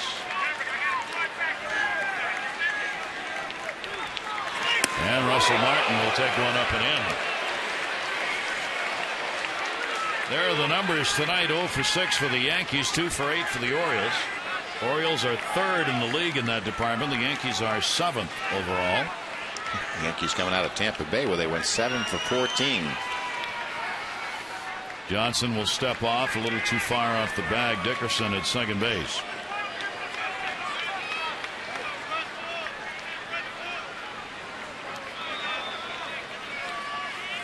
One 0 count. He'll miss with it. Stayed inside. Count goes to 2-0. 45th batter of the game.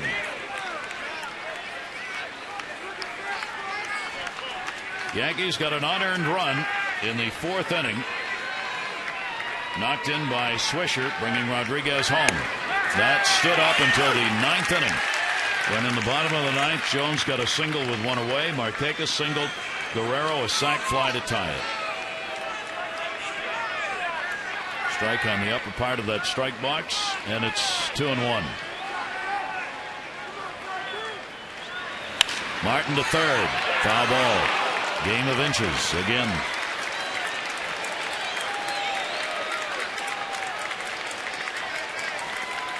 Almost a look from Reynolds' point of view.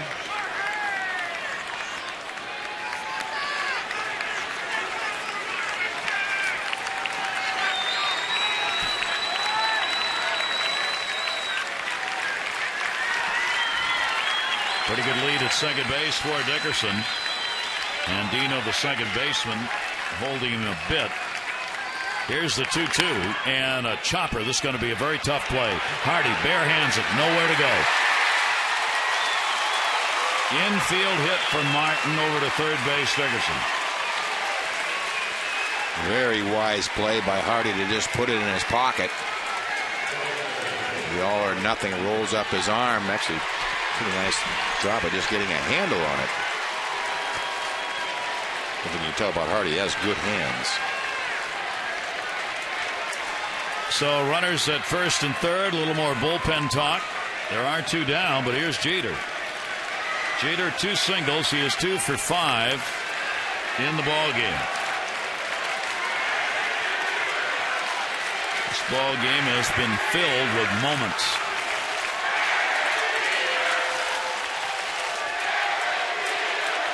Jeter 2 for 10 off Johnson. And a strike taken. Ricardo getting up.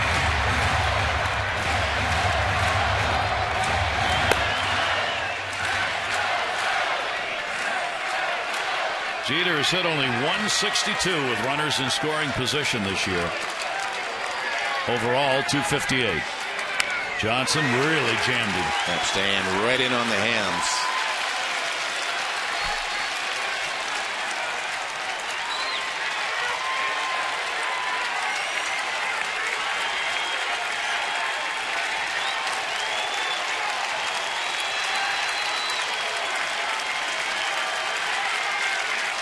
Dickerson off third. Martin off first. Top of the 12th, 1-1. Here's the 0-2 delivery. Runner goes. No throw. Maybe I suspect a stolen base.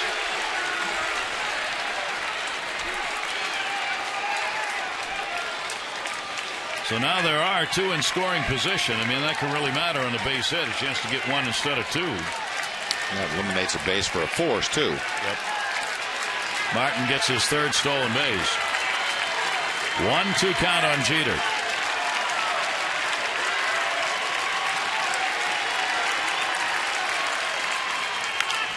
Another tough play. Reynolds is playing in and gets it. innings, 2 hits, no errors, 2 are left on. Bottom of the 12th, Hardy, Reynolds, and Andino.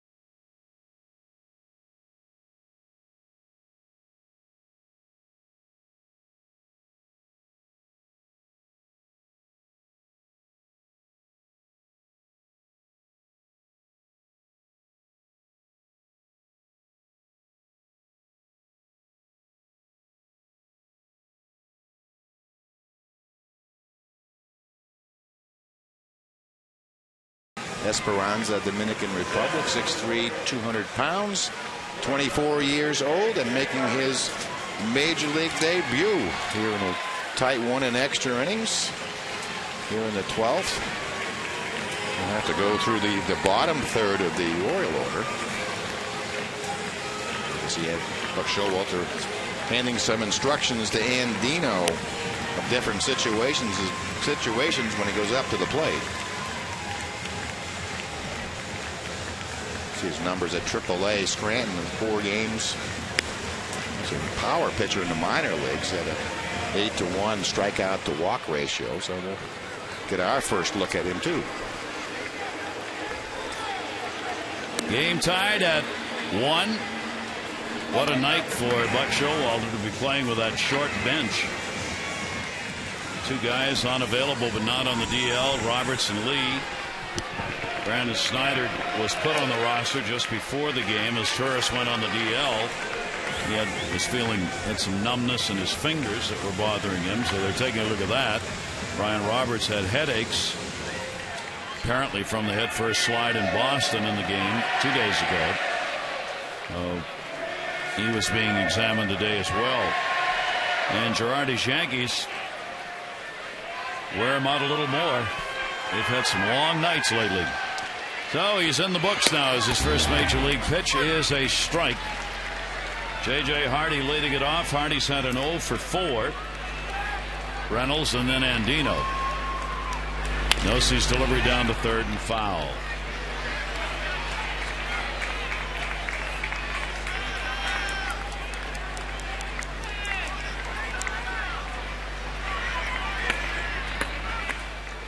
Boone Logan coming on to get a couple of outs. The Yankees needed in that 11th inning as the Orioles left the bases loaded.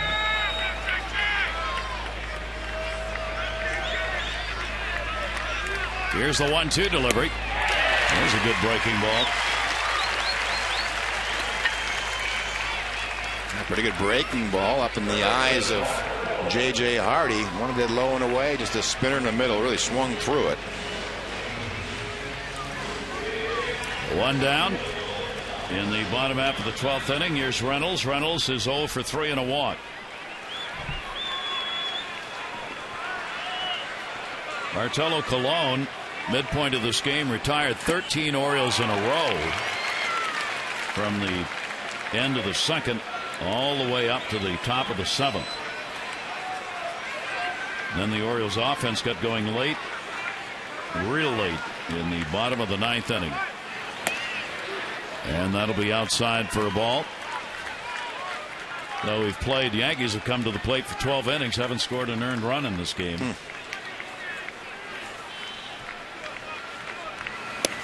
Outside to Reynolds.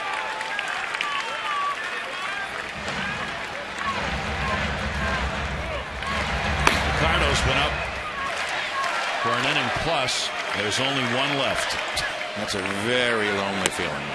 There's another off-speed breaking ball swung at and missed, and a 2-ball, 2-strike count. Yeah, you can see where it'd be tough on the right-handed hitters with that low 3/4 sidearm delivery. He's about 6'4" to boot. That doesn't help.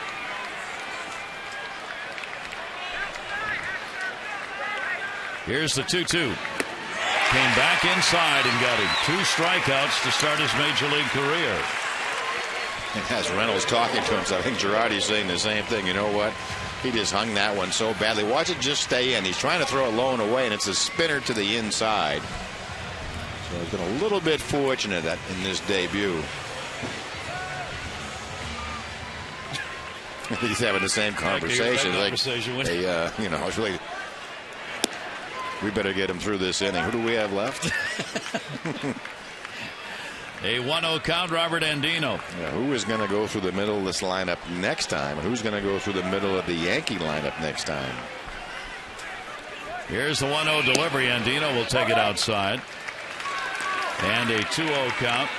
Andino's had an 0 for 4, getting his first start of the year at second base in place of Roberts tonight.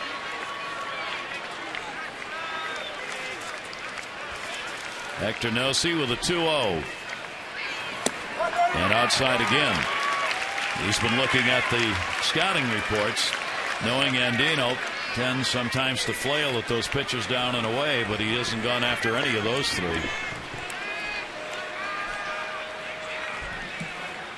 3-0. Taking all the way, and he's on.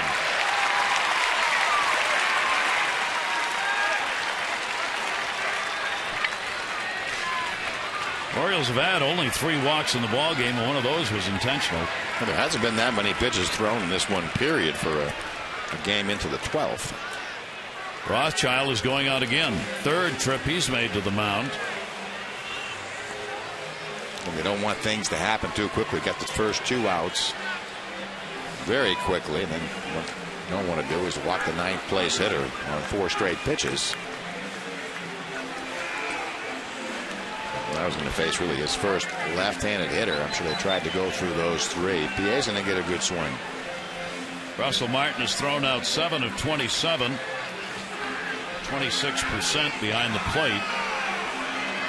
If you're thinking about Andino taking off here with PA coming up.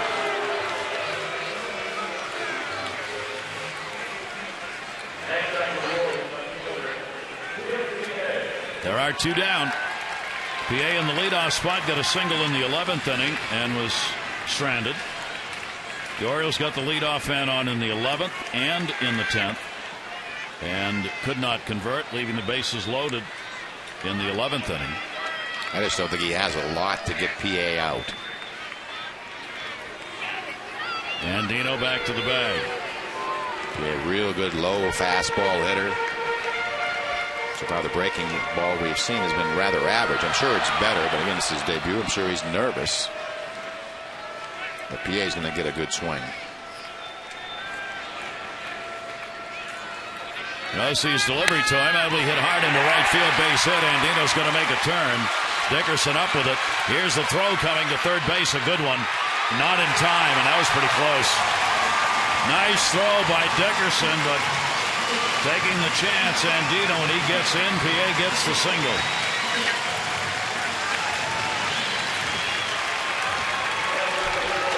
And then right in front of Robert Andino. That's a nice turn, nice throw from right field. Looks like he was safe.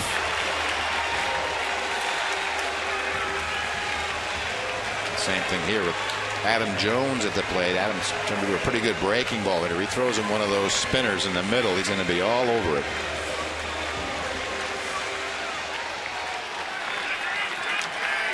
So the Orioles could not get it done when they had the bases loaded, 1 away in the 11th. Can they get it done with runners at first and third and 2 down in the 12th?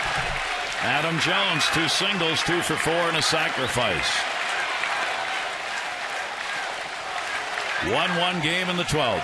And there goes Martin to the mound.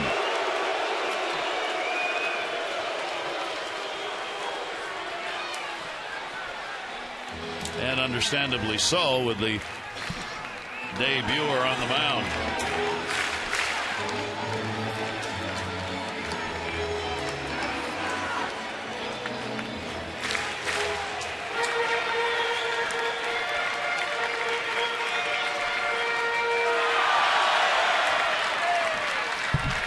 The one that matters, Andino at third. Rally caps are on. 2 down.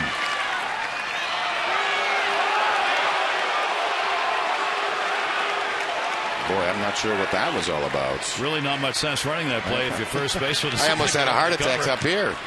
And you see the look on Teixeira's face. Don't throw it. Please. He almost threw it to Wayne Kirby.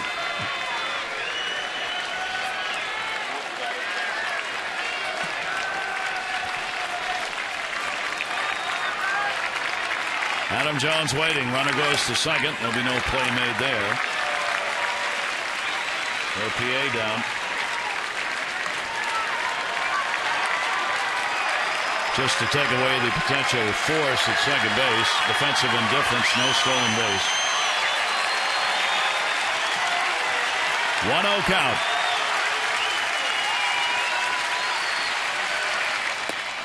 Breaking ball will miss. 2-0. Again, I don't think he has a good enough breaking ball to get Adam Jones out. Kind of the slur of it looks like. It's not late breaking, and you got A-Rod in at third base. If I was A-Rod, I'd get my glove up. There's the 2-0 delivery. Adam will take it. Another one of those pitches that doesn't catch, and it's 3-0. Do you let him hit? No, I don't think so. 2 down. Markakis waiting on deck.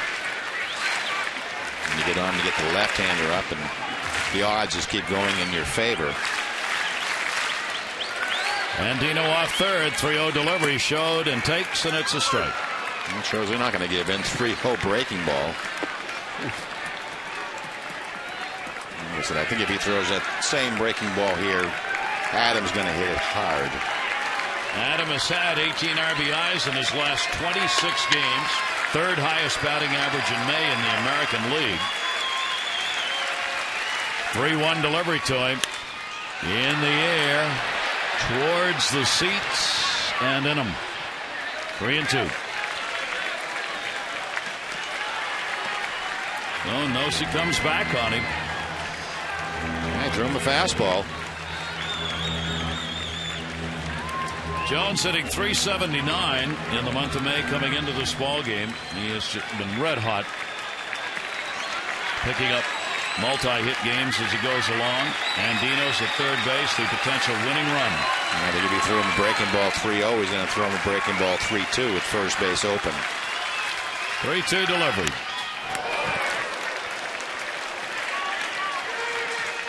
Martin trying to get the youngster through this inning.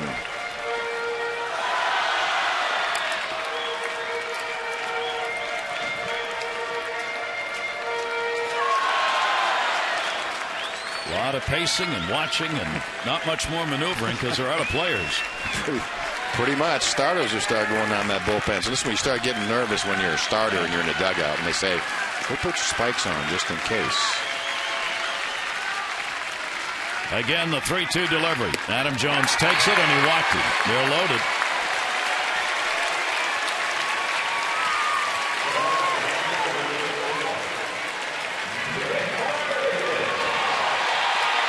Two walks in the inning along with a couple of strikeouts for Nosey.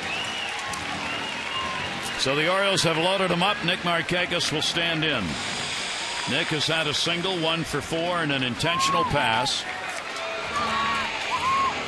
A couple of grand slams in his career. Right now it's just any base hit to get that run in from third base. With A-Rod backed up a little. At third base, Andino will get as big a jump as he can off the bag secondary lead in case of a wild pitch or pass ball here. 2 outs. Floats that in for a strike. I'm not so sure. Didn't think so. You see the look on Markakis, he doesn't argue often. He goes, wow, if you could read his lips. There's that breaking ball missed by, maybe 6, 8. I was going to say feet, but inches. Markakis, 1 strikeout. And Nick on a cut, and you know that swing comes from the first called strike. You're exactly right. That first one's a strike. I got to swing at the second one.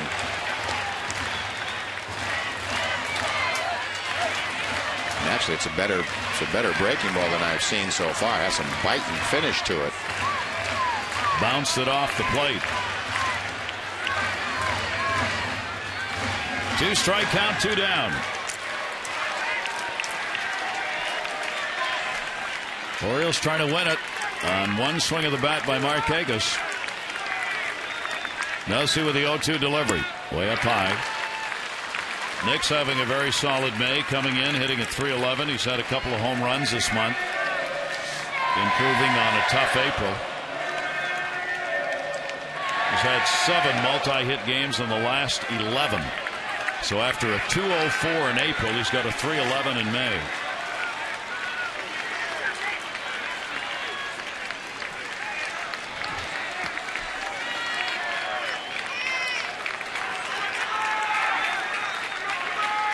Nelsie ready with a 1-2. Markakis a chopper. Nelsie's got it over to Teixeira. And for the second time in extra innings, the Orioles lead, the bases loaded. We go to the 13th.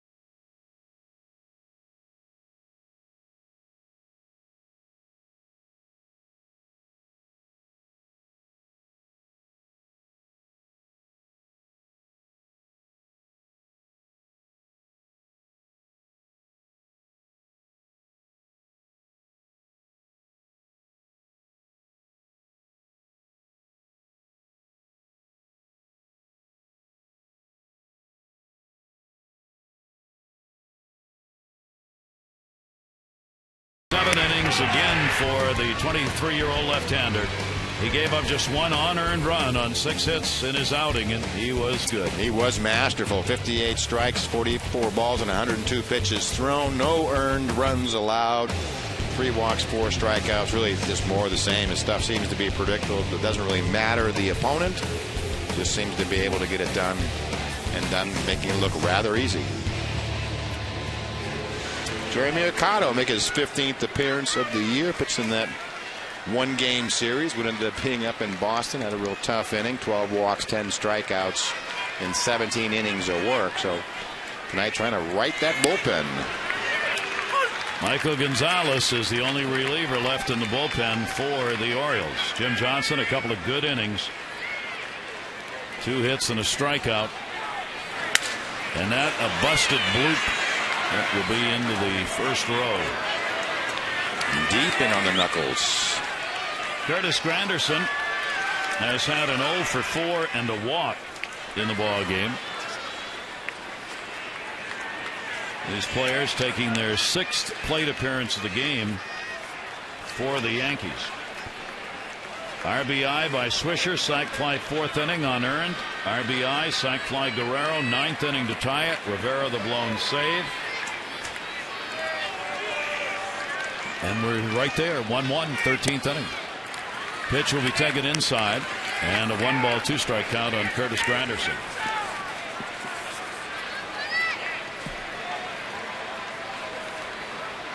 Granderson 0 for 2 off Accardo. Not anymore. Markakis will chase. Turn will be made, but he'll stay. And the leadoff man is on in the 13th inning. That's been the name of the game for both teams here. Leadoff man was on in the 12th, now in the 13th for the Yankees. Orioles had the leadoff man on in the 10th and the 12th. Yeah, the Yankees have had the leadoff man on a few times in this game.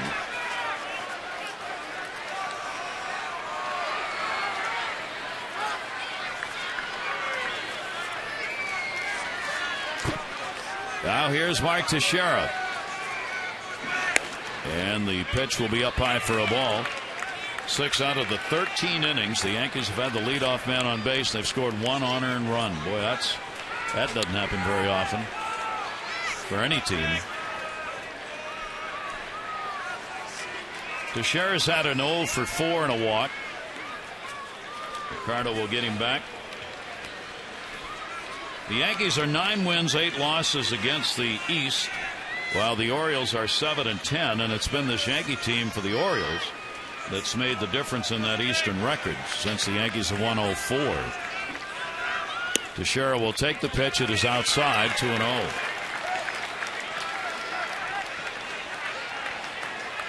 Yeah, the Red Sox have been beating up on the Yankees, and so far this year the Yankees have been beating up on the Orioles. Kind of levels each out.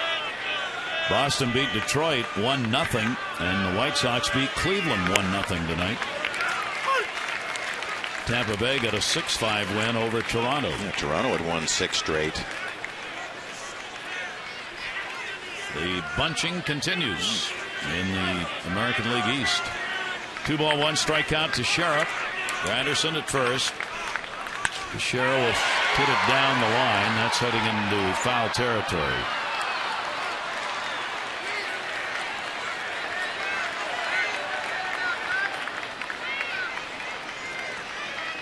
Tampa Bay with 25 wins. The Red Sox with 22. Toronto with 21. So do the Yankees have 21, and the Orioles have 19, including the games tonight. 2-ball, 2-strike count on Teixeira. Granderson not going. And Ricardo wanted it and didn't get it. Where was that? Might be umpire fatigue. Borderline low. Teixeira gets the call. Now a 3-ball, 2-strike count. See if Granderson runs. He does. And it's fouled away. Granderson has 4 steals. Has been caught once. But again, the presence of Matt Wieters behind the plate really discourages most managers from just running, even with some of their better runners. You wonder how this affects tomorrow night's game as far as Matt's concerned behind the plate. Another one of these long nights. It's the thing, every pitch that's thrown in, which we keep track of, somebody has to throw it back and coming out of a crouch position. Runner goes again, center field, not going to get it. Granderson will head to third. And the Yankees have runners at first and third in the 13th with nobody out.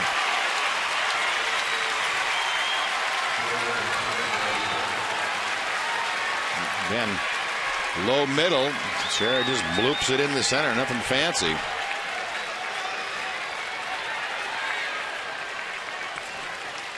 Granderson without hesitation, first to third.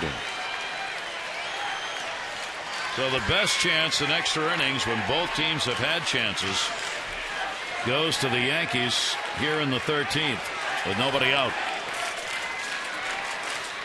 Rodriguez is 3 for 6 with a home run off Accardo. And you see he already has in this ball game 3 singles his first 3 times up. He would score the Yankee run in the 4th inning. Yankees with 11 hits in the ball game.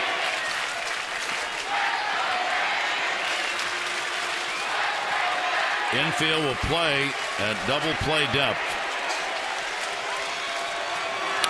And Rodriguez will foul it off for a strike.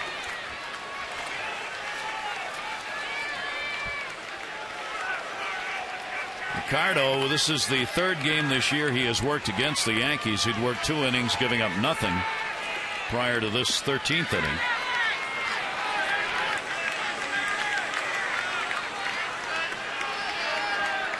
Nobody out.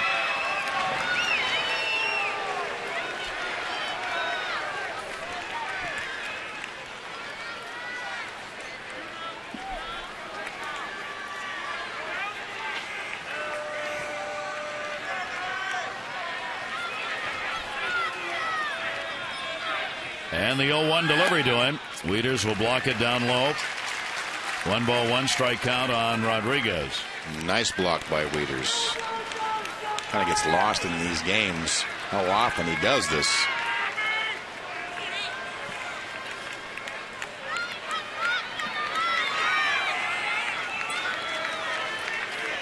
One and one. Granderson third. Teixeira's at first. Rodriguez. That is a foul ball. Wow. Everybody tangled up down at third. You see Reynolds' face, and Granderson really didn't know which way to go. Orioles might have almost wished that was fair. I don't think. I'm tired. Cano waiting on deck.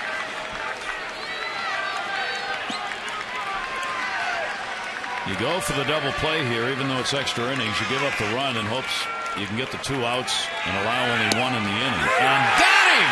Oh, and A-Rod is hot. He is hot as he turns on Dan Bellino. Girardi coming out. This game isn't over. I need you.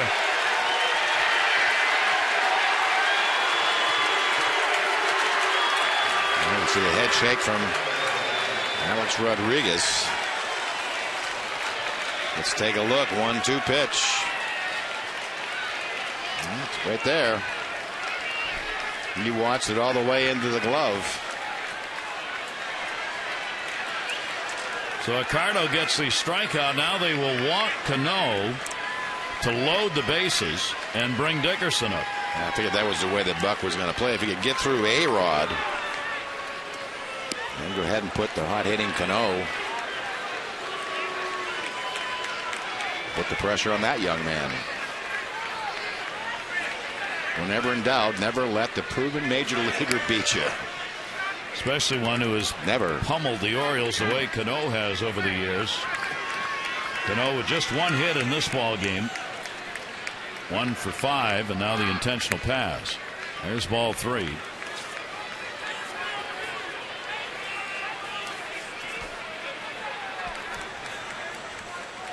And that'll load him up. So Dickerson will come to the plate in just his second major league game. Made his debut Tuesday in Tampa Bay. Came from the Brewers. His second game for the Yankees.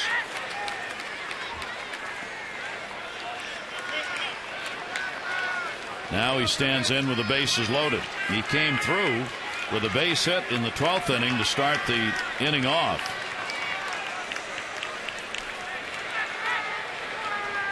Reynolds will stay in at third base with 1 away. Everybody else double play depth. And the pitch is a strike. Dickerson with 1 down, sacks full, 1-1 game in the 13th.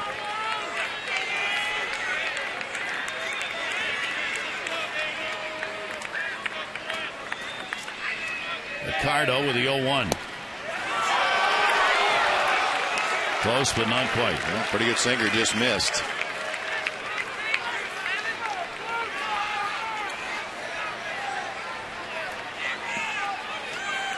Willie Randolph's been positioning the infielders, especially Andino at second base, who's playing there for the first time this year. Jammed him. That's a foul ball.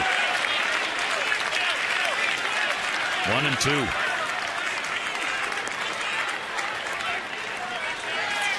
Take a look at this pitch. Just in on the hands. Check swing.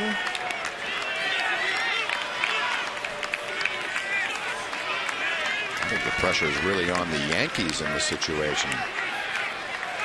Well, both these teams struggle to get runs. Here's the 1-2 delivery. Dickerson will take it away. Yankees got a 1-out single in the 10th. Could not get the runner beyond first. Were retired 1-2-3 in the 11th. Had 2 on in the 12th inning, including the leadoff batter. Could not get the run in.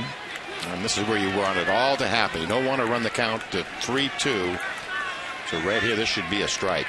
2-2 delivery. Whenever you think you have the best possibility, whether it's his breaking ball or a straight changeup or his fastball, you don't want to run it to 3-2 and take a chance on a borderline pitch and all the things that can happen when you run it to 3-2.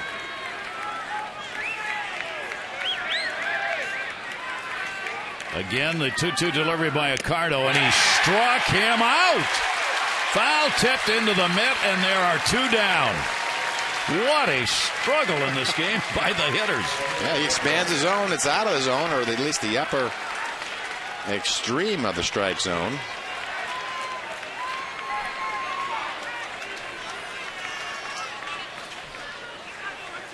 Now Brett Gardner will stand in. Gardner, like a couple of these players, was like Martin was supposed to have the night off. He came in, and he's been in now for his 3rd plate appearance. Yeah, they go for 3 for 3 after having a night off. A real speedster at the plate. It will force Reynolds to have to play in at third base. Very shallow in the outfield, even with 2 down. And Gardner takes it away for a ball. Yankees got the first 2 on. Rodriguez struck out. Cano got the intentional pass. And then Dickerson struck out. Now Gardner's up. 1-0 count with 2 away. And the base is still loaded. Accardo gets it in. And that'll be in the seats.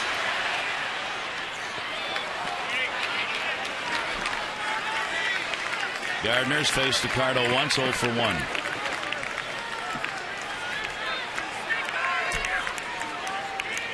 Orioles have already left 7 men on in the extra innings.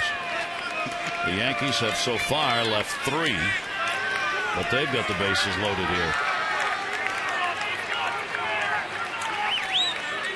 1 ball, 1 strike delivered to Gardner. Ground ball to first base. Scott's got it. Unbelievable. No runs, 2 hits, no errors. The bases are left loaded again. We go to the 14th.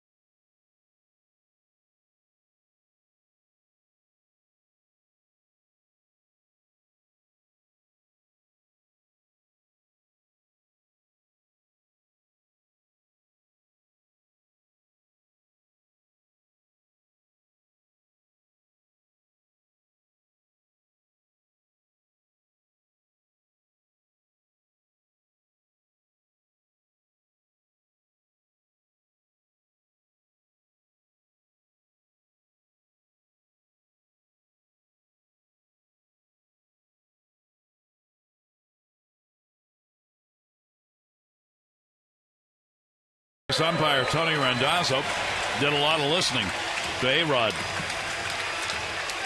That seems like just everybody needs a shoulder to cry on. I know they do that to Gary all the time up here in the booths. You got to have someone like that around. And I hope I was wrong when I said we go to the 14th, because we got to go to the bottom of the 13th. I'll be crying on your shoulder soon. Yes, you will. There are the numbers. Look at those numbers of runners left on. It's just amazing. And there were no runners through 9 innings. Now here's 6 left on base. Bases loaded 13th. The Orioles 8 left. Bases loaded 11th to 12th. Wow. Yeah. I think a happy coaching staff right there in that shot. Vladimir Guerrero, sac fly, RBI, 9th inning, tied the game. Blown save Rivera. 8 for his last 18. 1-1 delivery to him. That'll miss outside. Hector Nossi in his major league debut. 2 walks, 2 strikeouts in the 12th inning. And Vladimir Guerrero will fight that off. You can see a smile on Vladdy's face. That one of those sliders up in his eyes. Great job by Jeremy Accardo in the 13th. 2-2 delivery. Fouled away. We were joking as the game was moving along so fast in the 5th, 6th, even in the 7th inning. How everybody must have had reservations. Oh, yeah. They've lost them. Here's the 2-2 delivery. And Vladdy's got a base hit to right field in front of Dickerson. I mean, it's just amazing here. Another leadoff batter on in extra innings.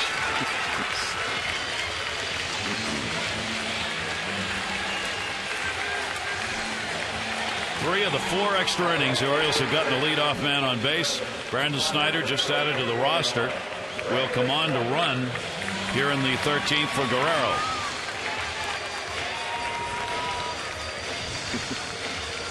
Intent on the signs, and I'm sure Wayne Kirby just reminding him. I'm sure when Brandon got those signs about 5 o'clock, might not be needing those tonight, but I think he will. So the Orioles leadoff man on is their 10th hit. Here's Luke Scott. A constant barrage of changeups. Slow, then slower. Probably the loneliest places now are the Oriole bullpen and the Yankee bullpen.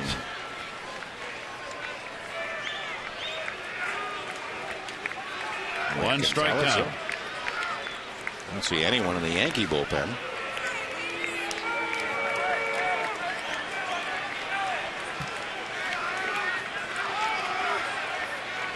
It's like the starting catcher, Francisco Cervelli, going down and holding court. I'm free. I'm out of this game.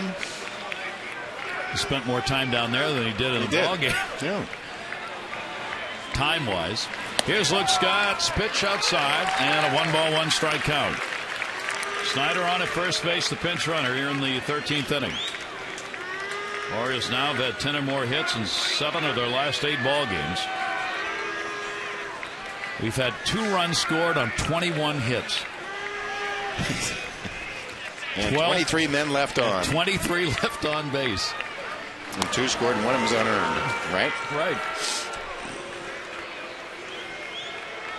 The Yankees have now struck out, 12 times on the evening? 2 called third strikes.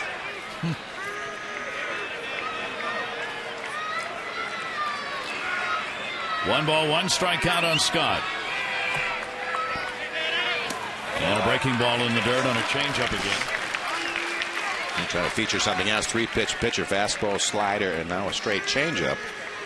In the book, obviously, the Yankees have on Luke Scott is if you get it in a situation where you have to throw him a fastball, don't.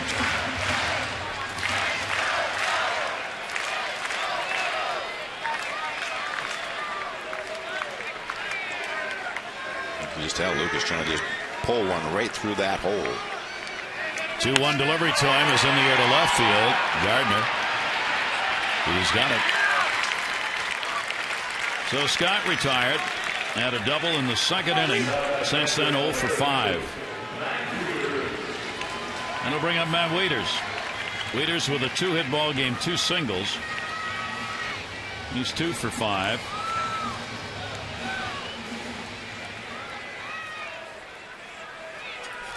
Maybe we'll have to activate another pitcher.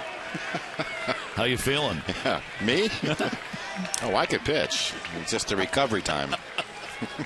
We'd see you around Christmas, I would start to loosen up again. Or even get out of bed. I'd just be able to comb my hair again. And a strike taken by Wieters. Celebrating Brooksy's birthday today. We only have 45 more minutes to do. That's it. That's how quickly they go by. Brooksy was 74 when we started. And now he's 75 when we ended. See, they already got the 5 up. Snyder did not steal a base in Norfolk, by the way, and didn't attempt one.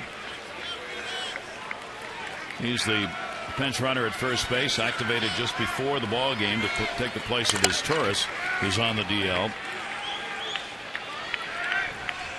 Here's Nussey's 0-1 delivery and a ground ball towards the hole, but very slowly hit. Cano's got it. It doesn't seem to matter if you get the leadoff man on. No, there's no advantage. It doesn't help. And if you load him up, the pressure's on the other side, not on, And that kind of a game really has had a different mood since the starters left. It was very much pitching dominated, and the rest of the time it just seems to be frustration levels. So Hardy will step in. He's got an 0 for 5 with 3 strikeouts. Can you have a golden sombrero in extra innings? A-Rod's still talking to Tony Randazzo, the third base umpire.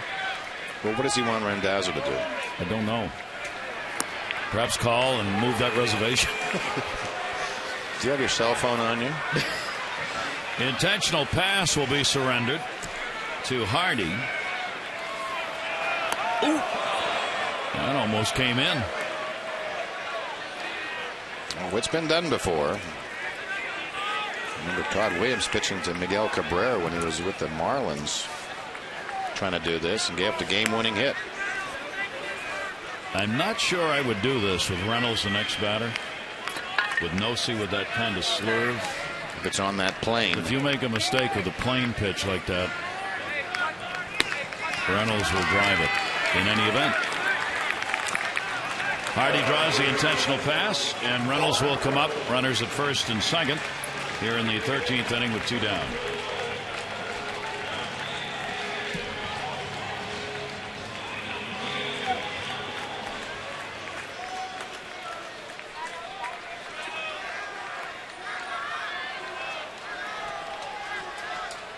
Only one needed. The runner at second base. That's Snyder. 1-1 ball game, 13th. Nosey's delivery. He got that one far enough outside. Strike 1. Yep, kept it out of the zone. Yep. But he's letting it fly. It's a pretty good breaking ball. He's thrown some that have been exceptional. He's thrown some that have backed up. Like Britton has started the game, back out in the dugout. And disguise himself, come in as a pinch runner. Perhaps he could come in relief. Yeah, for himself. That would be good. Snyder back to the bag. Reynolds, 1 ball, 1 strike count. He's had an 0 for 4 and a walk. Picked up a stolen base. One of the base runners stranded at third in the game.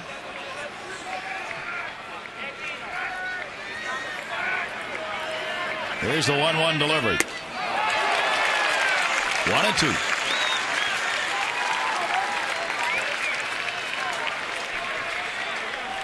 Girardi really counting on a strikeout here, although any out will work, but figured he had a better chance to get it against Reynolds. Reynolds coming into the game 7th in strikeouts, but 10 behind the leader Austin Jackson. Way outside. 2-2. Trying to get a little bit extra. 94.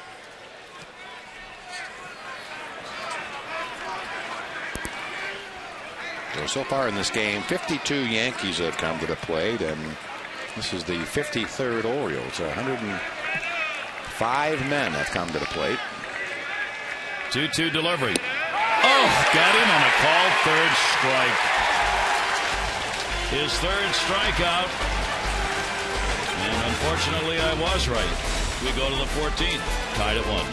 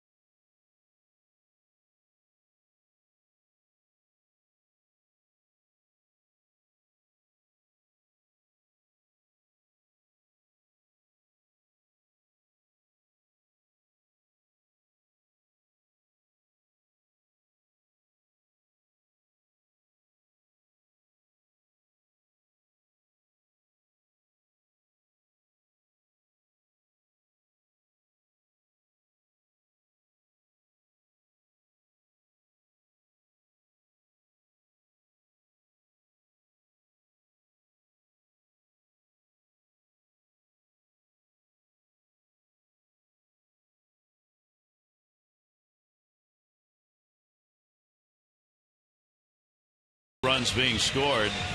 They combined 21 hits. The Orioles only have Michael Gonzalez left in the bullpen, as Accardo will begin work here in the top of the 14th inning, his second inning work.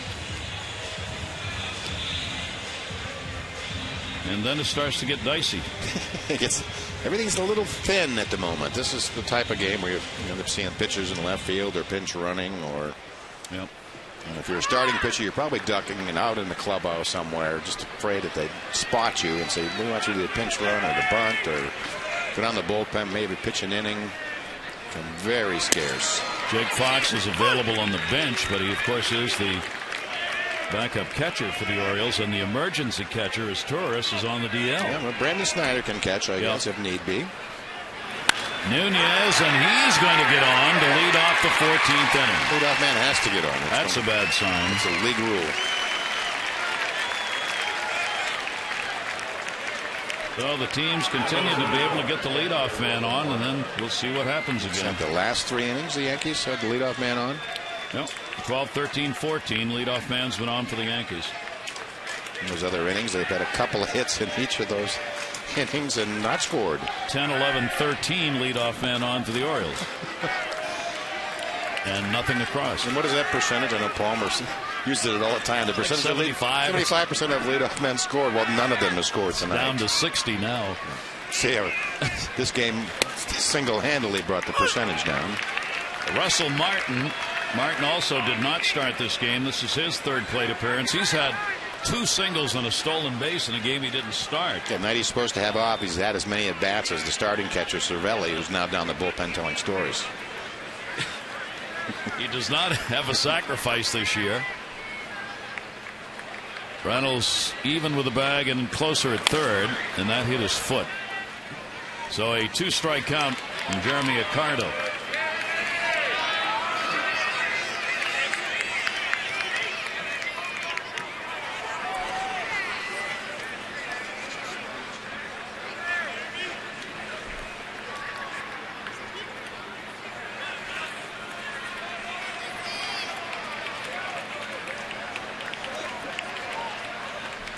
Two-strike count.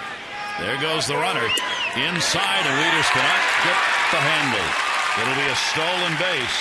Nunez. And that is no small matter. It's not an easy thing to do. Accardo, and just a bobble. He really had the base stolen off of Accardo. That transfer, just a bobble, no chance. Longest inning ball game the Orioles have played is this one. They went 13 against Seattle in a 7-6 win. 1-2 delivery, and that'll be fouled back as Martin just trying to punch that ball to the right side to get that runner moved up. There's nobody out.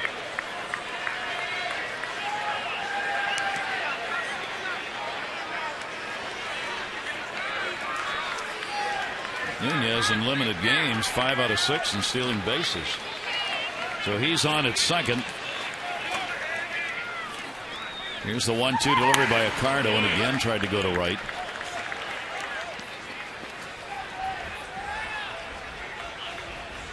Longest inning ball game for the Yankees, too. They've had 11 innings twice this year. We're in the 14th.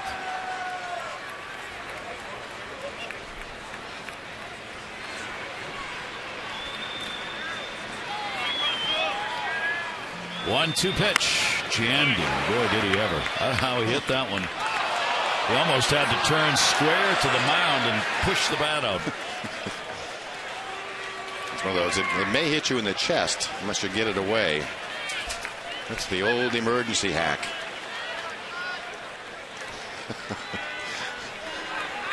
Believe me, players, I guess except for A-Rod, usually get a chuckle when there's a funny swing.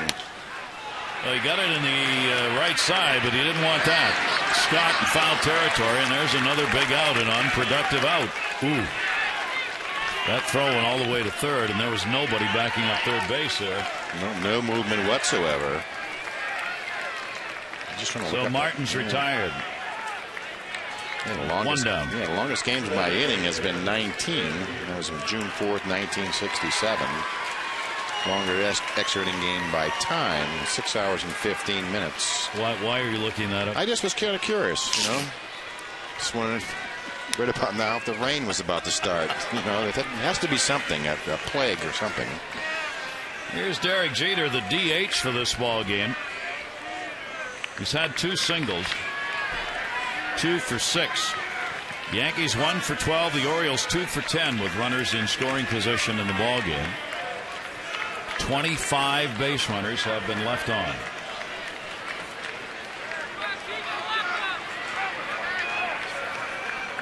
Runner off second base, 1 down. Nunez the runner. Jeter the strike.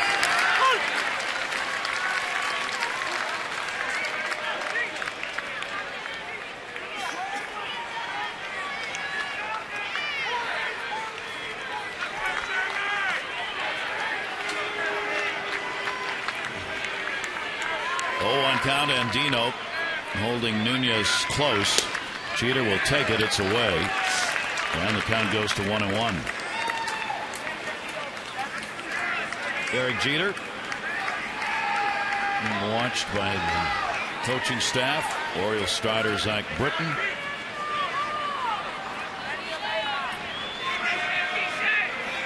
One delivery. Lost in the game will be the 2 starts, with Bartolo Colon giving him no runs on 3 hits in 8 innings and doesn't win the game, while Britton gave up 1 unearned run in 7 innings, 6 hits, and both gone decision. Rivera the blown save, giving up the only run that the Orioles have.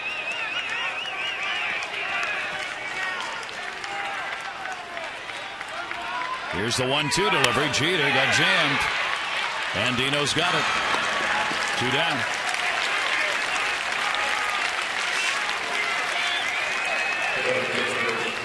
Credit all of the pitchers in this game. I mean, nobody's given in this ball game. And in all of these at bats, really tough pitches have been made. Yeah, there's been some, nice appearances, tough appearances out of the bullpen that'll get lost because, frankly, there's been so many of them. There's been, as I say, numerous opportunities. Now runner at third base, Curtis Granderson. And a good step off, trying to get a balk right there on Accardo. At third base, he just started running, hoping maybe some move would be made. It would be called. And the pitch will be taken down low for a ball. Nunez, the runner at third base. Granderson with good speed, so Gardner plays in. Everybody else back. 1-0 delivery. 2-0.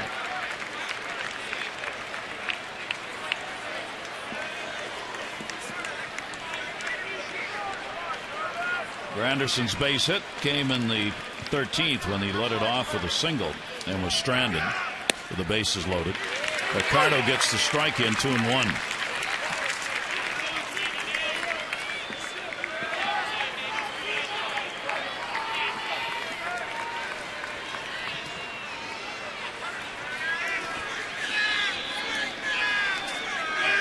Check swing. Strike called. And the count's at 2-2. A little bit off the outside part of the plate. That'll get a short. Hardy's up. And again, the leadoff man on meant absolutely nothing. No runs, one hit, no errors, another base runner left on. We go to the bottom half of the 14th.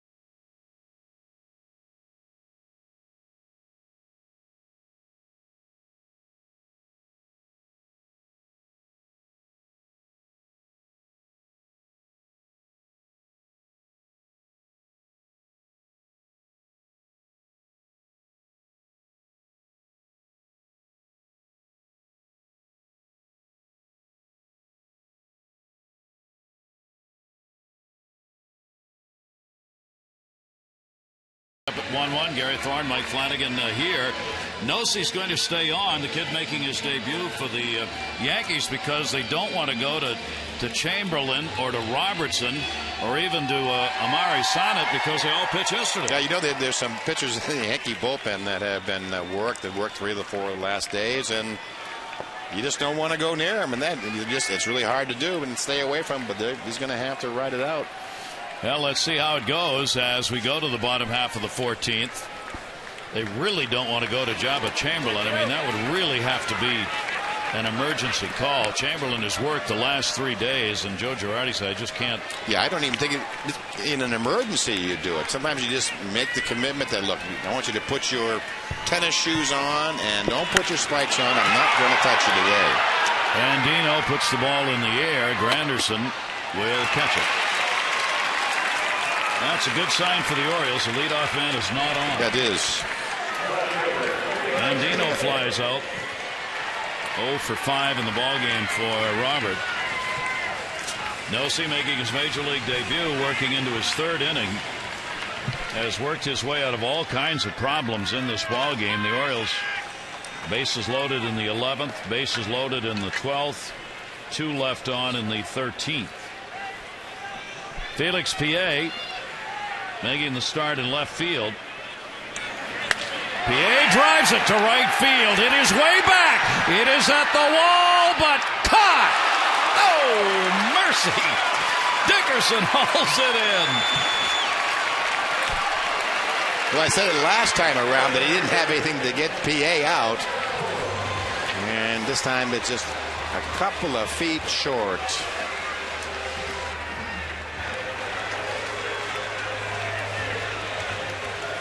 Getting it done on fumes.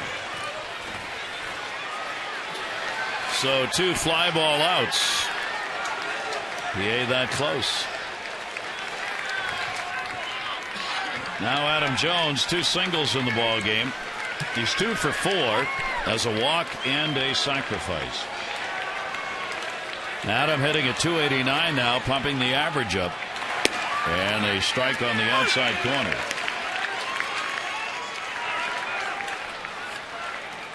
So we all settle back into our seats.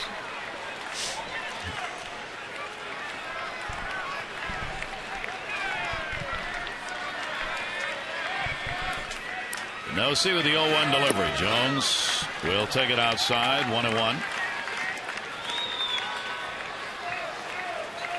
Esperanza in the Dominican Republic, his home.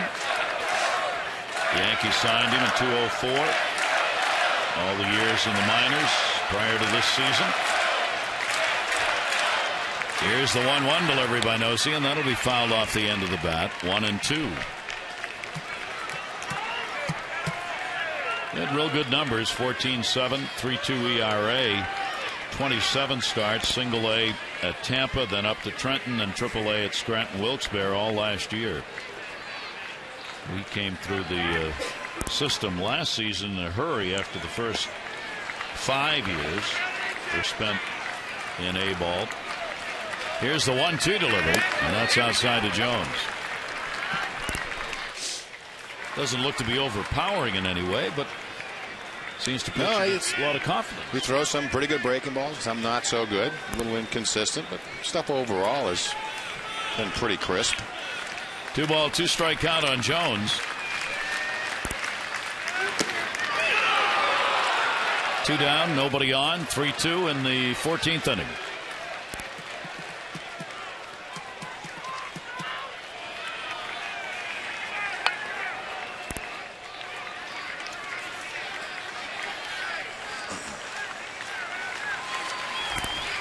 Nosey with a 3-2 delivery, and Jones will take it, and he's gone.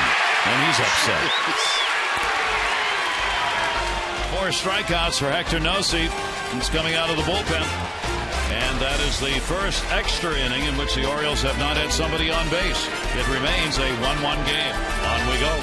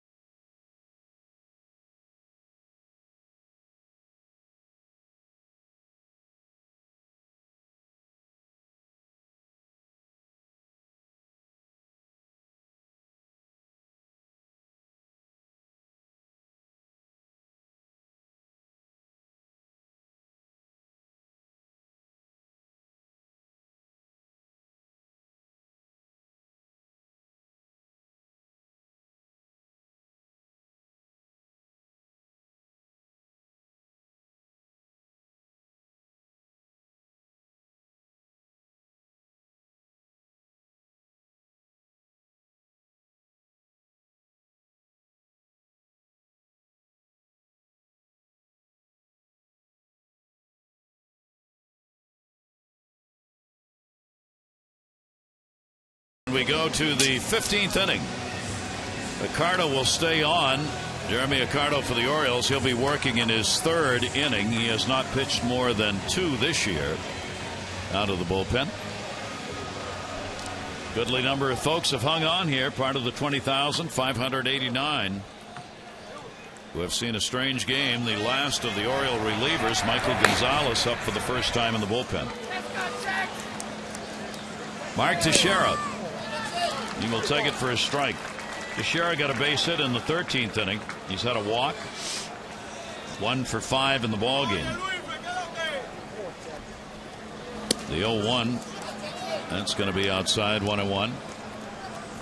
Just a second ago, a little discussion, just in case. Just in case. The old just in case. Tillman, foul ball. That rode in on Teixeira and caught the bat.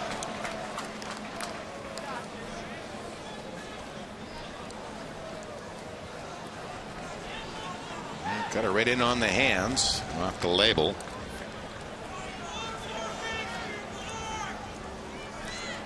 One ball, 2-strike delivery. Ricardo thought he might have had that, didn't get it.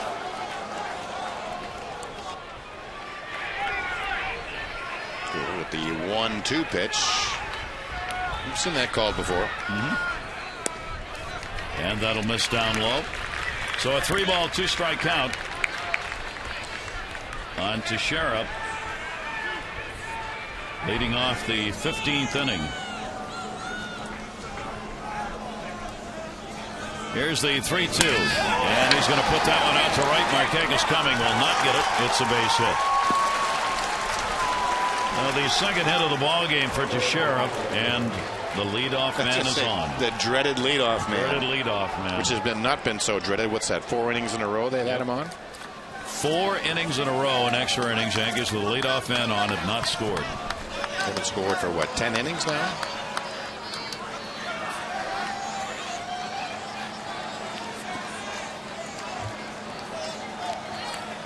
Oriole bullpen has thrown 7 innings of shutout ball so far. Here's A-Rod. And a pitch for a strike. Rodriguez 3 singles in his first 3 at-bats. Since has hit into a double play, grounded out, and struck out. Yankees all singles?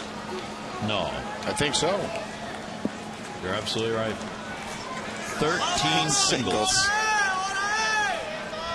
Here's the 0-1 delivery.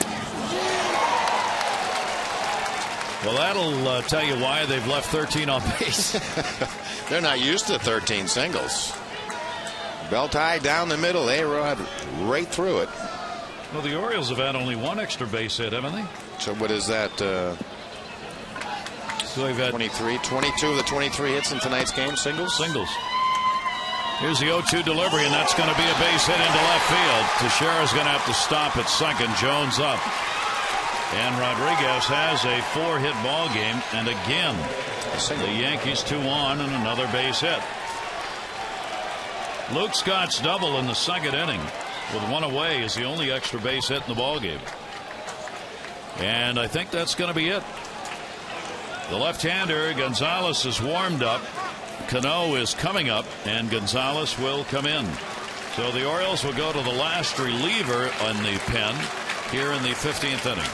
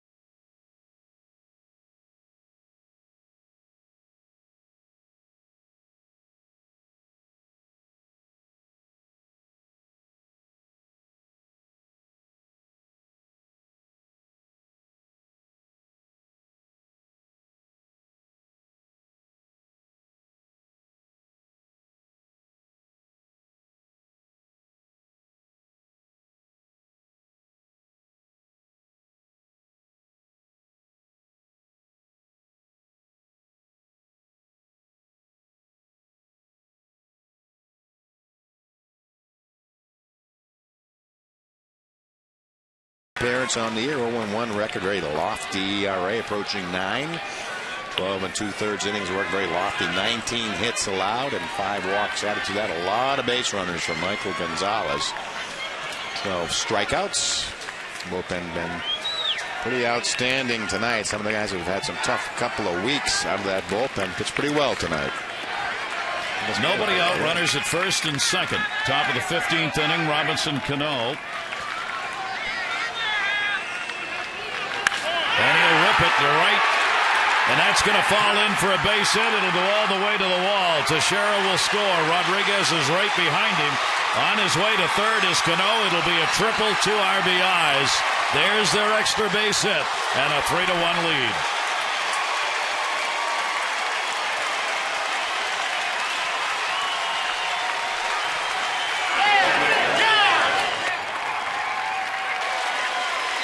Fastball up on the inside part of the plate, just driven into that right center field alley. Double dribble by Adam Jones, and A-Rod gets a nice read right on the tail of Teixeira. Scoring easily. His second triple, RBIs 26 and 27. Here's Dickerson. And they're only going to give him a double. A double and 2 RBIs. They called an error on Jones, allowing him to reach third base.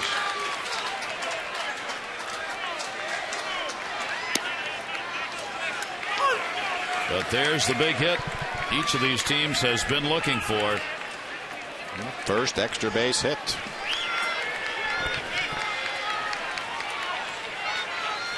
1-1 delivery. Oh, that caught him on the head.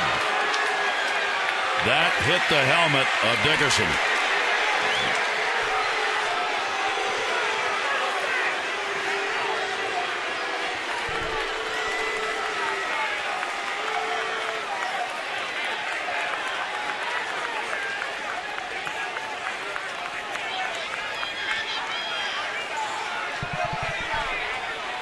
Really something you never want to see. Been around the game too long. Girardi was checking the helmet, I'm sure hoping for a mark. Take a look at this pitch from Gonzalez.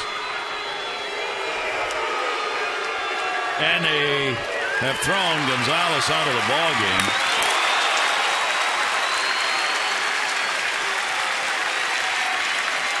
The Orioles don't have anybody left to pitch in the bullpen. Yeah, I mean, I just don't think that that's intentional. Mike Gonzalez, and we all know how wild he can get with his release point. Tomorrow's starter, Jeremy Guthrie, is in the bullpen.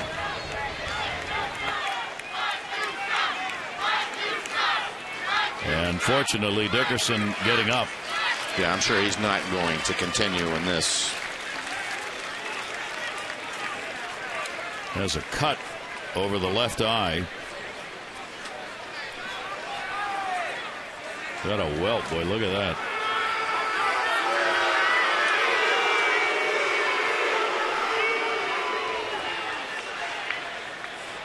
He wants to stay in the game. Man. Whew.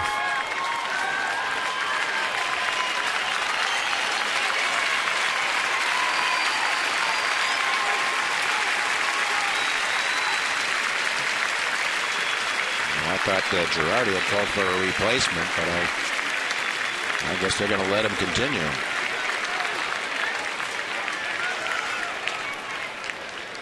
I don't know if the helmet caused that abrasion or not. It's just, I think that what Buck wants to know is about the intent. I mean, now he has to come up with certainly a pitcher that he does not want to use in this situation with the ejection of Gonzalez. Guthrie is doing what he does when he starts a game. He's throwing long toss in the bullpen.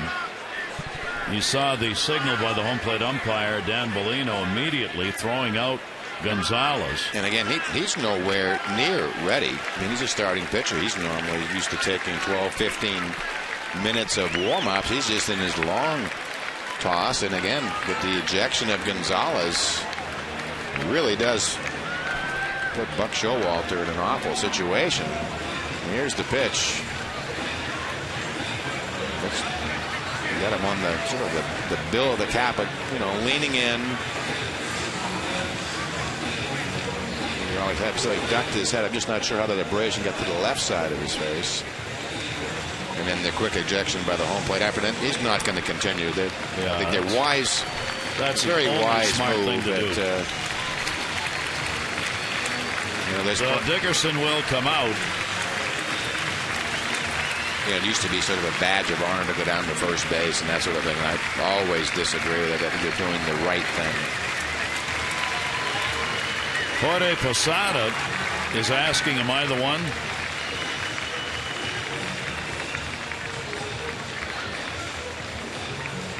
And Jeremy Guthrie, who is supposed to start the game tomorrow, is coming in relief. This is not the way, obviously with Gonzalez giving up a couple of runs, you would probably want him to finish off the inning and not have, Guthrie throwing at all.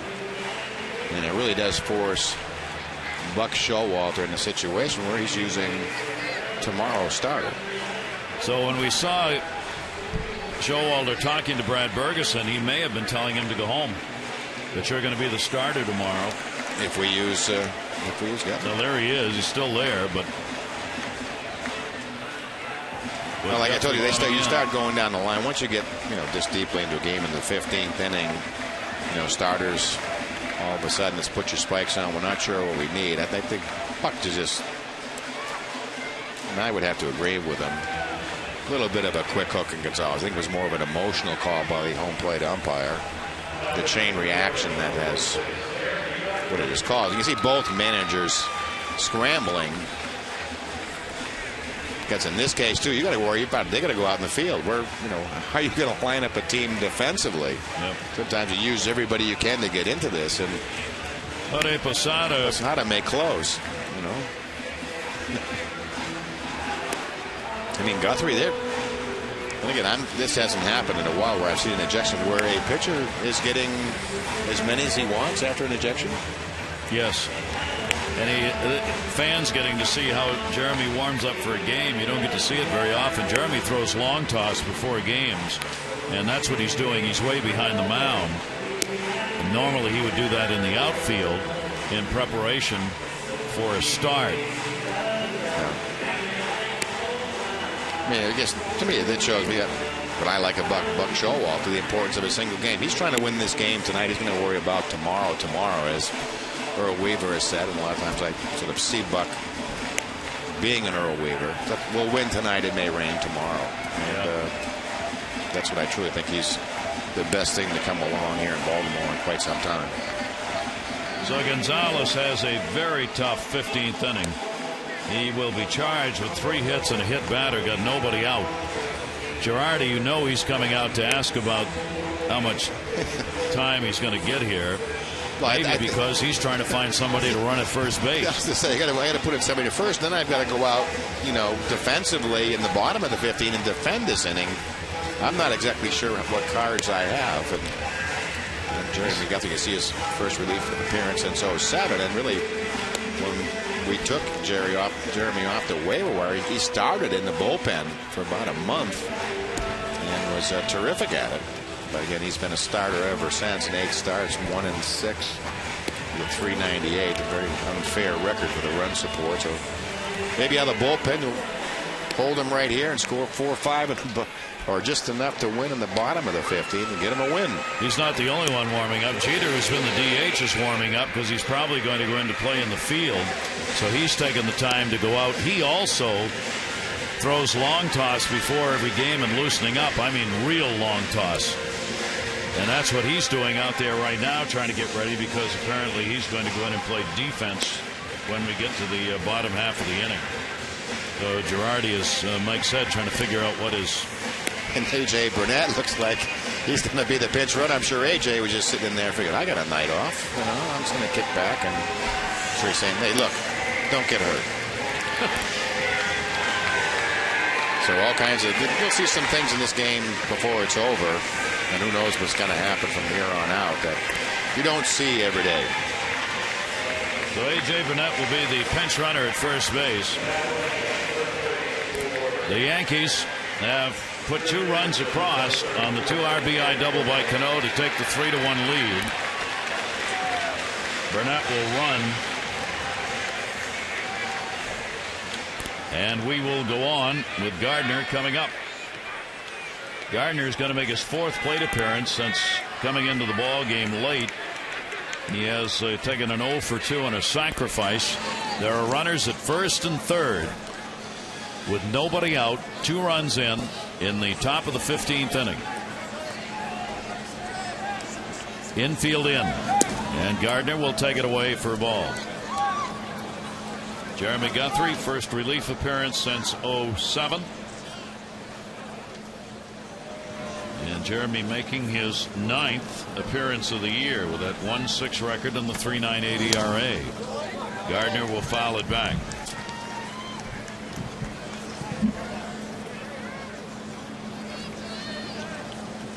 So a ball game that is refused to end continues to go on.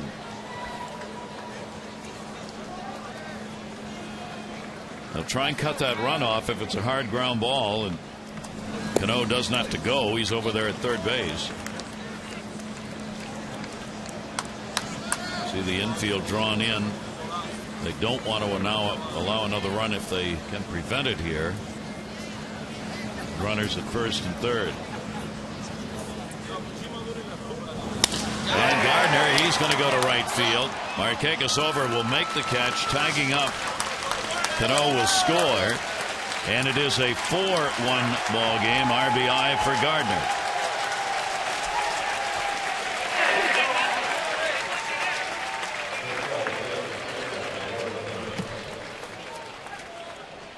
And that is the first out of the inning. A.J. Burnett will stay at first base.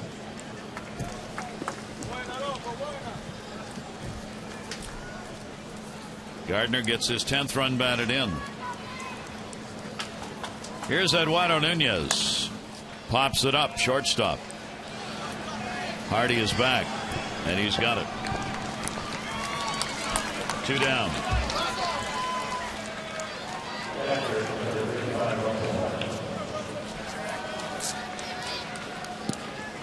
Russell Martin, the catcher, 2 singles and has popped out.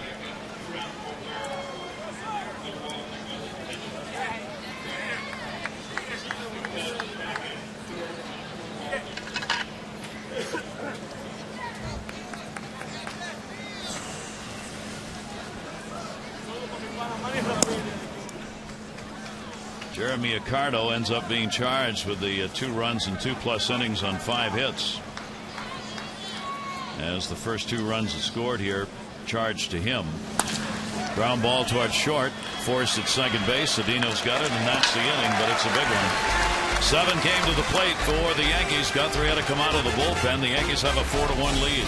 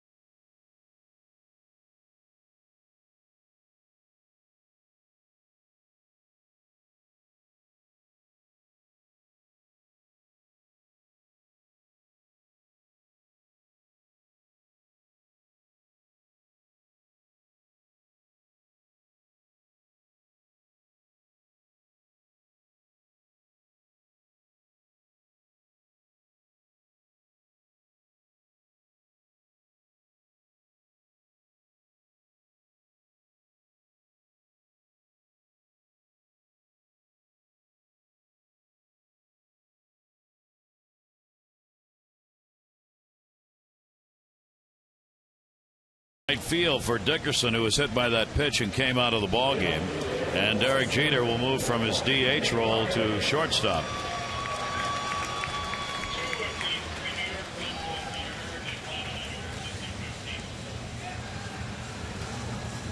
In that half inning in the 15th, 1 unearned run. So the Yankees have had 2 unearned runs in the ball game, 2 of the 4. as they got 3 runs on 3 hits, an error, and a base runner left on in the 15th to take the lead. Accardo charged with the 2 runs, 5 hits, 2+. Gonzalez threw only, did he throw just 2 pitches? 4 pitches. Yep. And was charged with a double and a hit batter and 1 run. So the Orioles, after battling back to tie the game up in the bottom of the 9th inning on a sacrifice fly by Guerrero at 1-1, now in the bottom of the 15th inning, find themselves down by a score of 4-1. Markakis, Snyder, and Scott will be due up. And the pitch will be taken, a strike. Nosey has done a heck of a job coming out of the bullpen. Yeah, Major League debut, a very memorable one so far. Working his 4th inning. The 0-1 delivery to Nick, and that's going to be looped into right field for a base hit. What the Orioles need. Got to get some runners on here in the 15th inning. And Nick starts it with a single. He's got a 2-hit ball game. Nick with a 4-game hit streak he extended earlier.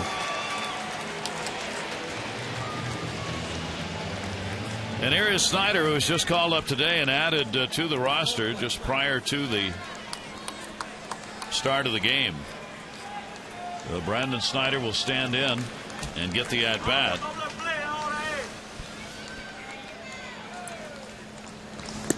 Snyder will take the pitch for a strike.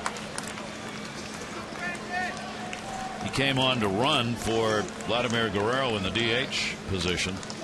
So he is now the DH.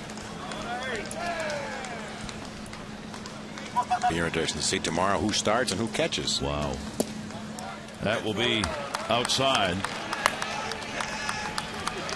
1 ball and 1 strike. There is David Robertson, who right now is, along with Jabber Chamberlain, the setup man with Soriano on the DL.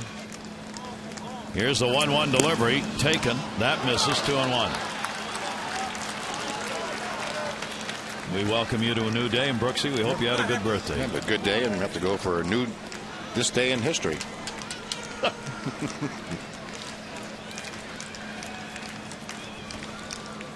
Here's the 2-1 delivery, and that's outside. And Nosey may be tiring here. I mean, your Major League debut, you had all that adrenaline flowing early. Larry Rothschild's on the bullpen to check on David Robertson. I almost think it's worse now that he has the lead. Before, it was dead even. Now he's got a 3-run lead and smelling his first Major League victory. Now he's overthrowing some. 3-1 delivery to Snyder, and he walked him. And the Orioles get the potential tying run to the plate. I know. Buck Showalter said it before. Sometimes you have to give up a run to get a couple. I don't think he would like to have given up 3. But that may have just sort of loosened up the offense. Larry Rothschild has been to the mound almost as often as the pitchers. He's kind of worn out those tennis shoes.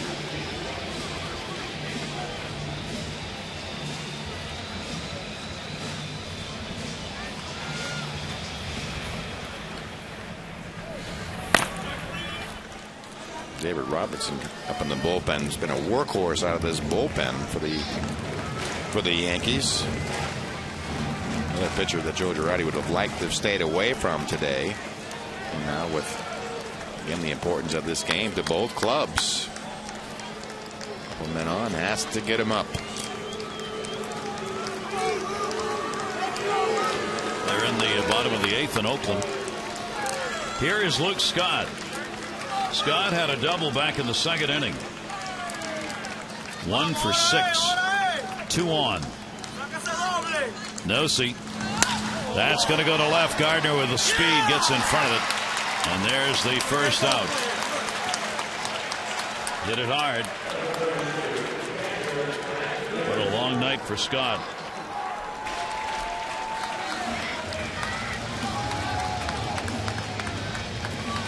Wieters has had 2 singles in 6 at-bats.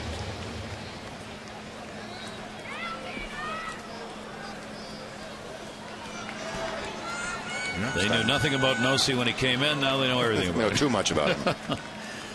And Wieters over the top of that one, trying to drive it, and a strike. Home run swing, tying run at the plate. All you want is a chance. Matt has had 2 of his 4 home runs here. About the same on the road as home, 261, 269. 0-1 pitch to him. Wieters ground ball. That's going to go. Oh, my gosh. It hit the runner. Oh, man. Unbelievable. Brandon Snyder got hit by the ground ball. He is out. That was a base hit.